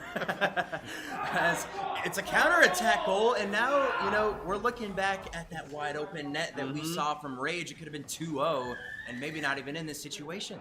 Yeah, 2-0 here, and this is, you know, miles different, of course. You don't need me to say that, but it is such a continuation of that momentum. Yes. Yeah, it's just something that would be so impactful. So, Wayne State, can you respond now? Can you make it 2-1, or are you going to get absolutely diced here and just have Microsoft Paint come back into this one? I don't think we've seen a reverse sweep yet today. There was this, you know, talks of it last time because the team went down 3-0 in that one, excuse me. But, you know, it's a tough order.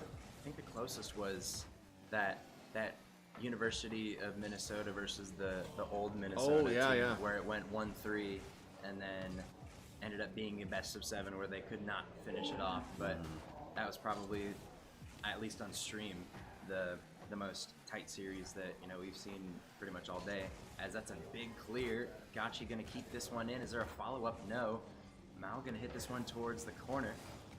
And I mean, if you're Microsoft Paint, you're not winning, but you'd rather be in this situation than being down like they kind of have been the entire series. This ball's dangerous. Giving Rage a lot of time is Stratus, who has 70 boosts also to work with. Just gonna force a huge clear out. Power. Maybe trying to look for control. Top left shot from Flukerton. Follow up with the Rage. He's had some of the slowest shots in the lobby, but man, are they falling for him. I mean, that was a really nice attempt there by Flukerton. That would have been an absolute beauty if that one went in.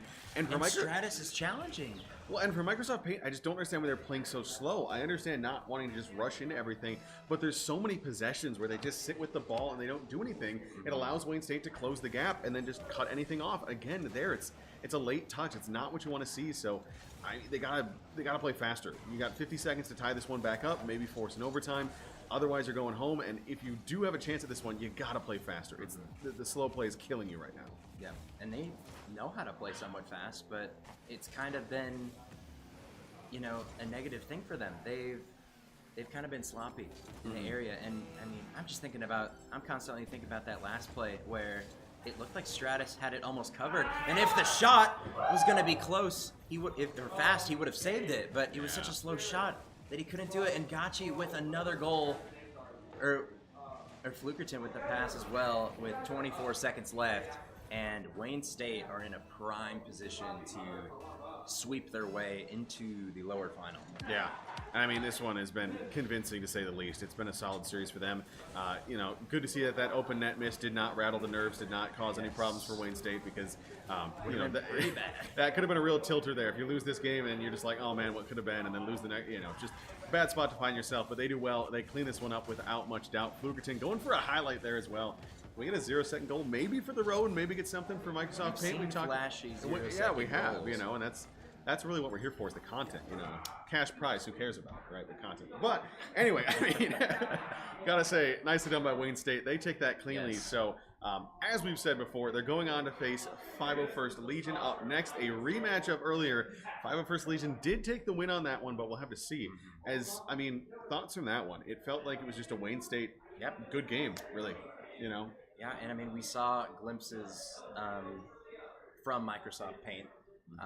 But really, ultimately, it wasn't consistent enough. I mean, they were always trailing. You had a few just random misses that led to goals. And when you have a team as consistent as Wayne State, you're not going to get those opportunities back. Yeah. They're going to be able to punish you, and punish you much more even than those mistakes, because they're just offense in general, just so fast, so flowing, compared to Microsoft Paint today, and I really think that's the difference. Yeah, and it's tough too, because I feel like a different day Microsoft Paint might win that. They had good opportunities. They had a good series, or, you know, had a good day overall. They've had some good ones. I mean, they beat the University of Minnesota, the old guard, as you guys were calling them. They beat that team in a best of 5. So, you know, they've had some big games, big wins today. But in this one, it was just too good on Wayne State. So they will move on. Winner of the next matchup goes on to that grand final. We're going to send it to another break, and we'll be back with the best of 7 losers final. 501st Legion against Wayne State.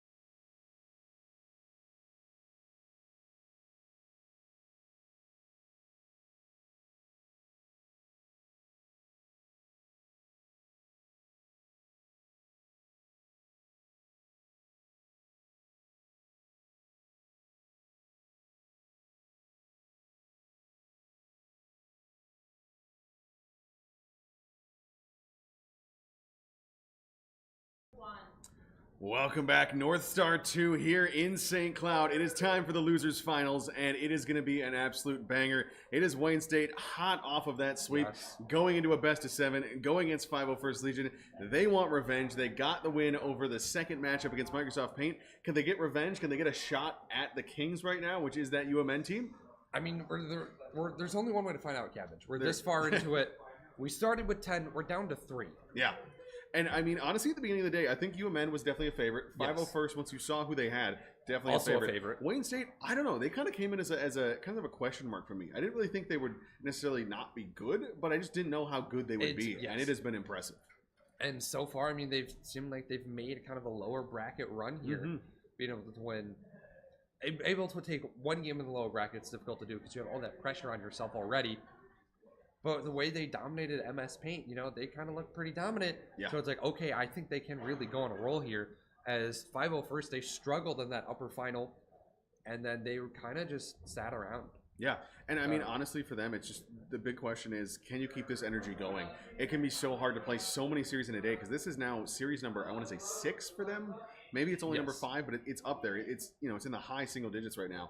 And for them, it can be so tiring. And especially, I mean, there's the advantage of getting that extra game for UMN in that upper bracket. But I mean, it's going to be so hard because your opponent is tired. So I mean, it's another advantage there. But we'll have to see what we get. 501st Legion, it's Flo, Fours, and Lux against Wayne State, Matsagachi, Rage, and Flukerton. As this one will start off here and see what either side can do. Wayne State will likely come in with some heat, try to put this one away quick. Try to get what they can. There's no benefit in this one. It's just a straight best of 7. Winner heads to that grand finals. This one's sent downfield. Fours, what can you do on the charge there? He's going to put a shot on net, but it's going to actually go wide. Lux will go up for this one as well. Try to kick it out towards mid. Nobody's there. So Wayne State gets the capture, and Gachi will transition. I like the early pressure from the Legion. Unable to capitalize. It's an own goal. And an own goal. Flunkerton will get credit for this one, not how he drew it up. That's just a rough bounce. Yeah, and you got to take that. I mean, you take whatever you can get because against such a strong team like this, you want to take every advantage, take every mistake, and just punish them for it. So that one, I guess, you know, and a mistake of their own, but you'll take it nonetheless. Is this one sent down by Flukerton. He'll kick this one back the opposite direction. Fours up off to the sidewall, and for them, I want to see them use their dominance in the air. I think they're a team that will have better air mechanics and just better positioning when it comes to reading those bounces. And if they don't use it, I think that will really allow Wayne State to equalize this. As Flo is going to drop that down. Gachi off to the sidewall. Fours gets a touch in the midfield. Flukerton sends it up, looking for Gachi once again. Top corner. Fours. Huge save on that one. Flukerton back out towards mid, but nobody there. Just Flo on the transition. I like the looks from Wayne State. Legion getting solid looks as well, but they're just, again, they're just 1 or 2 touches away from hitting pay dirt. And I don't want to say it's because they're being too fancy. It's just that they're not in position. Yeah. Good news there. Good defensive positioning. All 3 back there to cover on that one. I'd like to see someone on the backboard, but they saw it was coming in low, so nothing too dangerous. Fours off the sidewall. He does get the second touch to himself, but again, it's going to go just out of reach there. Lux, he'll put this one off the backboard. Flukerton, nice clear, but back in the direction of Fours. So he'll go up with this one, but a lot of boost there. And again, that one too fancy, though. You talked about that, about being a little bit too, kind of getting too cute with it. And that one right there, there's no need to do that. Just get a pass out towards mid, try to put some pressure on. He's allowed to fall back on defense. Lux carrying it forward. Gachi on this one as well. Flukerton going for the shot, but that one's going to go wide. Does Rage have a chance there with an open net? No, he stays back. Lots of open space for Wayne State to utilize Legion. Just not getting in the faces of the Wildcats so far. So I'd like for the Legion to just kind of step up a little bit more, tighten the rotation, get in the faces of Wayne State, because if you give a team too much space, they're going to start to utilize it and you're going to get burned. Well, and yeah, that's the weird part too, is that, you know, matching these 2 teams up head to head, you'd expect that this team of the 501st Legion would be the stronger team. I mean, they won the matchup earlier today. They just are a team that, you know, based on the players that we know, a stronger mechanical team is stronger in most aspects. But right now, they're playing so far on the back foot. You know, if they just pressure up, hold that midline there, it can be so suffocating to play against. But right now, they're playing a full, you know, the full length of the pitch, and it's really not doing them any favors. This one, a kick pass across the field. That one intended for Rage, but it's going to go wide. Flukerton double. Why is there 2 people there? Gets the save on that one. double commit the other way, put Flo in a tough situation. It's weird opportunities, but Wayne State doing well. To their credit, do want to give them some of that it's definitely been a solid performance out of them so far. They've got 100 seconds to deal with. Can they hold on? Can they finish this one off? Rage, not the best touch, but should be okay. Flukerton, another squishy save. I think that's 2 now for Wayne State in the past minute. As Flo tries to kick that one out mid, but Gotchi sends it sidewall. Flukerton up top. He'll kick that one all the way across, out of reach of Rage, so we'll have to wait on that one as Ford's counterattack. Up to Lux, but it's nothing there. And I mean, really right now, Wayne State looking comfortable in game 1. Looking comfortable because they haven't really been tested as of just yet. That's just off the crossbar. And for the 501st, they're on their passes. They're too spread out. They're too telegraphed. They're easy to intercept just wide again. Yeah, this Wayne State team is looking dangerous. They're comfortable right now. They're taking good shots. They're taking quality opportunities that, actually are threatening on net. But Forrest, he's going to threaten the other way. Flukerton, nice save there. Goes top shelf and swats that one away. Now Rage, he gets bumped there, but does still get the save. Able to keep himself on the ground there and not get demoed. Now Flukerton, sidewall, trying to drop that one low. Okay. That one would have been in. Lux on the goal line prevents that goal as Forrest not the best angle there. 30 seconds now. Does 501st have anything in this final moments? Goal in 30 seconds, more than doable. They need to get possession first. Flo to Lux. Gonna pop it. No one's there. Yeah. And at this point, it's just Wayne State killing the clock. They have no problem with it. They'll just let this one ride. 10 seconds left, and they should be on their way to game 1 win. It's easy. It's clean. It's clinical right now. I mean, they've had opportunities. I could have seen this one being 3 or 4-0 right now because 501st, they did not look comfortable in this one. They did not look ready to go. And I did see that, we saw them come in and they really didn't warm up for this one. They kind of there were 2 players on the Legion that were just kind of lounging about, and they're like, yeah, we know we can warm up, but we're gonna vibe with it right now. One of the other Legion player was dead focused on the monitor. Yeah, because I mean, look at it. I mean, 10 shots, so 10 to 4 actually. So Wayne State actually struggling in the shot department. I thought it would have been a little bit closer there, but they got the 7 saves to the 3. And I mean, really, for 501st, you got to find a way to put some better shots on net. A couple of really good saves. I mean, give Wayne State some credit there. There was the 2 really nice squishy saves, things like that. Just really, really solid way to get that forward, get that going. But hey, I mean, you can't rely on that. No, and I mean, you take a game 1 win no matter how you can get it, and for them, I mean, continue the momentum in a game 2. Just keep that pressure going. I mean, how do you think Wayne State scores more? Because that's going to be the biggest issue for me right now. Is I think you're only going to hold 501st to 0 for maybe 1 game. For Wayne to score more, the offense is there. We see the connections there. It's just a matter of finding them and executing. Yeah, because I guess they only had, I think it was 4 shots in that game, but they felt like quality shots. It felt like good opportunities that were pretty dangerous. As Flukerton chance there, and 9 seconds into this one, Wayne State takes the first one. That's the offense we're looking for. A mistouch out mid and great pressure along with a demo. It's all you need, a good pass. The demo connects, and the shot's on immediately after. Yeah, and I mean, it's perfect. That's what you want to see out of your team. Coach is happy to see that one. As Flo kicks this one to the sidewall, Flukerton, he's going to have another chance with it here, but gets beaten over top. Flo takes care of that one as Rage rips it off to the corner. It's going to bounce out towards mid. Another demo.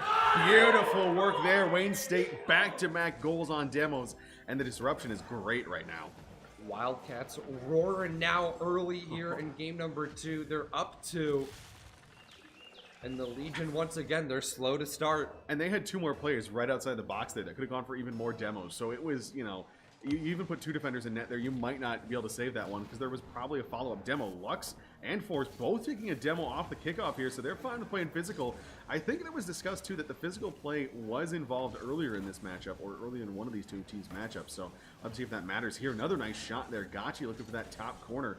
That's Flukerton. Lets that one go over top. Lux trying to kick it out towards Flo. It's going to be tipped top off the backboard. Lux, slow shot. No, that one's going to be saved. You got to put more power behind that one, but it was a tight angle and couldn't make it happen.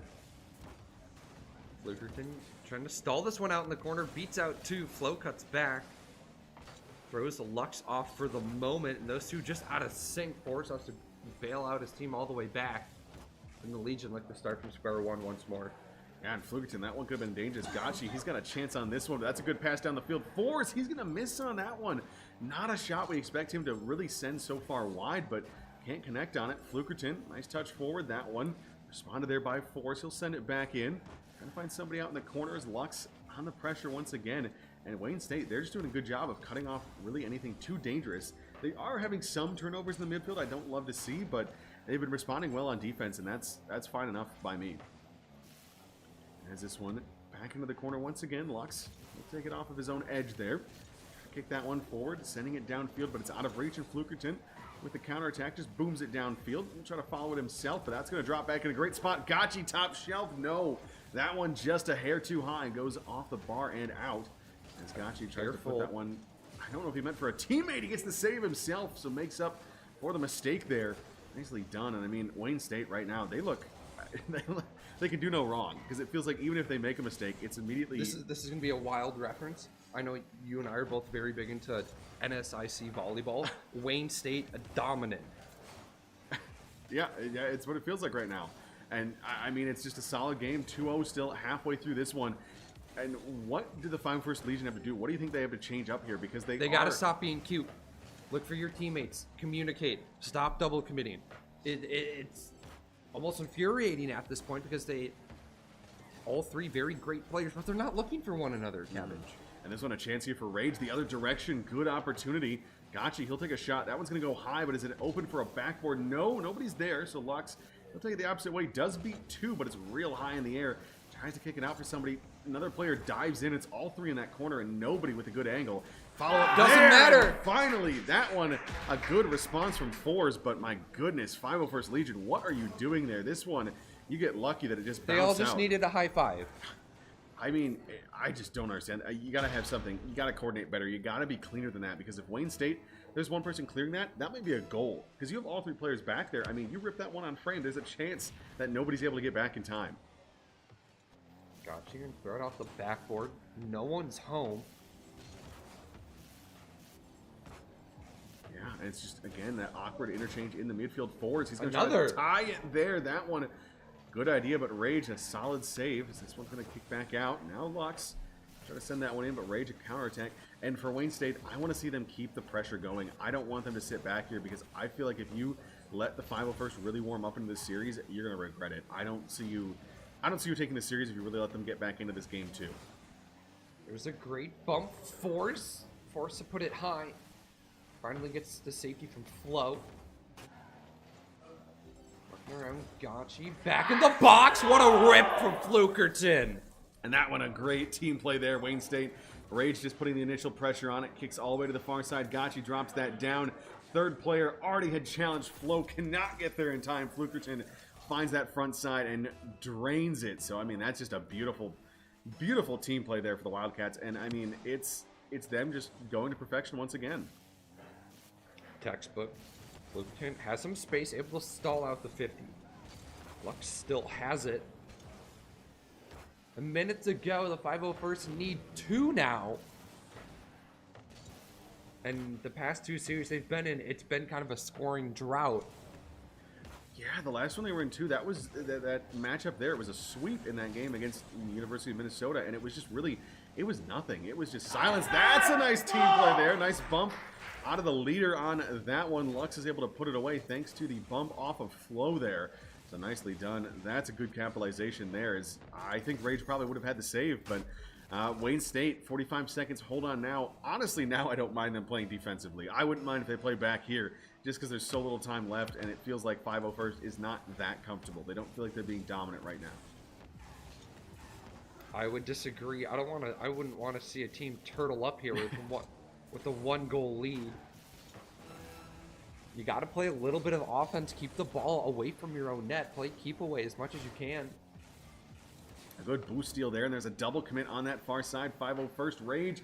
He can't get up to it in time. Lux goes for the challenge. Now this one awkward off of the sidewall. Gotchi, good challenge there. He doesn't get much of a touch on it, but gets enough to force it off and away. Flukerton, touch past one. Lux charging in there. Flukerton wins that one, and it should be done. Fours, what do you have to show here? Almost off his own backboard. Rage, he'll chip that one up. Do we have a 0-second goal in store, or Wayne State, do you take a 2-0 lead? This one kicks up high. Lux, they'll try to keep that one going. Drops it down to Fours instead. It's a bad touch there. And the 501st, it's nothing for the 0-second magic, and it's back-to-back wins for Wayne State. 501st looking to be in dire straits right now. Again, another 1-goal loss for the 501st Legion. So again, they're right there with Wayne State, but it's the Wildcats that are just playing as a cohesive unit. Yeah, and I got to say, something that's really concerning for me to see here, 8 shots for both sides, which is really not a good sign for 501st. Wayne State was just, it felt like better shots. It felt like more quality opportunities, even though there's fewer saves, which is kind of the weird part of that one. Only 2 saves missing on that one, but it felt like there was more consistent opportunities for Wayne State, and if they get the same number of shots, I feel like they convert more, and they continue to do that. So 501st, you got to wake up. You got to find some offense. You got to break through somehow. I mean, we saw the bump play. Well, it was a demo play on the other one, wasn't it? Yeah, so those physical plays, that's what worked against you. Do the same thing back. Keep playing physical and focus. At some point, you have to give Wayne State a taste of their own medicine. Exactly. And again, you got to start looking for your teammates. Solo plays are not going to cut it here because the Wildcats, they're stout on the fence. Yeah. And Gotchi, he might put the first one away. He does off the kickoff. Another quick goal. Last time it was 9 seconds. This time it's 4. Wayne State so early on this one. It's just immediate pressure. Nice flick over the last defender, or second to last defender, excuse me. Flo can't get there in time.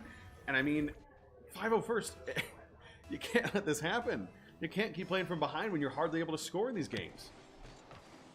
You have to start, at some point you have to give your opponent some sort of respect to really, how do I put it?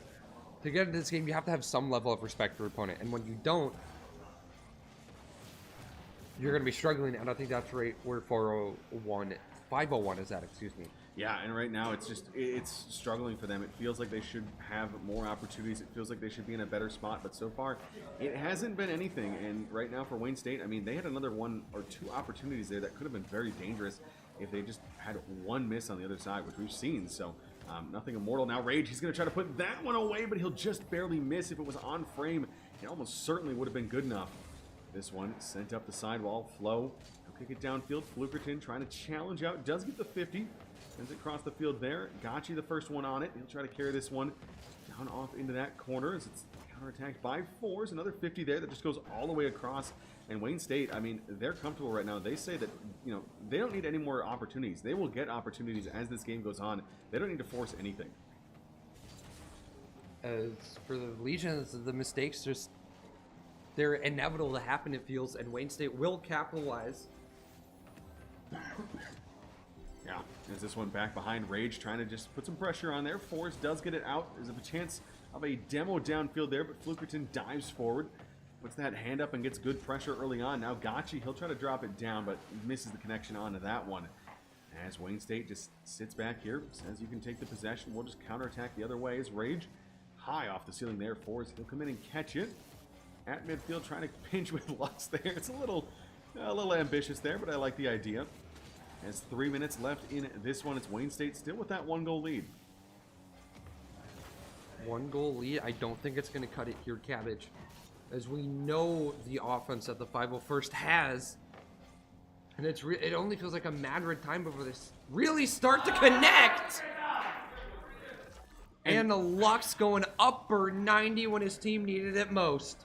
And that one there, I think Wayne State expected it to roll up the wall. It takes the bottom corner, goes straight up and right back down off the ceiling.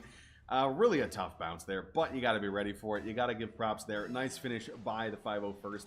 That one, it really just all around nice and clean. Love to see it there. And Wayne State now, how do you play when you're tied? How do you play when you've given up a goal after scoring yours? I don't think they've had the lead and then have it tied. I think they've just, had that lead grow and shrink throughout the series. So see what they can do here as 4s off the sidewall. That's not a good touch. Gotchi's putting that one out towards mid. Flukerton. Oh, man. Oh, my gosh. Another one that just goes crossbar. Now dangerous Lux. Does he get up in time? He does.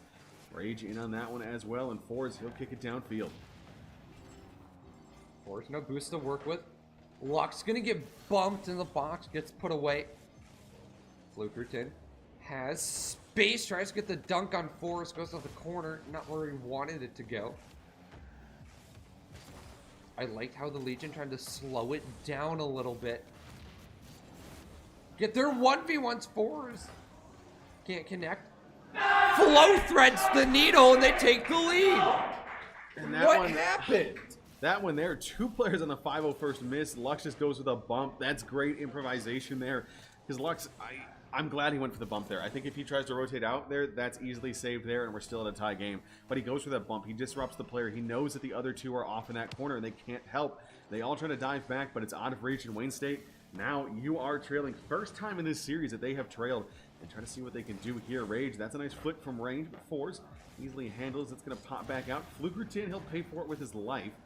As Flo drops that one sidewall, has it sent over top once again, and just trying to transition back in for Wayne State. Yes. That one might look good, but Gotchi sends it well wide, and Fours just goes for the clearance. I like the look, though.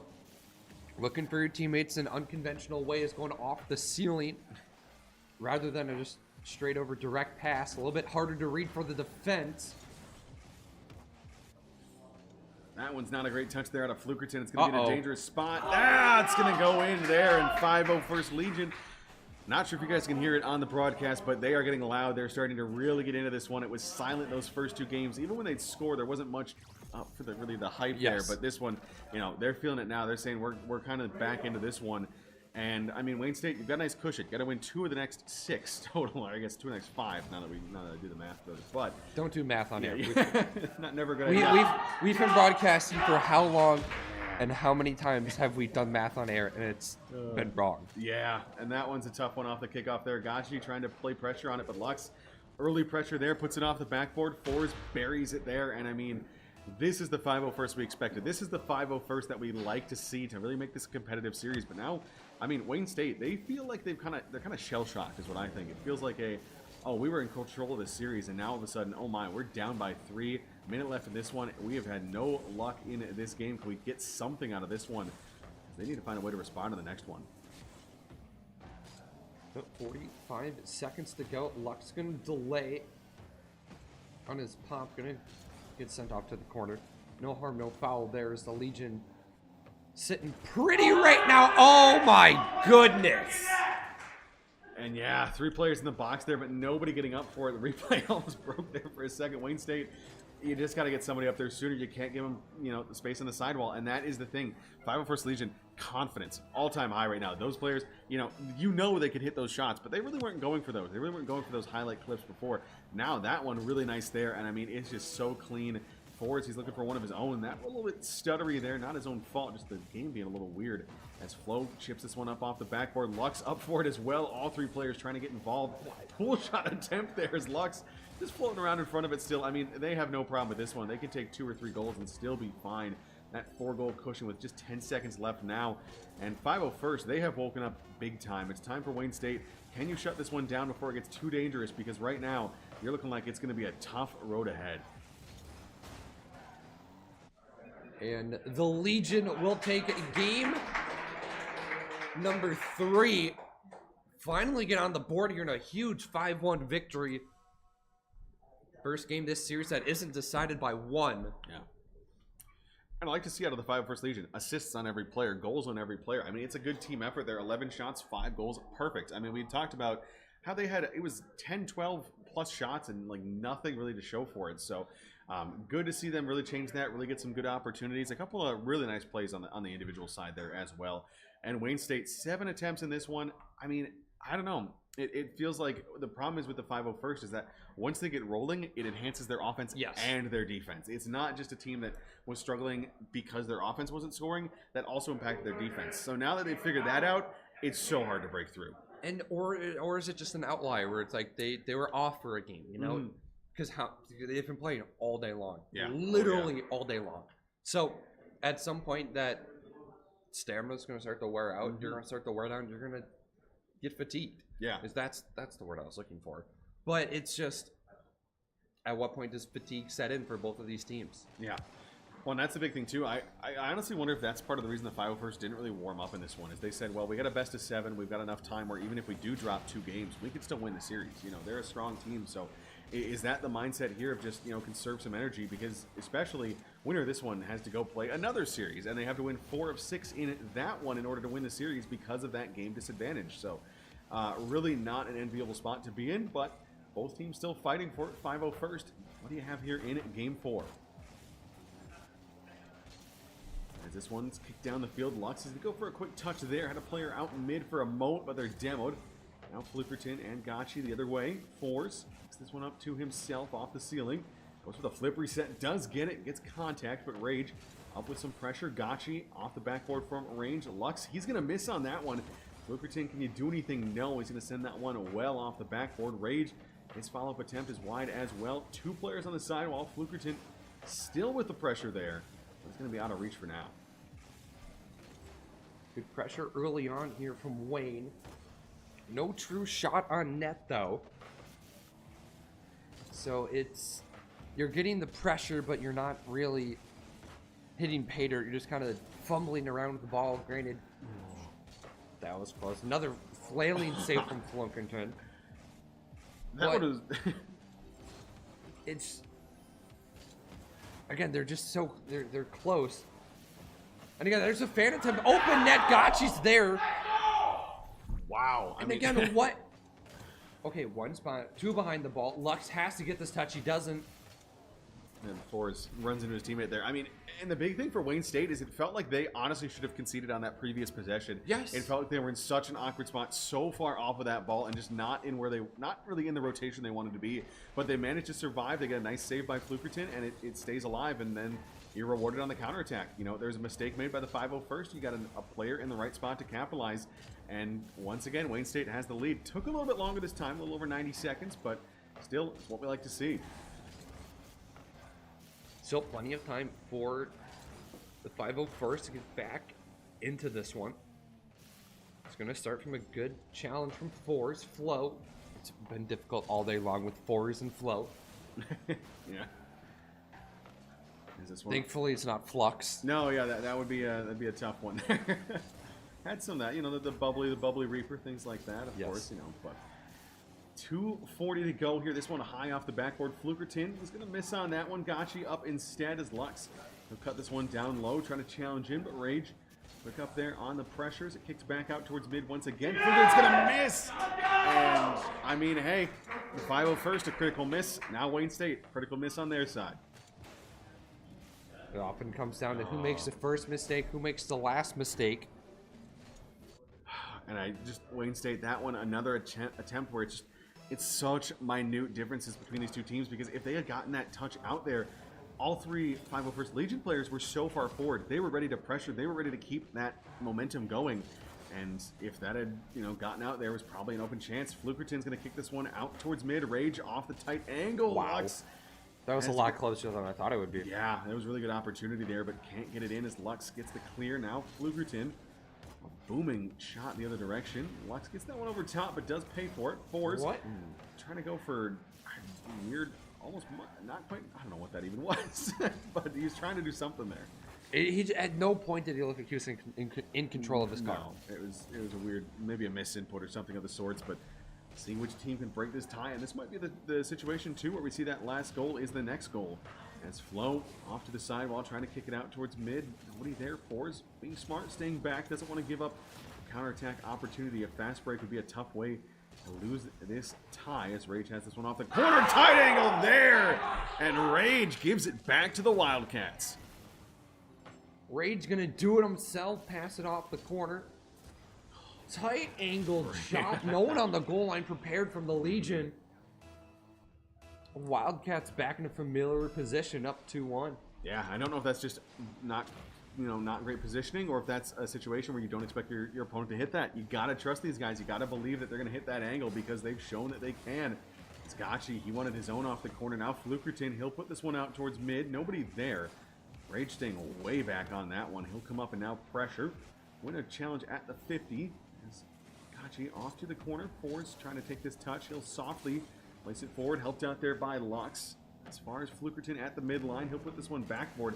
And right now, it feels like 501st just struggling to get possession here. They've got a minute to work with, so don't need to rush now, but still, you got to find a way in soon. Yeah, you're gonna want this next one. Looking to force. Oh. Look to force OT. You don't want to go down 3-1. Don't want to be put on elimination station. And that right there, we heard the players, they're really, you can hear the 501st, they're stressed. They don't want to go down to that 3-1 like you said. You heard the shout of I got him because he challenged and got the demo there, so or the bump at least. So, they're trying to go for those physical plays. They're trying to use that other attacker as well. But right now, not working as Lux. This might be the last chance here for the 501st in this one. Fours, he's going to kick this one high. Can he get it under? Oh, what a play! Yes, he can. That is what Fours is known for, and he puts it away beautifully. I thought Forrest really kind of overdrove this, was able to correct it back the other way. And that one, yeah, just really nice there. I mean, it's a great response out of the 501st Legion. It's a great way to really take this one and, say, hey, we're not done yet. We still have a chance in this one. It's going to be overtime unless someone's got something in these final seconds. Gachi off to that sidewall. Flo kicking out towards mid. Flukerton, he gets bumped there. Gachi able to put that one off to the corner. Now Forrest, he'll kick it out mid once again. Flukerton, he's up on this one. Lux up there. Gachi as well. It's still in that backboard. Forrest, and they put it away. And they can. It's another 0-second goal. 501st. A little bit of a Harlem Globetrotters goal on that one. Wow. Oh, man. At some point, you got to get that ball to the ground, and it's like Wayne State didn't care to. Yeah, and I mean, like I said, it's just off the backboard again and again and again. And interesting thing to notice, both teams playing more in the midfield, or both teams preventing these shots. Only 6 shots a team now. So it went from 16 in the last one. There was like 20 in the game before. Now we're down to just 12, and 5 of them go in. So this is just these tiny little differences that is really allowing these teams to score, and it's what's making this such a good series so far. It's the lower finals. It's what we expect. Yeah. But for the Legion, it took 2 games for them to really settle in, and now that they have, I'd say they have a slight edge over Wayne State, but I just wish their scoring would be a little bit more consistent. Yeah, and that's the big thing, is just finding a way to be just find that consistency, continue the pressure, because it's always frustrating to see a team that can score, and you watch them score in one game, and then it just dries up the next, and it's like, what is going on? There's not a ton of differences. You can't see a lot of changes between those two, but that's just what it is. So we'll have to see what this next matchup looks like. And I mean, now it's 2-2. Wayne State, that hot start has been completely erased, and also, I mean, not only dissipated has it been absolutely wiped off the board, but I mean, you're deflated. That last one there, you thought that one stinks. You thought you had that one probably in the bag, and then within the last 30 seconds, you can concede the tying goal, and then at 0 seconds, it's a nice goal there out of the 501st. If you've played Rocket League long enough, you've blown leads like that. Gotcha. What a nice save there. He's able to put that one off to the corner. Fours. He's looking for another one here. Nicely touched by Flukerton. He'll put this one up towards Rage, but he misses on that one, and that might be nerves coming into play. We'll have to see if that is a pattern that continues as Flukerton misses on that one. Gotcha has to come in. Nice touch there. That's a full court pinch. I'm going to follow this one up, see if he can kick it out towards mid. Well, no, Rage is there, but he's a little bit late on that one, so it's an attempt that really kind of falls on deaf ears. Again, early on, both teams getting good offensive pressure, but that second and third man being a bit more passive, as I don't want to be the one to give up that first goal. Yeah, and I mean, honestly, with these two teams, I feel like this is still shaping up to be one of those games where it could be it could be one goal that decides it. Is this one? I couldn't tell. This might have been an own goal. I want to watch this again because Lux has a nice drop out towards mid. Flow. No, that one was straight in. Oh, great. Cool. I thought that maybe went off a defender and it was going to go wide, but no. That's a nice pass there. Good conversion. And 501st Legion, that is now at least 3 in a row. They're looking so good. They're looking on fire. And Wayne State, you've had moments. No way! That one's nice. Fours. Oh. There's just no words. Just. Oh man, the car control is absolutely stellar. We said in the last game at some point, like he had no control of his car. Yeah, but that was the exact opposite. Yeah, and honestly, the thing is too is it's how do you beat that? They've gotten their confidence back. They've gotten their mojo back. They're ready to go. They're playing at maybe not their peak, but they're darn close right now, and it's just looking so nice there. As this one off to the sidewall, Rage drops it down. That one was dangerous. Now a chance still. Gotchi's gonna drop it in there. That's a nice response out of Wayne State. They'll cut it back to 1 and at least stop the scoring for now. This Forrest bit on a hard bounce. Gotchi able to knock that one back, cut the deficit down to 1. And there's still plenty of time. This game could be 6-5 by the end. Oh yeah, no, it's no doubt that this one will see more than just this. As Forrest takes this one off to the sidewall. They'll send it down the field there. Gotchi going to kick this one out towards mid, and that's the big thing too for Wayne State right now is I feel like don't give anything out in the midfield. We've seen them have a couple of passes on offense where they just kick it across the face of the net, and there's nobody there to challenge, which is just an open invitation for a counterattack out of the 501st Legion. So see if you can prevent that. As this one's sent down the field, Gotchi, he'll send this one sky high. Flukerton tasked with going up for it. Does get a nice touch off to the corner, but a nice clearance by Flo. Keeps everything in check. Dangerous for touch. Now. Back middle, Flo with the bump. Rage catching it on the goal line. Yeah, and it's just a little bit of back and forth here. Neither team really wants to be the next one to give up that mistake because, of course, for 501st, a mistake probably means a tied game. For Wayne State, a mistake might mean that this is your series as good as over. You know, dropping down now to a 3-2 would be really tough to dig yourself out of.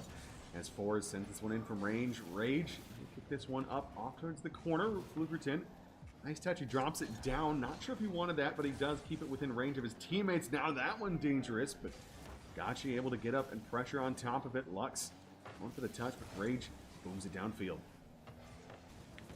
2 minutes to go. The Wildcats just need one to tie. But we haven't really seen them go on an offensive flurry all throughout this series. They've been all pretty spread out. And if they want to regain the series lead, they have to do it here. Otherwise, they've dropped 3 straight, and it's not where you want to be. Yeah, it's definitely, you know, a tough spot to find yourself and really not the optimal location to be in. As Flukerton will send this one forward once again, he'll try to keep it going. And really for Wayne State right now, it's felt like they're kind of just stagnating. It's felt like they're doing enough on defense to be okay, but nothing on offense and nothing really too dangerous as Flukerton's going to try to silence me here, but that one handled there by Flo. Gotchi, he'll challenge forward, does get the touch there, but Flo again on the sidewall, able to handle it without much concern. Get a flip reset, kick it out towards mid. Now Flukerton with the counter attack, but again, it's just really good defensive rotations out of the 501st, and I mentioned it early on, their dominance in the air. That is what we continue to see, where if you just kick it at them in their own end, they'll be up, they'll be on top of it, and they will take consistent pressure and take possession. As that one, another one there. It is just pressure on pressure on pressure. And Wayne State trying to get this one all the way around. Gotchi, a soft touch there, overdrives it, and Flo, he knows what's happening. He's able to capitalize. You could hear him screaming before the ball went in. Yeah. He knew. Yeah. And, you know, not much about it. So Wayne State, you know, 58 seconds. This one is likely done and dusted unless you've got some last-minute magic here. Otherwise, you'll find yourself with the back against the wall. 2 games to go to see if you can take this series or if you do fall here in the lower finals. As Flukerton floats it out towards mid. Lux, not his best touch, but Flo. Nice little chip off to his back corner. Rage on the sidewall there. Gotchi, tight angle shot. Now Rage chipping it out towards mid. Once again, there's a demo, and that one dropped down. Nicely done there. A demo by Wayne State. Back to what worked early on in this series, the physical play. It was all very claustrophobic. Everyone in the box. Yeah, all 3 players right there at the end of that one, but enough of a conversion, and that's, you know, you take those. You need to have those risks at this point, because if you don't, you're just going to fall anyway, so you might as well give it a shot. As Flukerton takes this one up, Lux gets a demo out towards midfield. Now a chance for a shot here. Forwards, that's a soft floater, and nobody's up for it. Wayne State, it's low boost across the board, I think is what the issue was. It looked like about 20 or 30 on the top player there, and just nobody in a good spot to reach that one. 501st silence the attempt at the comeback. You have 30 boosts is more than enough to get up to the crossbar. I don't know why no one went. Maybe it was the fear of double committing. Yeah. And then you end up having no one commit, and that's just as bad. Yeah, and for 15 seconds, this one should be done. Gotchi, he'll try to get one more for the road. Try to kick it out towards mid. Does get it there. Flukerton buries it. And 9 seconds, we saw a 0-second goal in our last one. Do we have another one in store? Of course, this one would send us to overtime right now, but I mean, it's Wayne State fighting. Got to give them credit. Even if they are struggling in this one, they are fighting. They are not giving up. And can they make something happen here with 9 seconds on the clock? Kick off to the sidewall. Bounce. Clock going to begin to wind down. Flukerton's got to stretch out for this one. Runs out a boost. And at the last moment, the Legion get in front of it. And they'll move to series point. Yeah, and that one right there. Look at the shots on this one. Wayne State 11-7, the lead on shots. And that's really tough. I mean, it's good saves out of Legion, but it really just felt like Wayne State struggled to get quality opportunities. They went for the quantity this time, not the quality, and it burned them. And really for 501st, a solid game. You definitely were challenged, but enough offense there. Fours goes 2 for 2 with a couple of nice ones. Their star there. power finally showed up. Yeah, that's the big thing right now is Flo and Fours, the two biggest stars, at least on the offensive side of this team, and they're doing their job right now, at least enough to get it done. And I mean, Game 6 back against the wall for Wayne State. Do you think they go all aggressive? Do they go all physical? What's really the recipe here for them to have a chance? That question is why I'm not a Rocket League coach. I don't want to answer those questions because I don't know what the right thing is. Like, you can be more aggressive, but you might get burned. It may not work out. You can't get more defensive because you need to score goals to win. You can't be pinned up against your own backboard. Obviously, what you're doing right now doesn't work, so you have to change something. So we have 5 minutes in front of us. We'll see if Wayne State can force Game 7.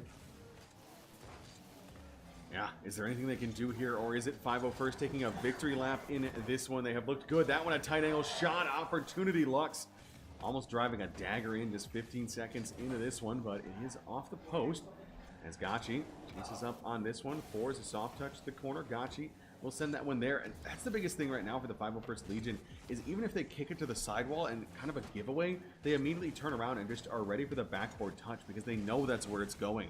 They know what the next play is out of Wayne State, and it's beautifully read and beautifully defended. As this one kicks sky high, Lux try to get that one over Gachi, but it's going to be knocked down there. Now Fours this one out towards mid. Flukerton off the sidewall there. Flo not quite reading that one. Trying to go for a fake there. I think Flukerton was hoping someone would bite. His Rage puts this one out middle as well. A double commit there, but it's a nice clear off to that corner. Flukerton top shelf. It's another good save there. That one Fours on his own goal line, keeping us tied at 0. And we see the Legion not too worried about breaking out. They really take their time with it. Lux trying to jam one through the near post, can't find it. But for the Legion, I just like to see a little bit more urgency on the breakout. I feel like they're just taking too much time. And that one really should have been an opportunity. Wayne State, you got to bury that one in this one because you don't know how many chances like that you will get. As that's a tight angle shot there. It's going to bounce awkward. So 501st wasn't ready to capitalize. They had players in position, but just really a weird bounce. As Flukerton and Gachi carrying this one forward. Fours. He's got Lux on the backboard. Lux going for the highlight, but he's going to drop it straight down instead of towards net.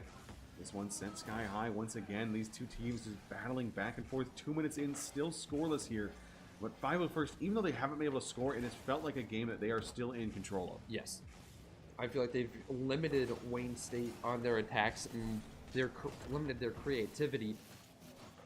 As for the Legion, they've been able to utilize the space that Wayne State has given them throughout the series and adapt to it and start to exploit it. As this one's going to be sent the opposite direction. Fours, they'll pick this one up here. Flukerton trying to drive in on it. Fours in on that one as well. There's a demo on the defensive side for Wayne State. This one goes off to that far corner. Rage, trying to chase in on it. Softly dribbling it forward here. He's going to go low. Does get the first win. Gets a decent 50 out of the second, all things considered. But then it's Flo in there to boom it back the other way. Flukerton off his backboard. Lux kicking it forward as well. He'll go for this one as a demo attempt off in the corner. Out towards mid. Gachi, good presence from the back post there to send that one up and away. But again, it's Wayne State back in their own defensive corner. They've got enough boost for now, but it's not sustainable if this keeps up from the 501st. At some point, one of these teams is going to have to break, and so far, 3 minutes in it, neither team has decided to do just that. Oh my. I mean, these are the best games, though. You would love to see it where these two teams just duke it out. And I love offensive master classes where their games are 6-5, but 1-0 games are just as good. And this one, a chance here for Flukerton. Can he put it away? No, he can't. Flo with the save. That one on the goal line. Heroics there out of the 501st to keep this one still tied up. And they have a chance to win this one with a good offensive pressure. Now Fours, they'll drive this one sky high. Lux on top of that one as well. Fours catches it low, but can't get through Gachi. This one goes up. Flukerton off the sidewall. He's inverted, gets it past 2. Lux, that might be Oh, an dear. own goal. No, it's going to go wide. As Flo has to come back to help as well. Gotchi up for the shot now. Fours another save on the goal line. And 501st, they are playing so well on the defensive side. I feel like for the 501st, they're playing with fire a little bit. Wildcats continue to get closer and closer. Feels like inevitably they're going to hit pay dirt. That one's on net. I didn't see Gotchi as he blended into the background. Had me worried. Yeah, I mean, it's just playing back, playing smart defense. At this point, it is, you know, you talk about the mistakes, you talk about not making that last mistake, and in this one, it will be crucial because one mistake will be all it takes. It's Rage, a shot attempt at him there by Lux, but he gets the save, has to react quick to that one, and careful not to backflip in the wrong direction. Flo, a nice save as well. He had fours back to assist, but it still could have been dangerous. 10 seconds now. Gotchi chips this one up. He's going to send it off the ceiling, still to himself. That's Flukerton flying in to help.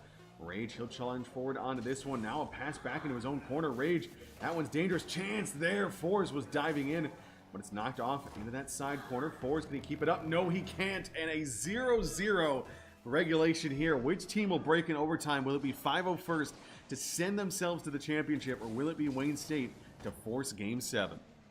Both teams need to do a better job tightening up on defense. You see both teams getting a little too loose, a little too free as they're just letting the ball getting a little too close on their own goal line. Yeah. So both teams, I think they have to keep the other to the perimeter. They can't allow anything inside. Yeah, and that's the biggest thing, as we saw that early on from Wayne State, was touches across the middle and touches into dangerous spots in the middle as well. As Rage was looking for a demo onto Flo there, but Flukerton on his own goal line does get a nice first touch. Have to go for the low 50. Lux will win that one for a moment, but Rage maneuvers him and takes the ball the opposite direction, gets it past 2. The pressure's still going here, as all 3 501st Legion players are back. Flukerton jumping quick for that one. Now a 3v2 for the moment. Gotchi takes that one out towards mid, and Rage should be able to take this one off to the corner. That's Flukerton with a nice touch there, but Force knocks it down once again. Gotchi, he'll carry this one forward, looking for the low play. That one a good idea, but he's got 2 defenders to beat. On the goal line is now Rage. Has a chance there. That one just goes wide as well. He was too far out towards mid, not able to get the angle on it. This one hits back towards the mid line, and Flukerton, nothing really there. Rage, lots of power on that one. Low to my tight. 501st. Again, not very urgent. Trying to break this one out. And I love it. The crowd, you just hear a howl come out there. I couldn't tell if that's a player, if that's a fan, if that's a coach. You don't quite know, but players just wondering, people just wondering, how are they saving these? Gotchi, that shot there looks so good as well. It's such pace to that top corner, but it just connects with the bar. They're starting now to a chance flounder. As Wayne State is on their feet over there. They are excited. They are loving this one. And a minute 49 in overtime, they will find the winner. They will force Game 7. And after 3 wins in a row for 501st Legion, Wayne State does strike back with an overtime 1-0.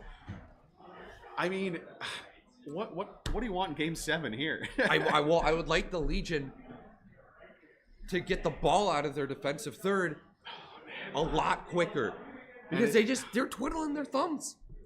And I feel like we talked about Fours and Flo being the star players.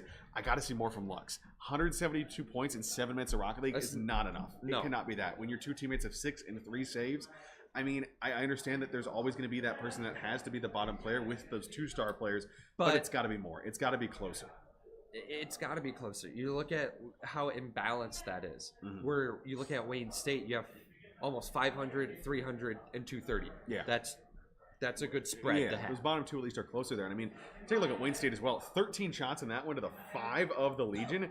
It was offense, really, or at least offensive attempts the entire time, even if you couldn't find the back of the net. And I mean, we saw the 10 saves, and I mean, some of those absolutely insane on the goal line. Some of those didn't even count because it was like, oh, it was going to go bar in, so it counts as just going off the bar. So, you know, it's incredible. It was great defense out of the 501st, and just they're unable to break through even with those opportunities.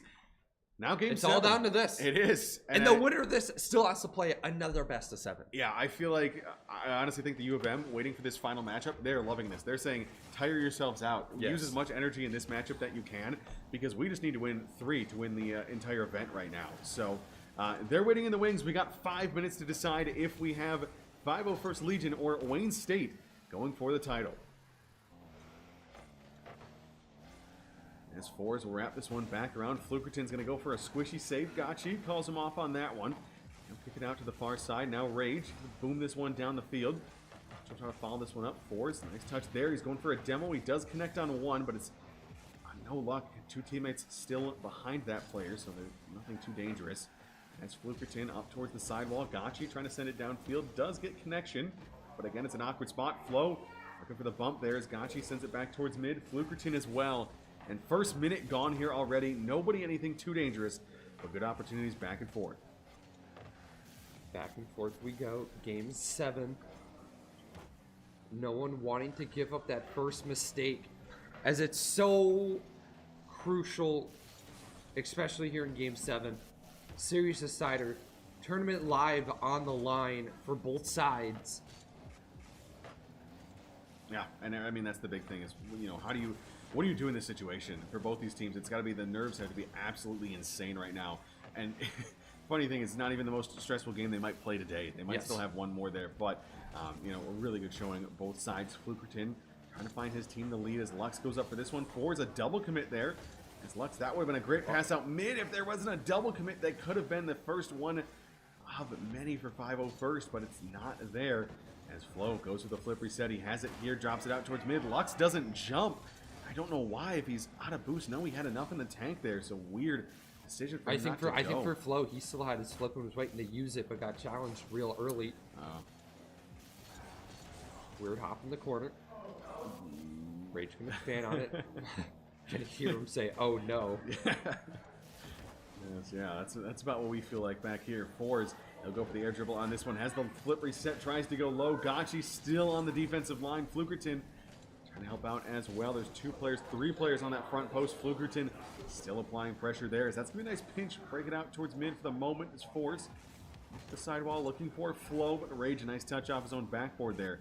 He's able to at least apply pressure forward for a moment as Lux looking for the tight angle there. That one's going to go too far. Used all of his boost in the process, so he has to loop back. The pressure continues. A nice Someone demo. got demoed. Yeah, Wayne State. A little bit of space now for the Wildcats, but as soon as I say so, they're playing defense once more. And who else but Flo to open the floodgates? Yeah, and there it's just a miss. It's really unfortunate. Rage was there. He knew what he needed to do. He had to go for that attempt and just misread it. It's so hard with how much pace, the low arc on that one. It's so hard to tell where it's going to end up and just can't quite read it there, and that's what gives that opportunity away. So 501st, nicely done. Way to get the lead. Now, can you defend it? Can you keep the pressure going? As Flukerton trying to clear this one out toward the side. Lux will kick this one back out towards mid. Rage is on top of this as well as Fours. Takes it down the length of the field. What we have here is Flukerton sends that one off the ceiling to himself. Drop shot there. Going to bounce off the floor, but nothing too dangerous as Gotchi settles it down in the corner once again. He'll lose that 50 just off to the corner. Rage back out towards mid, but nobody there. In a minute 40 here. Wayne State, 100 seconds to go. What do you have for us in these final moments? As that one's a demo there. Lux, can he put it away? No, he can't. That's a follow-up as well. 2 misses there for the 501st. Rage trying to pop this one himself. Goes low. Lux had it covered. You can cut the tension with a knife now. Wayne State just oh so close. Force throwing another one on. Still awkward. And you can hear the energy there. I mean, it was, like you said, silent in here. Both teams focused. Everyone just on edge for what is the result of that attempt there, and that's nicely done. It's a 2-0 lead. Wayne State, we've seen late game heroics. Do you have it in you once more to do something here? You've put up such a good fight. It was such a good start, but can you close it when it matters? Looks like they tried to set a kickoff play. Didn't go the way they wanted to. A minute to go. Trying to find teammates. No one there. Often players in the corner for Wayne State. Gotta be careful. There's a centering feed. It's not strong enough. Flo's gonna send it back. Rage doesn't really have the funds for this, and Ford's gonna put it to the corner. As now just 35 seconds to go here. Wayne State, you got to score one now. You can go for the 0-second goal. It's not likely, but you need at least one more before then. If this deficit is Flukerton, nice 50. He does win it off the top of the car there. Now Rage, he'll drop it in. Nice little touch out mid. Flukerton, nice pass, but a huge save there. The 5-0 first on their goal line game after game. Last time we saw it, they ended up falling, but this time it might be enough as they've got two players off in that corner. Loxy's just going to float out mid. That's a double commit there. Maybe a chance for Wayne State, but they are out of boost. They are out of position. Now Gachi, maybe a chance. No, that one's going to be saved. And the fours, he will take it there. The 5-0 first Legion, they do get scored on. But it does not matter. That is 5-0 first. They will take that. They're fine with the 0-second goal because they get a chance at redemption. They get a chance at revenge against the University of Minnesota. The 5-0 first will not be denied. No. And, I mean, what a last game here. They kind of had a little bit of everything. A lot of good offense, a lot of good defense, and they were just really forcing forcing what they wanted to do. They got those 2 goals that they needed, and that was the difference maker there. Really was a difference maker, and I don't know why they start off so slow. It's my one. They can't go into this next series and start off slow because they're already down a game. The more I think about it, the more I honestly believe that they just figured that they could win a best of 7 regardless. They didn't want to exhaust themselves and just said, all right, let's... but you can't really rely on that. Yeah, but you've got this next one to work with. So maybe, we'll have to see. I mean, they get away with it for this one. Gotta get the promos and, sponsors, yes. of course. Shout out to Monster. Yeah, we got a ton of it here. There's cases of cases. It is. It's a lot. I have seen Kai have at least 2 today. Yeah, at least 2. At least might be more than that. But for the 5-0 first, maybe it's time for them to get some Monster. Yes. I mean, honestly, they could probably use some right about now. A little bit. And the University of Minnesota, they're waiting for the 5-0 first. So... And I want a quick highlight too. So we talk about Monster, but if you've not been here to the Quarry Arena here on the campus of St. Cloud State, you gotta come out sometime. It's I think my 2nd or 3rd event here. It's absolutely stellar. It's a great spot for some esports. We got so many fighting games up in the ballroom. I didn't realize. I think we talked about this earlier. Ultimate, Melee. You've got Tekken, Street Fighter up there. Street Fighter. It's all kinds Mario of things Kart, up there. Yeah, there's Mario if you Kart. want to call that a fighting game. There's Beat Saber up there too. Beat Saber. Make sure next time there's an event here, come check it out. Especially next Northstar. I mean, it's a year away. Next March. Yeah, next March. So you got be there. Plenty of events before then, but you can be there. Also need to give out, a shout out to the Minnesota esports community. Yes. I mean, it's what makes these events possible. What shows up. It's who comes out and gives us support. And I mean, it's everybody in St. Cloud and Minnesota in the communities who make this event possible. Thank you to all the competitors who decided to come out and make the trek up here to St. Cloud for today. Without them, we don't have anything to watch. It's much more boring if you and I are the ones playing. So we appreciate everyone coming out. Events like Northstar cannot happen without the staff, the volunteers, the players, the fans. Yeah, that's us. Yeah, everybody who comes out for this one. So I guess, we can give ourselves a pat on the back, but thank you to everyone out there. We're stoked for the future of this event. Of course, this is number 2. We had one last year, and now, we're looking forward to the future. We still got March 2025, Northstar 3, and, each time it gets better and better. So make sure to check it out next year. I think that's it for us now. We'll take a short break. University of Minnesota, 501st Legion, Grand Finals coming up next.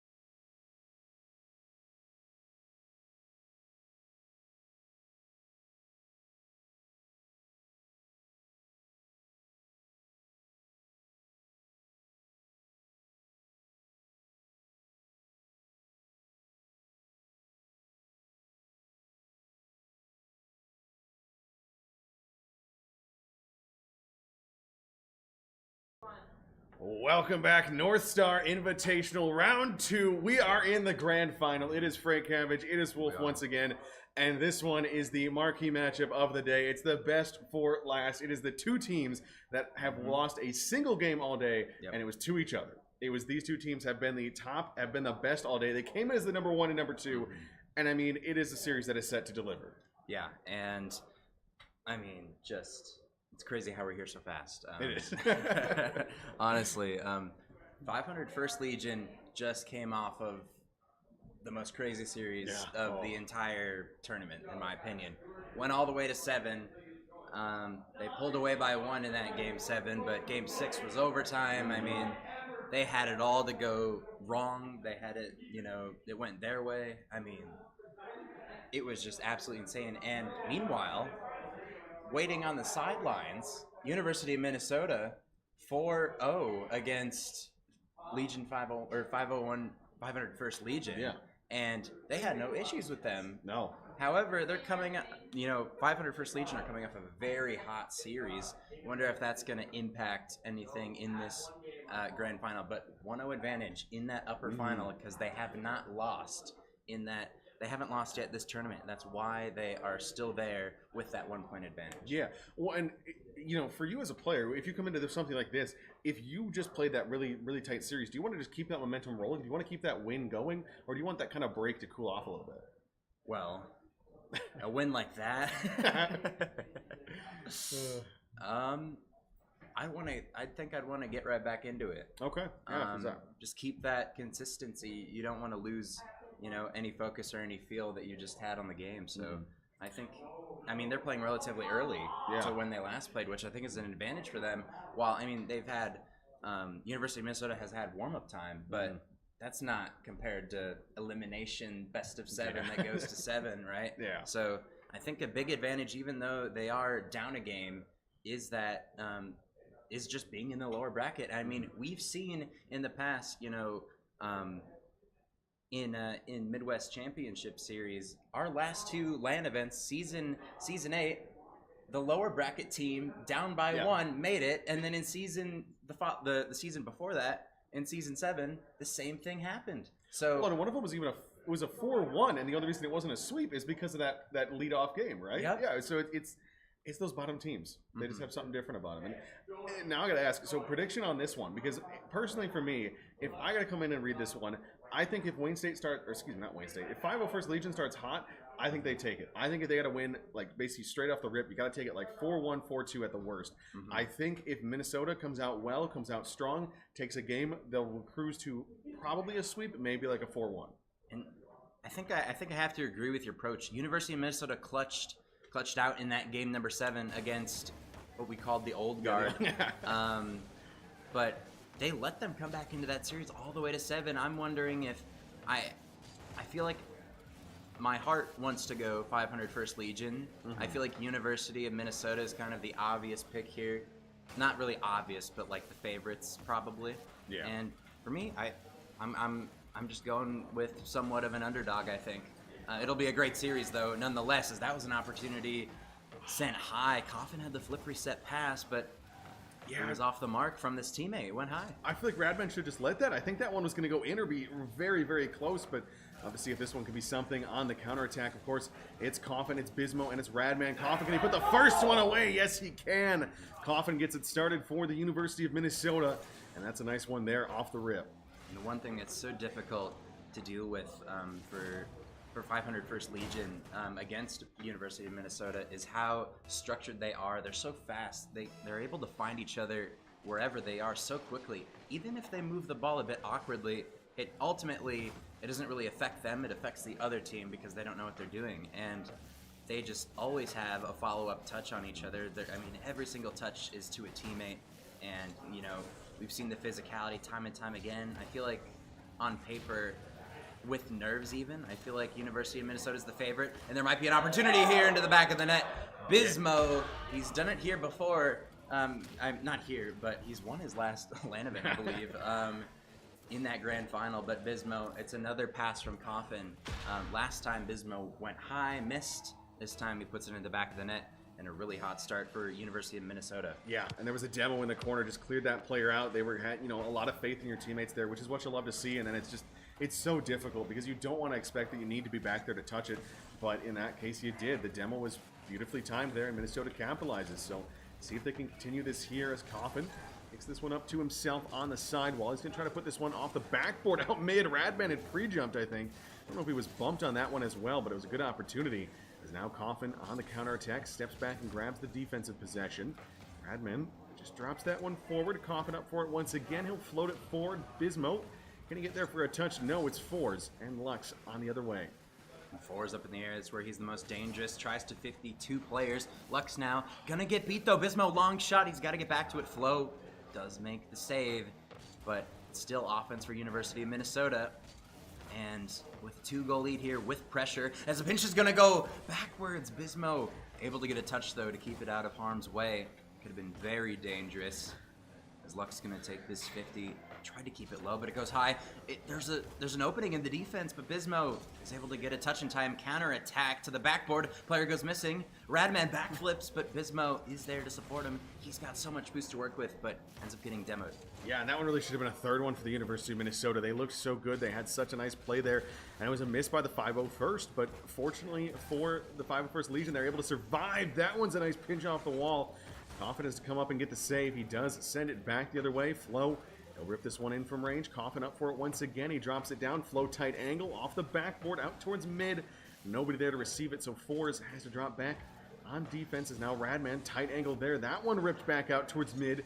And opportunities here for the University of Minnesota to continue to add to this lead. And for the Legion, they've had 1 or 2 good opportunities, but nothing too dangerous. Yeah, they need to get settled into this series. They kind of had a bit of a rough start in their previous series as well, even though they did end up taking the lead at one point, 3-2 in the series, and then ultimately winning in that game 7.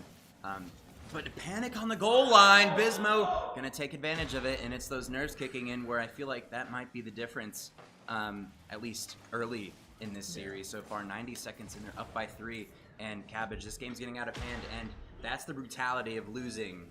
I mean, I guess going into the lower bracket is you don't have that game advantage, and just like this, if this game continues how it's been going, I mean, University of Minnesota 2-0 lead, they might have an opportunity here to get their first points on the board, but fortunately they're not able to get a touch. Bismo's got no boost, but it's like he's Houdini out there behind the ball, as Coffin no boost, just putting pressure on the defense. As long as they can stall on offense or wherever they are on the pitch to be able to get touches on the ball, disrupt 501st Legion, it's just wasting time, and honestly, it's a time game. Yeah. Big time.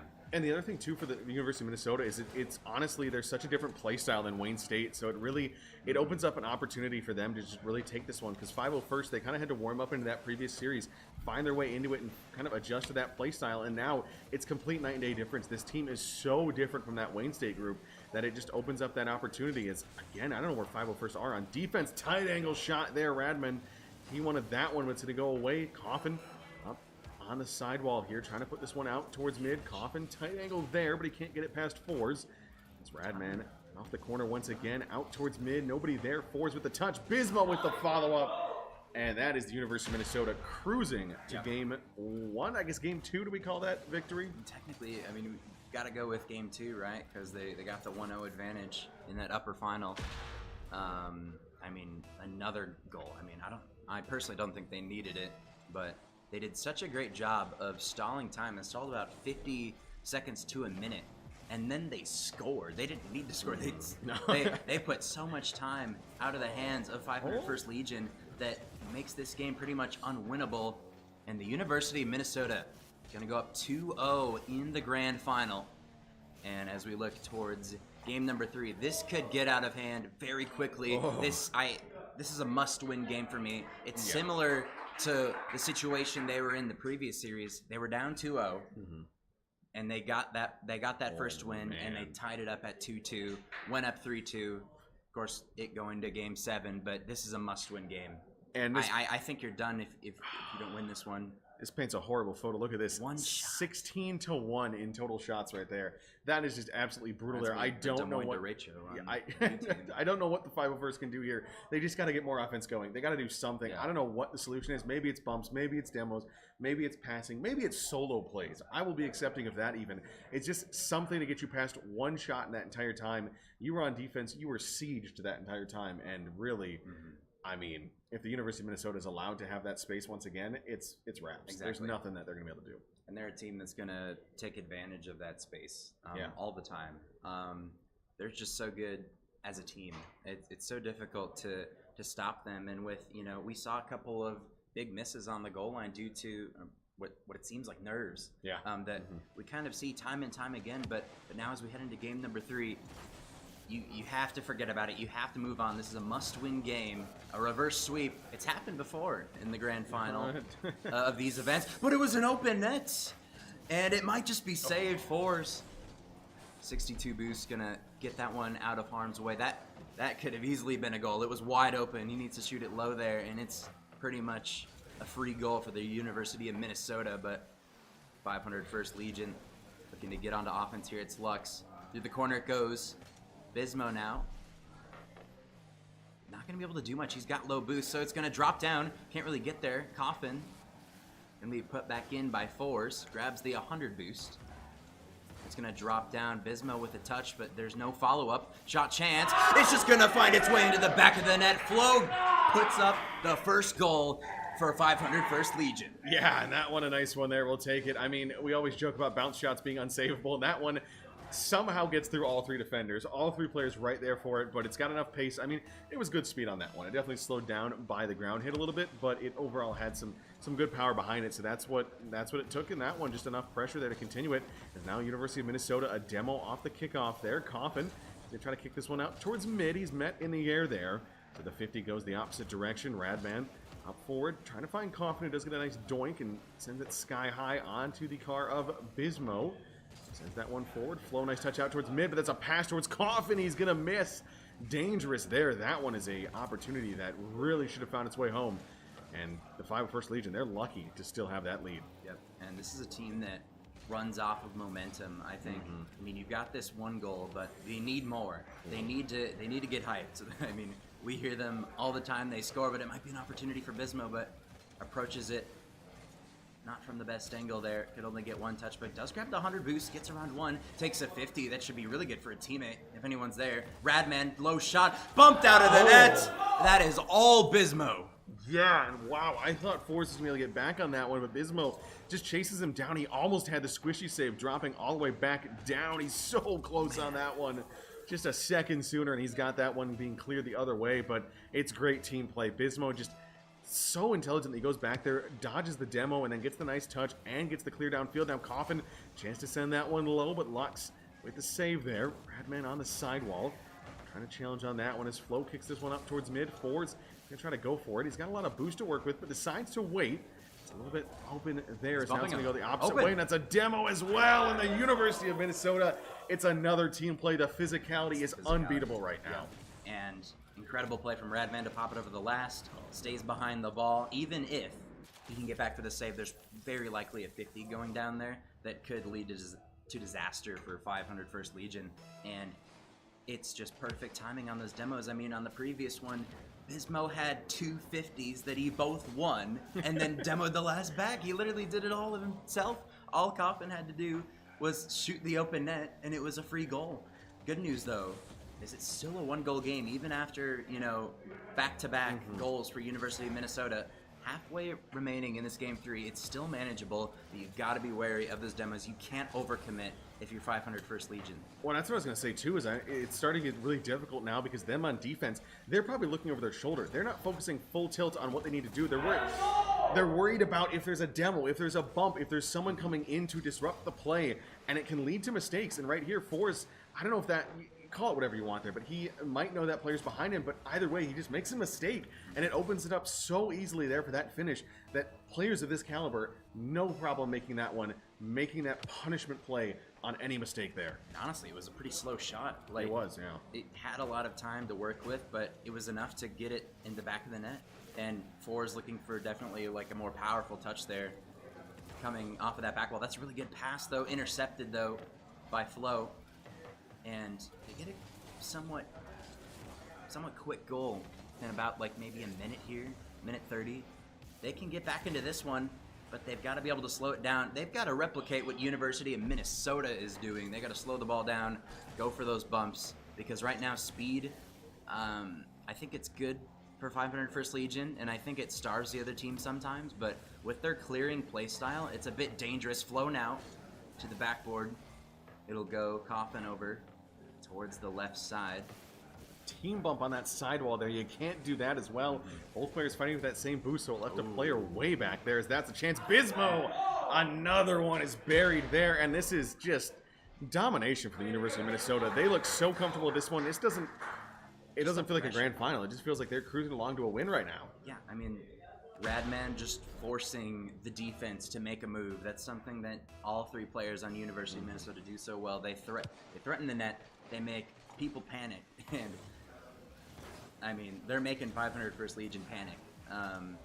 And of course, with the younger players on this team, nerves are 100% a thing for all age levels. But I feel like it's definitely something special when you have limited experience on LAN, even if you have a lot at that young of an age. But University of Minnesota, they were up by 2, now they're up by 3. It was already a hard game to crawl back in, and you've got to score so quickly here if you want to get back into this one, or else you're going to be faced with quadruple match point, which reverse sweep, I mean, what a story it would be. But man, the chances of that happening, I mean, so low. But with, time dwindling down, Cabbage, it seems like that's exactly what's going to happen if we want to see 500 First Legion survive and, maybe. Oh, man. I mean, it's just highlight plays at this point. That one beautifully done there. It kicks up, and Radman just sends it downfield. Coffin up top, drops it beautifully. Radman down low, splits the defenders. What more can you ask for? And I mean, I was going to say for the 501st, I don't know what you do in this next game because it feels like you already lost this series. You can try anything, but I feel like aggression will be punished. I feel like playing strong defense will be punished. I feel like passing, that'll be punished because they'll just cut it off. I feel like this team is just unbeatable right now with how they're playing in this series. I mean, they need to get the physicality going as players missing. Yeah. 10 seconds left. As this, clock's just gonna trickle down. Formality at this point. University of Minnesota up 3-0, and man, it's a completely different world if they don't have that, game advantage. But I guess, to be fair, with a 4-0 in the upper semifinals, I feel like they deserve it almost. Yeah, I don't know. This honestly. But again, one shot. We've seen another previous game that they had one shot total, and that's just not enough to win the game. I believe that's 2 games, and I think they scored a goal in both of those, but it was 26-2 in shots across those 2. I think is what our total was. Oh, I don't know. You'd have a real tough time trying to win any game with that. And I mean, it's definitely unfortunate to see them have that game disadvantage, but I feel like they're just tired. I feel like they're just gassed, and that Minnesota team is playing such a complete game of Rocket League right now. There's no weaknesses. I mean, oh, well, you gave up 100% shooting to your opposition, but they got 1 shot all game. You cut them off on everything else. I have no problem with that one to see zeros across the saves totals there. So. So for them, it's University of Minnesota, 5 minutes. Is this a victory lap or is this a fight for the finish? And for the 501st Legion, do you have something here? Do you have a last gasp of air, or are you done? Are you just calling it quits on this one? I mean, you've got to try. You do. Of course, still not eliminated just yet. No. 4 games that they need to win in a row, whether it be overtime or not. I mean, I'm not sure if Minnesota has lost 4 games today.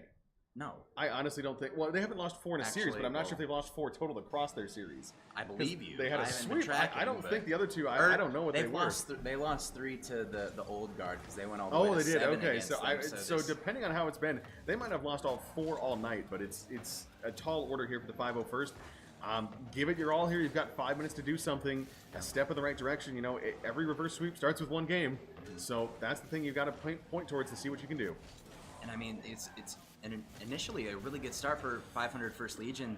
They put it high on the backboard down, but 4's low boost, really couldn't position himself for the shot. You'd have had to been so far back coming forward that might just go in. What is that save on the line of the University of Minnesota? And there's a Rule 1, and they're holding it. What a drastic turn of events. Goes from the most epic save we've seen all tournament to the Rule 1, but they break it. And now it's an opportunity. 500 First Legion. I mean, this is huge for them.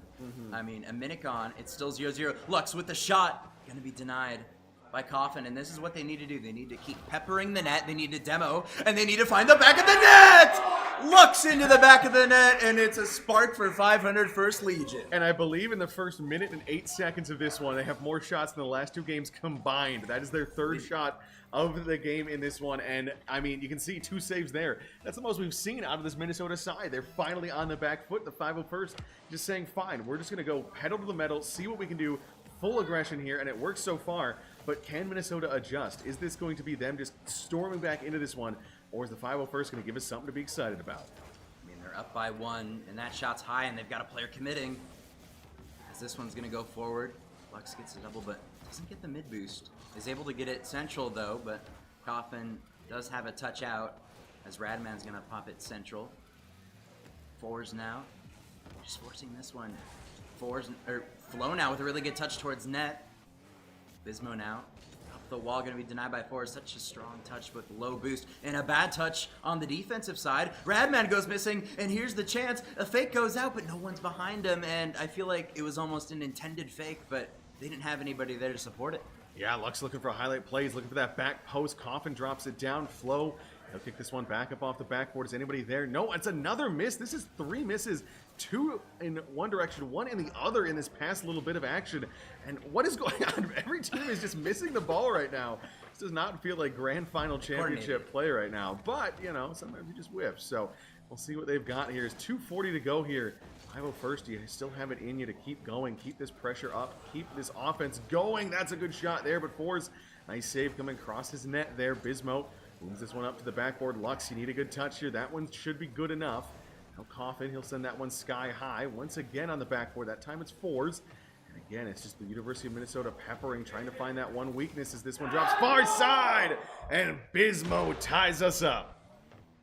And Radman here just starting the play. I mean, all 3 players getting involved. Threatens the double. I mean, gotta be able to cover it on the backboard, but unknown boost mount. I mean, it's just so difficult. All 3 players of, you know, the U of M finding each other and making it work. And it's just so difficult as they tie up this game. And with the huge goal to start out for 500 First Legion, it's responded from. And 2 minutes gone. Good demo from Flo, though. But the 50 doesn't go their way. Bumps Radman off of the ball. But Bismo is going to shoot it. And now Coffin coming in late. Goes to the backboard. Do they have it covered? Misses the double, though. He had it. He had it right in front of him. That's exactly what he was looking for. But now 4's all the way down to the back wall. Flo now has an opportunity. Could dunk his way through the net. I think it was a ghost touch. Both players just sitting underneath the ball, not knowing what to do. I honestly think that it could have been, oh, but he's no boost. He had an open net. Could have been a ghost touch, though. I feel like they got robbed out of that situation, Cabbage. That was a weird one, too, because both just opportunities that are so close. You got to be more convictive on that because you can't just, you know, blame it on the ghost touch as you'd like, but you just can't. You got to be there for that one, as it's a dangerous opportunity. University of Minnesota, all 3 players at 0 boost for a moment. Someone gets another full pad picked up. They'll still have an opportunity here as Coffin kicks that sidewall. 4's in on the 50. Lux sends that forward. 4's nice doink to the back post, but Bismo, he was slow on it, so he had an opportunity. He's now 4's puts a shot on there, and that's a response. 501st, under a minute to go. They have the lead once again. We talk about the Midwest Championship Series, reigning premier champion coming in clutch when it matters the most. When he was a wall on defense in that series, wasn't he? And he scored plenty of goals. He did, but it was just defense was his big thing in that one. But he is, yeah, apologies. No, you're good. 50 seconds, and they get the goal back that they needed so badly because it seemed like University of Minnesota had an answer. And with it being 1-1 like that, when you're against match point, it's not a comfortable situation to be in. 35 seconds remaining in this one. 500 First Legion, you want to definitely keep offense here. Don't give time to the U of M to set up any play as Radman goes missing. Not the best touch from Lux, though, but Flo. Really good control here from the corner. Just forcing them to be awkward on defense. And the transition, I don't think it's going to be there. But no one there to intercept. And a miss comes out. Shot by Bismo. No one was there to cover it for the 501st Legion. And all of a sudden, the 1-goal lead might end us in overtime. Yeah, he had to put that one in. It was wide by Radman. And just, oh, it's going to be heartbreaking because for the 501st, it felt like a bunch of mistakes. And it felt like they had a chance. It felt like they were back in this series. But nothing yet is now Radman looking for the demo on the corner. Oh, he gets denied there. Gets a demo out of it, but is blocked on the line. As this one, can Coffin do anything? No, it's dropped down. We get overtime with the series on the line. Well, University of Minnesota, they're 1 goal away from securing this grand final, while 501st Legion looking for their first win, and they need this goal to continue their series, or else they are done and out of the grand finals. But right now, 20 seconds in flow, 0 boost. Gonna push it towards net. Lux is overcommitted here. This could be dangerous. Bismo, though, 0 boost, just forcing a commit. University of Minnesota in the past have struggled at closing out series, but this is their opportunity. They're in an overtime, and they've got it all in front of them. I mean, just any tiny bit of composure is going to get them the win. As a bump comes out of the net. No one's there, though. Big clear from Lux. Is it on target? Top left! But it's off of the corner. Follow-up shot. Saved. Shot again. It's off the mark! But somehow it's saved by the University of Minnesota. And I feel like that was your chance for the Legion. Oh my goodness, Cabbage. You had to put that one away. You had so many chances on that one. You gotta find a way to put it away. It's just good defense, too. They'll have to keep on going here. What do they have in a response? Can they recover? Lux shot from range. That one looks good! And that one sends us to 5. And after all of that pressure, an open net was gifted to them. And they are going to score, and they're gladly going to take that game. And 501st Legion are still in it. They're still rolling. They'll head to game 5 and continue this gauntlet of a run that, I mean, wow. Just and insane. This one, I gotta talk about the stats. I love me some stats, but look at this. What's that? 13-5 in shots. Finally, 501st Legion in the lead there. And that one is so many more shots. 13 shots. They have 2 of the past 2 games. They finally show up. They finally force the University of Minnesota to be on defense. All 3 players with 3 saves in that one. You could tell how frantically they were diving back, especially in that overtime. It was just throwing their body at the net, trying to keep that one out of the back of their net. And they do it, and they get it there. But it's just, finally, life from 501st Legion. And that's what we love to see here. Can they do the next step? Can they get that next game to really force this to be more of a question of how is this series ending instead of just, was that a fluke?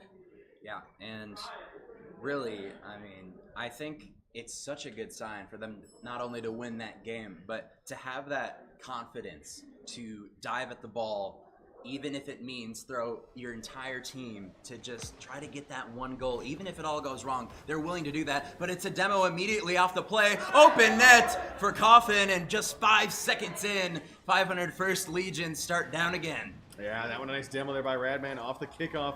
It provides that opening for Coffin just to head the other way down the field. That other defender not quite there in time. And that's a nice start there. 501st, you'll have to play with your back against the wall, at least for now. As this one, a nice kickoff win here. It's going to go off towards Flo. Now it's back on defense. That one's dangerous. Almost an own goal. Bismo, a shot there. And the question is, has the energy ran out? Was that all of the gas in the tank to finish off game 5 and you're left out, or I guess game 4, excuse me, and you're just left out to dry in game 5? Well, immediately they get scored on. And then right after the next kickoff, they make a crucial mistake on the back line. Miscommunication, poor touches into each other, and now it's a 2-goal deficit. It's, man, oh man, is it going to be difficult for them to get back into this one. But they've got time, but they just need to find that energy off of the ceiling. Going to be denied by Bismo. All the way down the pitch it goes. And Bismo going to follow this one up, looking for a shot! And Forrest can't get the save. It was so close, but he's going to end up redirecting it into his own net. He was so close to getting it above the bar. Just so close, but no cigar. And the University of Minnesota, 3 goals, just over 30 seconds into the most important game of the series thus far. And honestly, I feel like it already could be done. It already could be too late. If it's a fourth, that's going to be terrible. Oh, Bismo puts another one away. He's got a hat trick in the first 40 seconds of this one. And 5-1 it feels like they just lost control after the end of that last game. We're so excited about the win there that what has happened? Where did they go? I mean, just mistakes.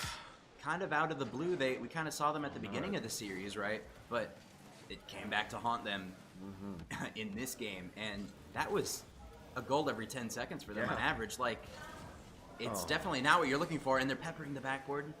I mean, you're going to need a lot out of 500 First Legion. They've got the time to do it, but can they stop Bismo? Going to be denied that time. But it's not just Bismo, it's the entire University of Minnesota team that's so difficult to get past. And it just shows how hard fought that victory was in that last game for them, just to even get in that position to win and then actually win it. It was so difficult, and I don't know if they can repeat it again, but they've got 3 minutes and 30 seconds to decide if they're capable of doing it. What a pass! And that's the start that they needed. That's a really nice way to start it there. Just boomed up to the backboard there. Lux drops it down. Coffin was kind of ready for it, and Radman knew what was coming, but can't get in front of it. It's a nice shot by Fours, and it is a step in the right direction. I was going to say, is it all over and done? Is it too late? But 3.5 with 3 goals, that's nothing. You can do that easily. So the big question now is, can you stop the University of Minnesota offense? Can you keep them from tallying on more? Because 3 is doable, but if it turns into 4 or 5 or 6, it's just going to be brutal then. As Coffin, nice pass out towards mid. 3 players there that bump each other. 5-0 first, what was that? It's just panic on the goal line, unfortunately. Really good touch. And all 3 players limited boost. Cannot stop the placement of that shot. And you have such a good possession before that. You have such a nice offensive play to get yourself just, get a little momentum saying, hey guys, we can do this. We can get back into this. That hard-fought goal, all for that. And now they've got to face another 4-goal lead with 3 minutes left. And that's the difficult thing. Even if you do score, you've got to be able to stop them, which is so difficult because of how, University of Minnesota are playing their best Rocket League this entire tournament in this best of 7 right here. And it's showing. They're up by 4 here, and it's game 5. And with about half the game remaining, this could be an opportunity here, but Radman gonna be back.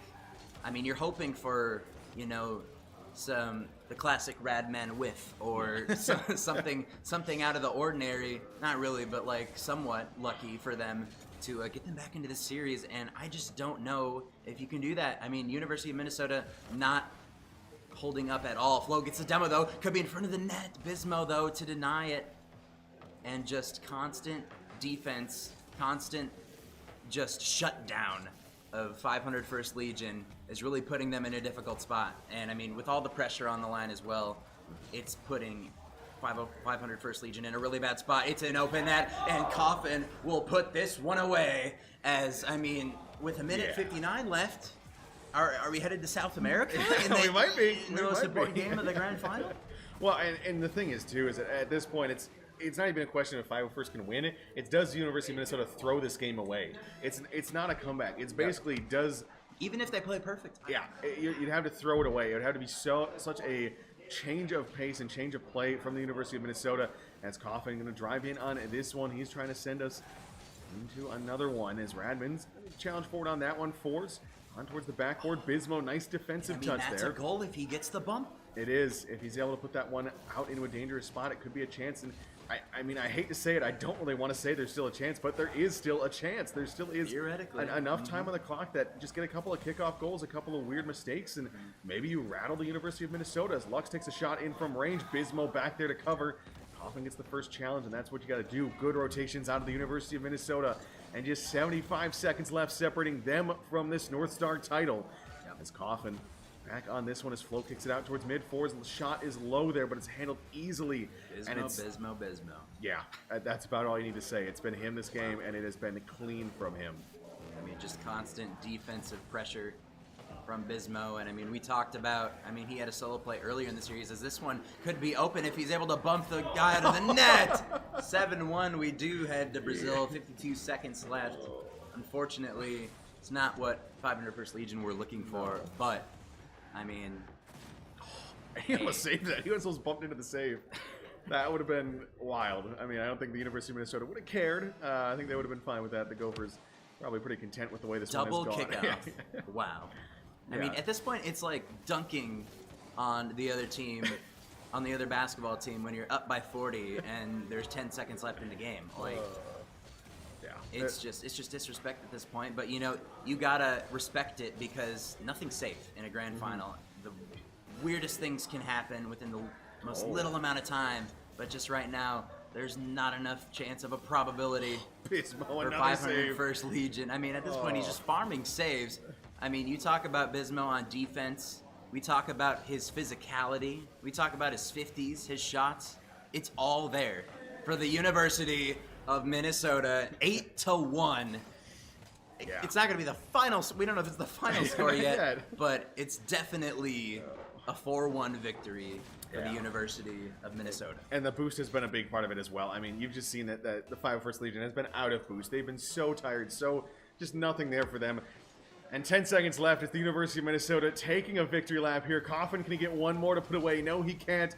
And with that, time will expire. It will be the University of Minnesota Northstar 2 Invitational champions here tonight. And I mean, what a performance. It was. From, I mean, even 501st Legion, we got a really good overtime in that series, and let alone that last lower final was absolutely insane. And man, I mean, just insane. Went all the way to 7 in that one, ended up winning, not enough to carry it, of course, to victory. But University of Minnesota, just showing why. I mean, that 4-0 was not a fluke, and I mean 8-1 in the last game. I'm not sure if I can. I guess I can't see it on here, but I believe they came in as the #1 seed, and you know, It makes sense. And the thing was, is 501st Legion the #2 seed, so it was really the best possible outcome we could ask for. Played each other twice, played each other in the winners final, now played each other here in the grand finals. So really, you know, about a perfect finish to this one. The University of Minnesota takes that one, and I mean. That's what we see. We see that happen though, where it's a dominant series. The other team wins a game, and then they just blow them out in the next one. They say, "All right, let's not let this one slip away. Let's put our foot down." And that's what that one was, plain and simple. It was just domination, and I mean, 4 goals in 40 seconds. It's hard to overcome that one. So they will be the champions here in this one and win Northstar 2. So that is. I mean, congratulations to them, and you know, congrats to everyone who competed. That was, it was a hard-fought battle. You know, don't discredit anyone. And it was a lot of great games here. We got to watch a lot of action here on stream. Thank you to everyone for joining us. Of course, on behalf of myself and Wolf and our other caster, Attorney Ernie. Shout out to a lot of people here. So Jess, who's been doing our production all day. Prussia, one of our tournament managers. Kai, the guy who's running everything. Chase. All the fans, all the competitors, all the players, everyone who's been here today, you know, make this event what it is, because like I mentioned on the previous game, this event happens because of everyone who shows up. You know, we can be here and we can be by ourselves, but it's not going to be nearly as fun. It's not going to be a good event. It's going to be just kind of boring. So we appreciate everyone out there. Thank you everyone for joining in, and a couple of sponsors to shout out as well. Of course, we got to pay the bills. You know how it is. So first and foremost, Minnesota Esports Club, MEC. Check them out. They're the one who sponsors all of this. They're the one who makes this possible. Make sure to check them out online. Make sure to look around, St. Cloud State website. Everything there that you're looking for, you can find them. So thank you to them, of course, as well. MCS, the Midwest Championship Series. That's where kind of we hail from. That's our roadhouse. So make sure to check them out. Season 9 is coming up soon. You can still get in. You can still sign up. You can still live in the Midwest? In the Combines. Yeah, it used to be just Minnesota. So consider yourself lucky. We host lands every season. And we've had them here as well. So make sure to check that out. Of course, find us online. Find us on the St. Cloud socials and all things like that. SCSU's Esports on Twitter. 2 more to shout out. Monster/Viking Coke. Thank you, Monster, of course. We love some energy drinks. That's gamer fuel. Call it what you will. But, you know, they're another big sponsor of this through the start and the end. And then, of course, St. Cloud State University and the Quarry Arena. Great venue. I love being back here. I don't really have much more to say. You know, it's a great spot to be. I mean, you've won some championships here, haven't you? Or have you not? Got one. Yeah, you got one. You got one. Hey, it's better than me, so we'll take it. But anything else for everybody out there? I mean, just an incredible event. Knew it would go overtime just because of how long these series would go. And so many best of sevens, had so many close series. and it was just a phenomenal time. And I hope everyone had a great time here, like we did. I mean, we had a blast. Kai also did, and man, Kai couldn't cast any series, unfortunately. But I mean. Yeah. Maybe next time. Yeah, maybe next time. You know, Northstar 3 coming up next March. Make sure to check that out. Wow. You know, it's a little bit ahead of time, but you can put it on your calendar. You know, save the date for now. I might have to plan it. Besides that, yeah, a lot of opportunities for events up here. But that is it from Northstar Invitational Round 2. Number 2 here. Get back for number 3 next year. On behalf of myself, Freight Cabbage, on behalf of Wolf, Ernie, and everyone else here at St. Cloud State, thank you for joining us. We hope you've enjoyed, and we'll see you here next time for more Rocket League.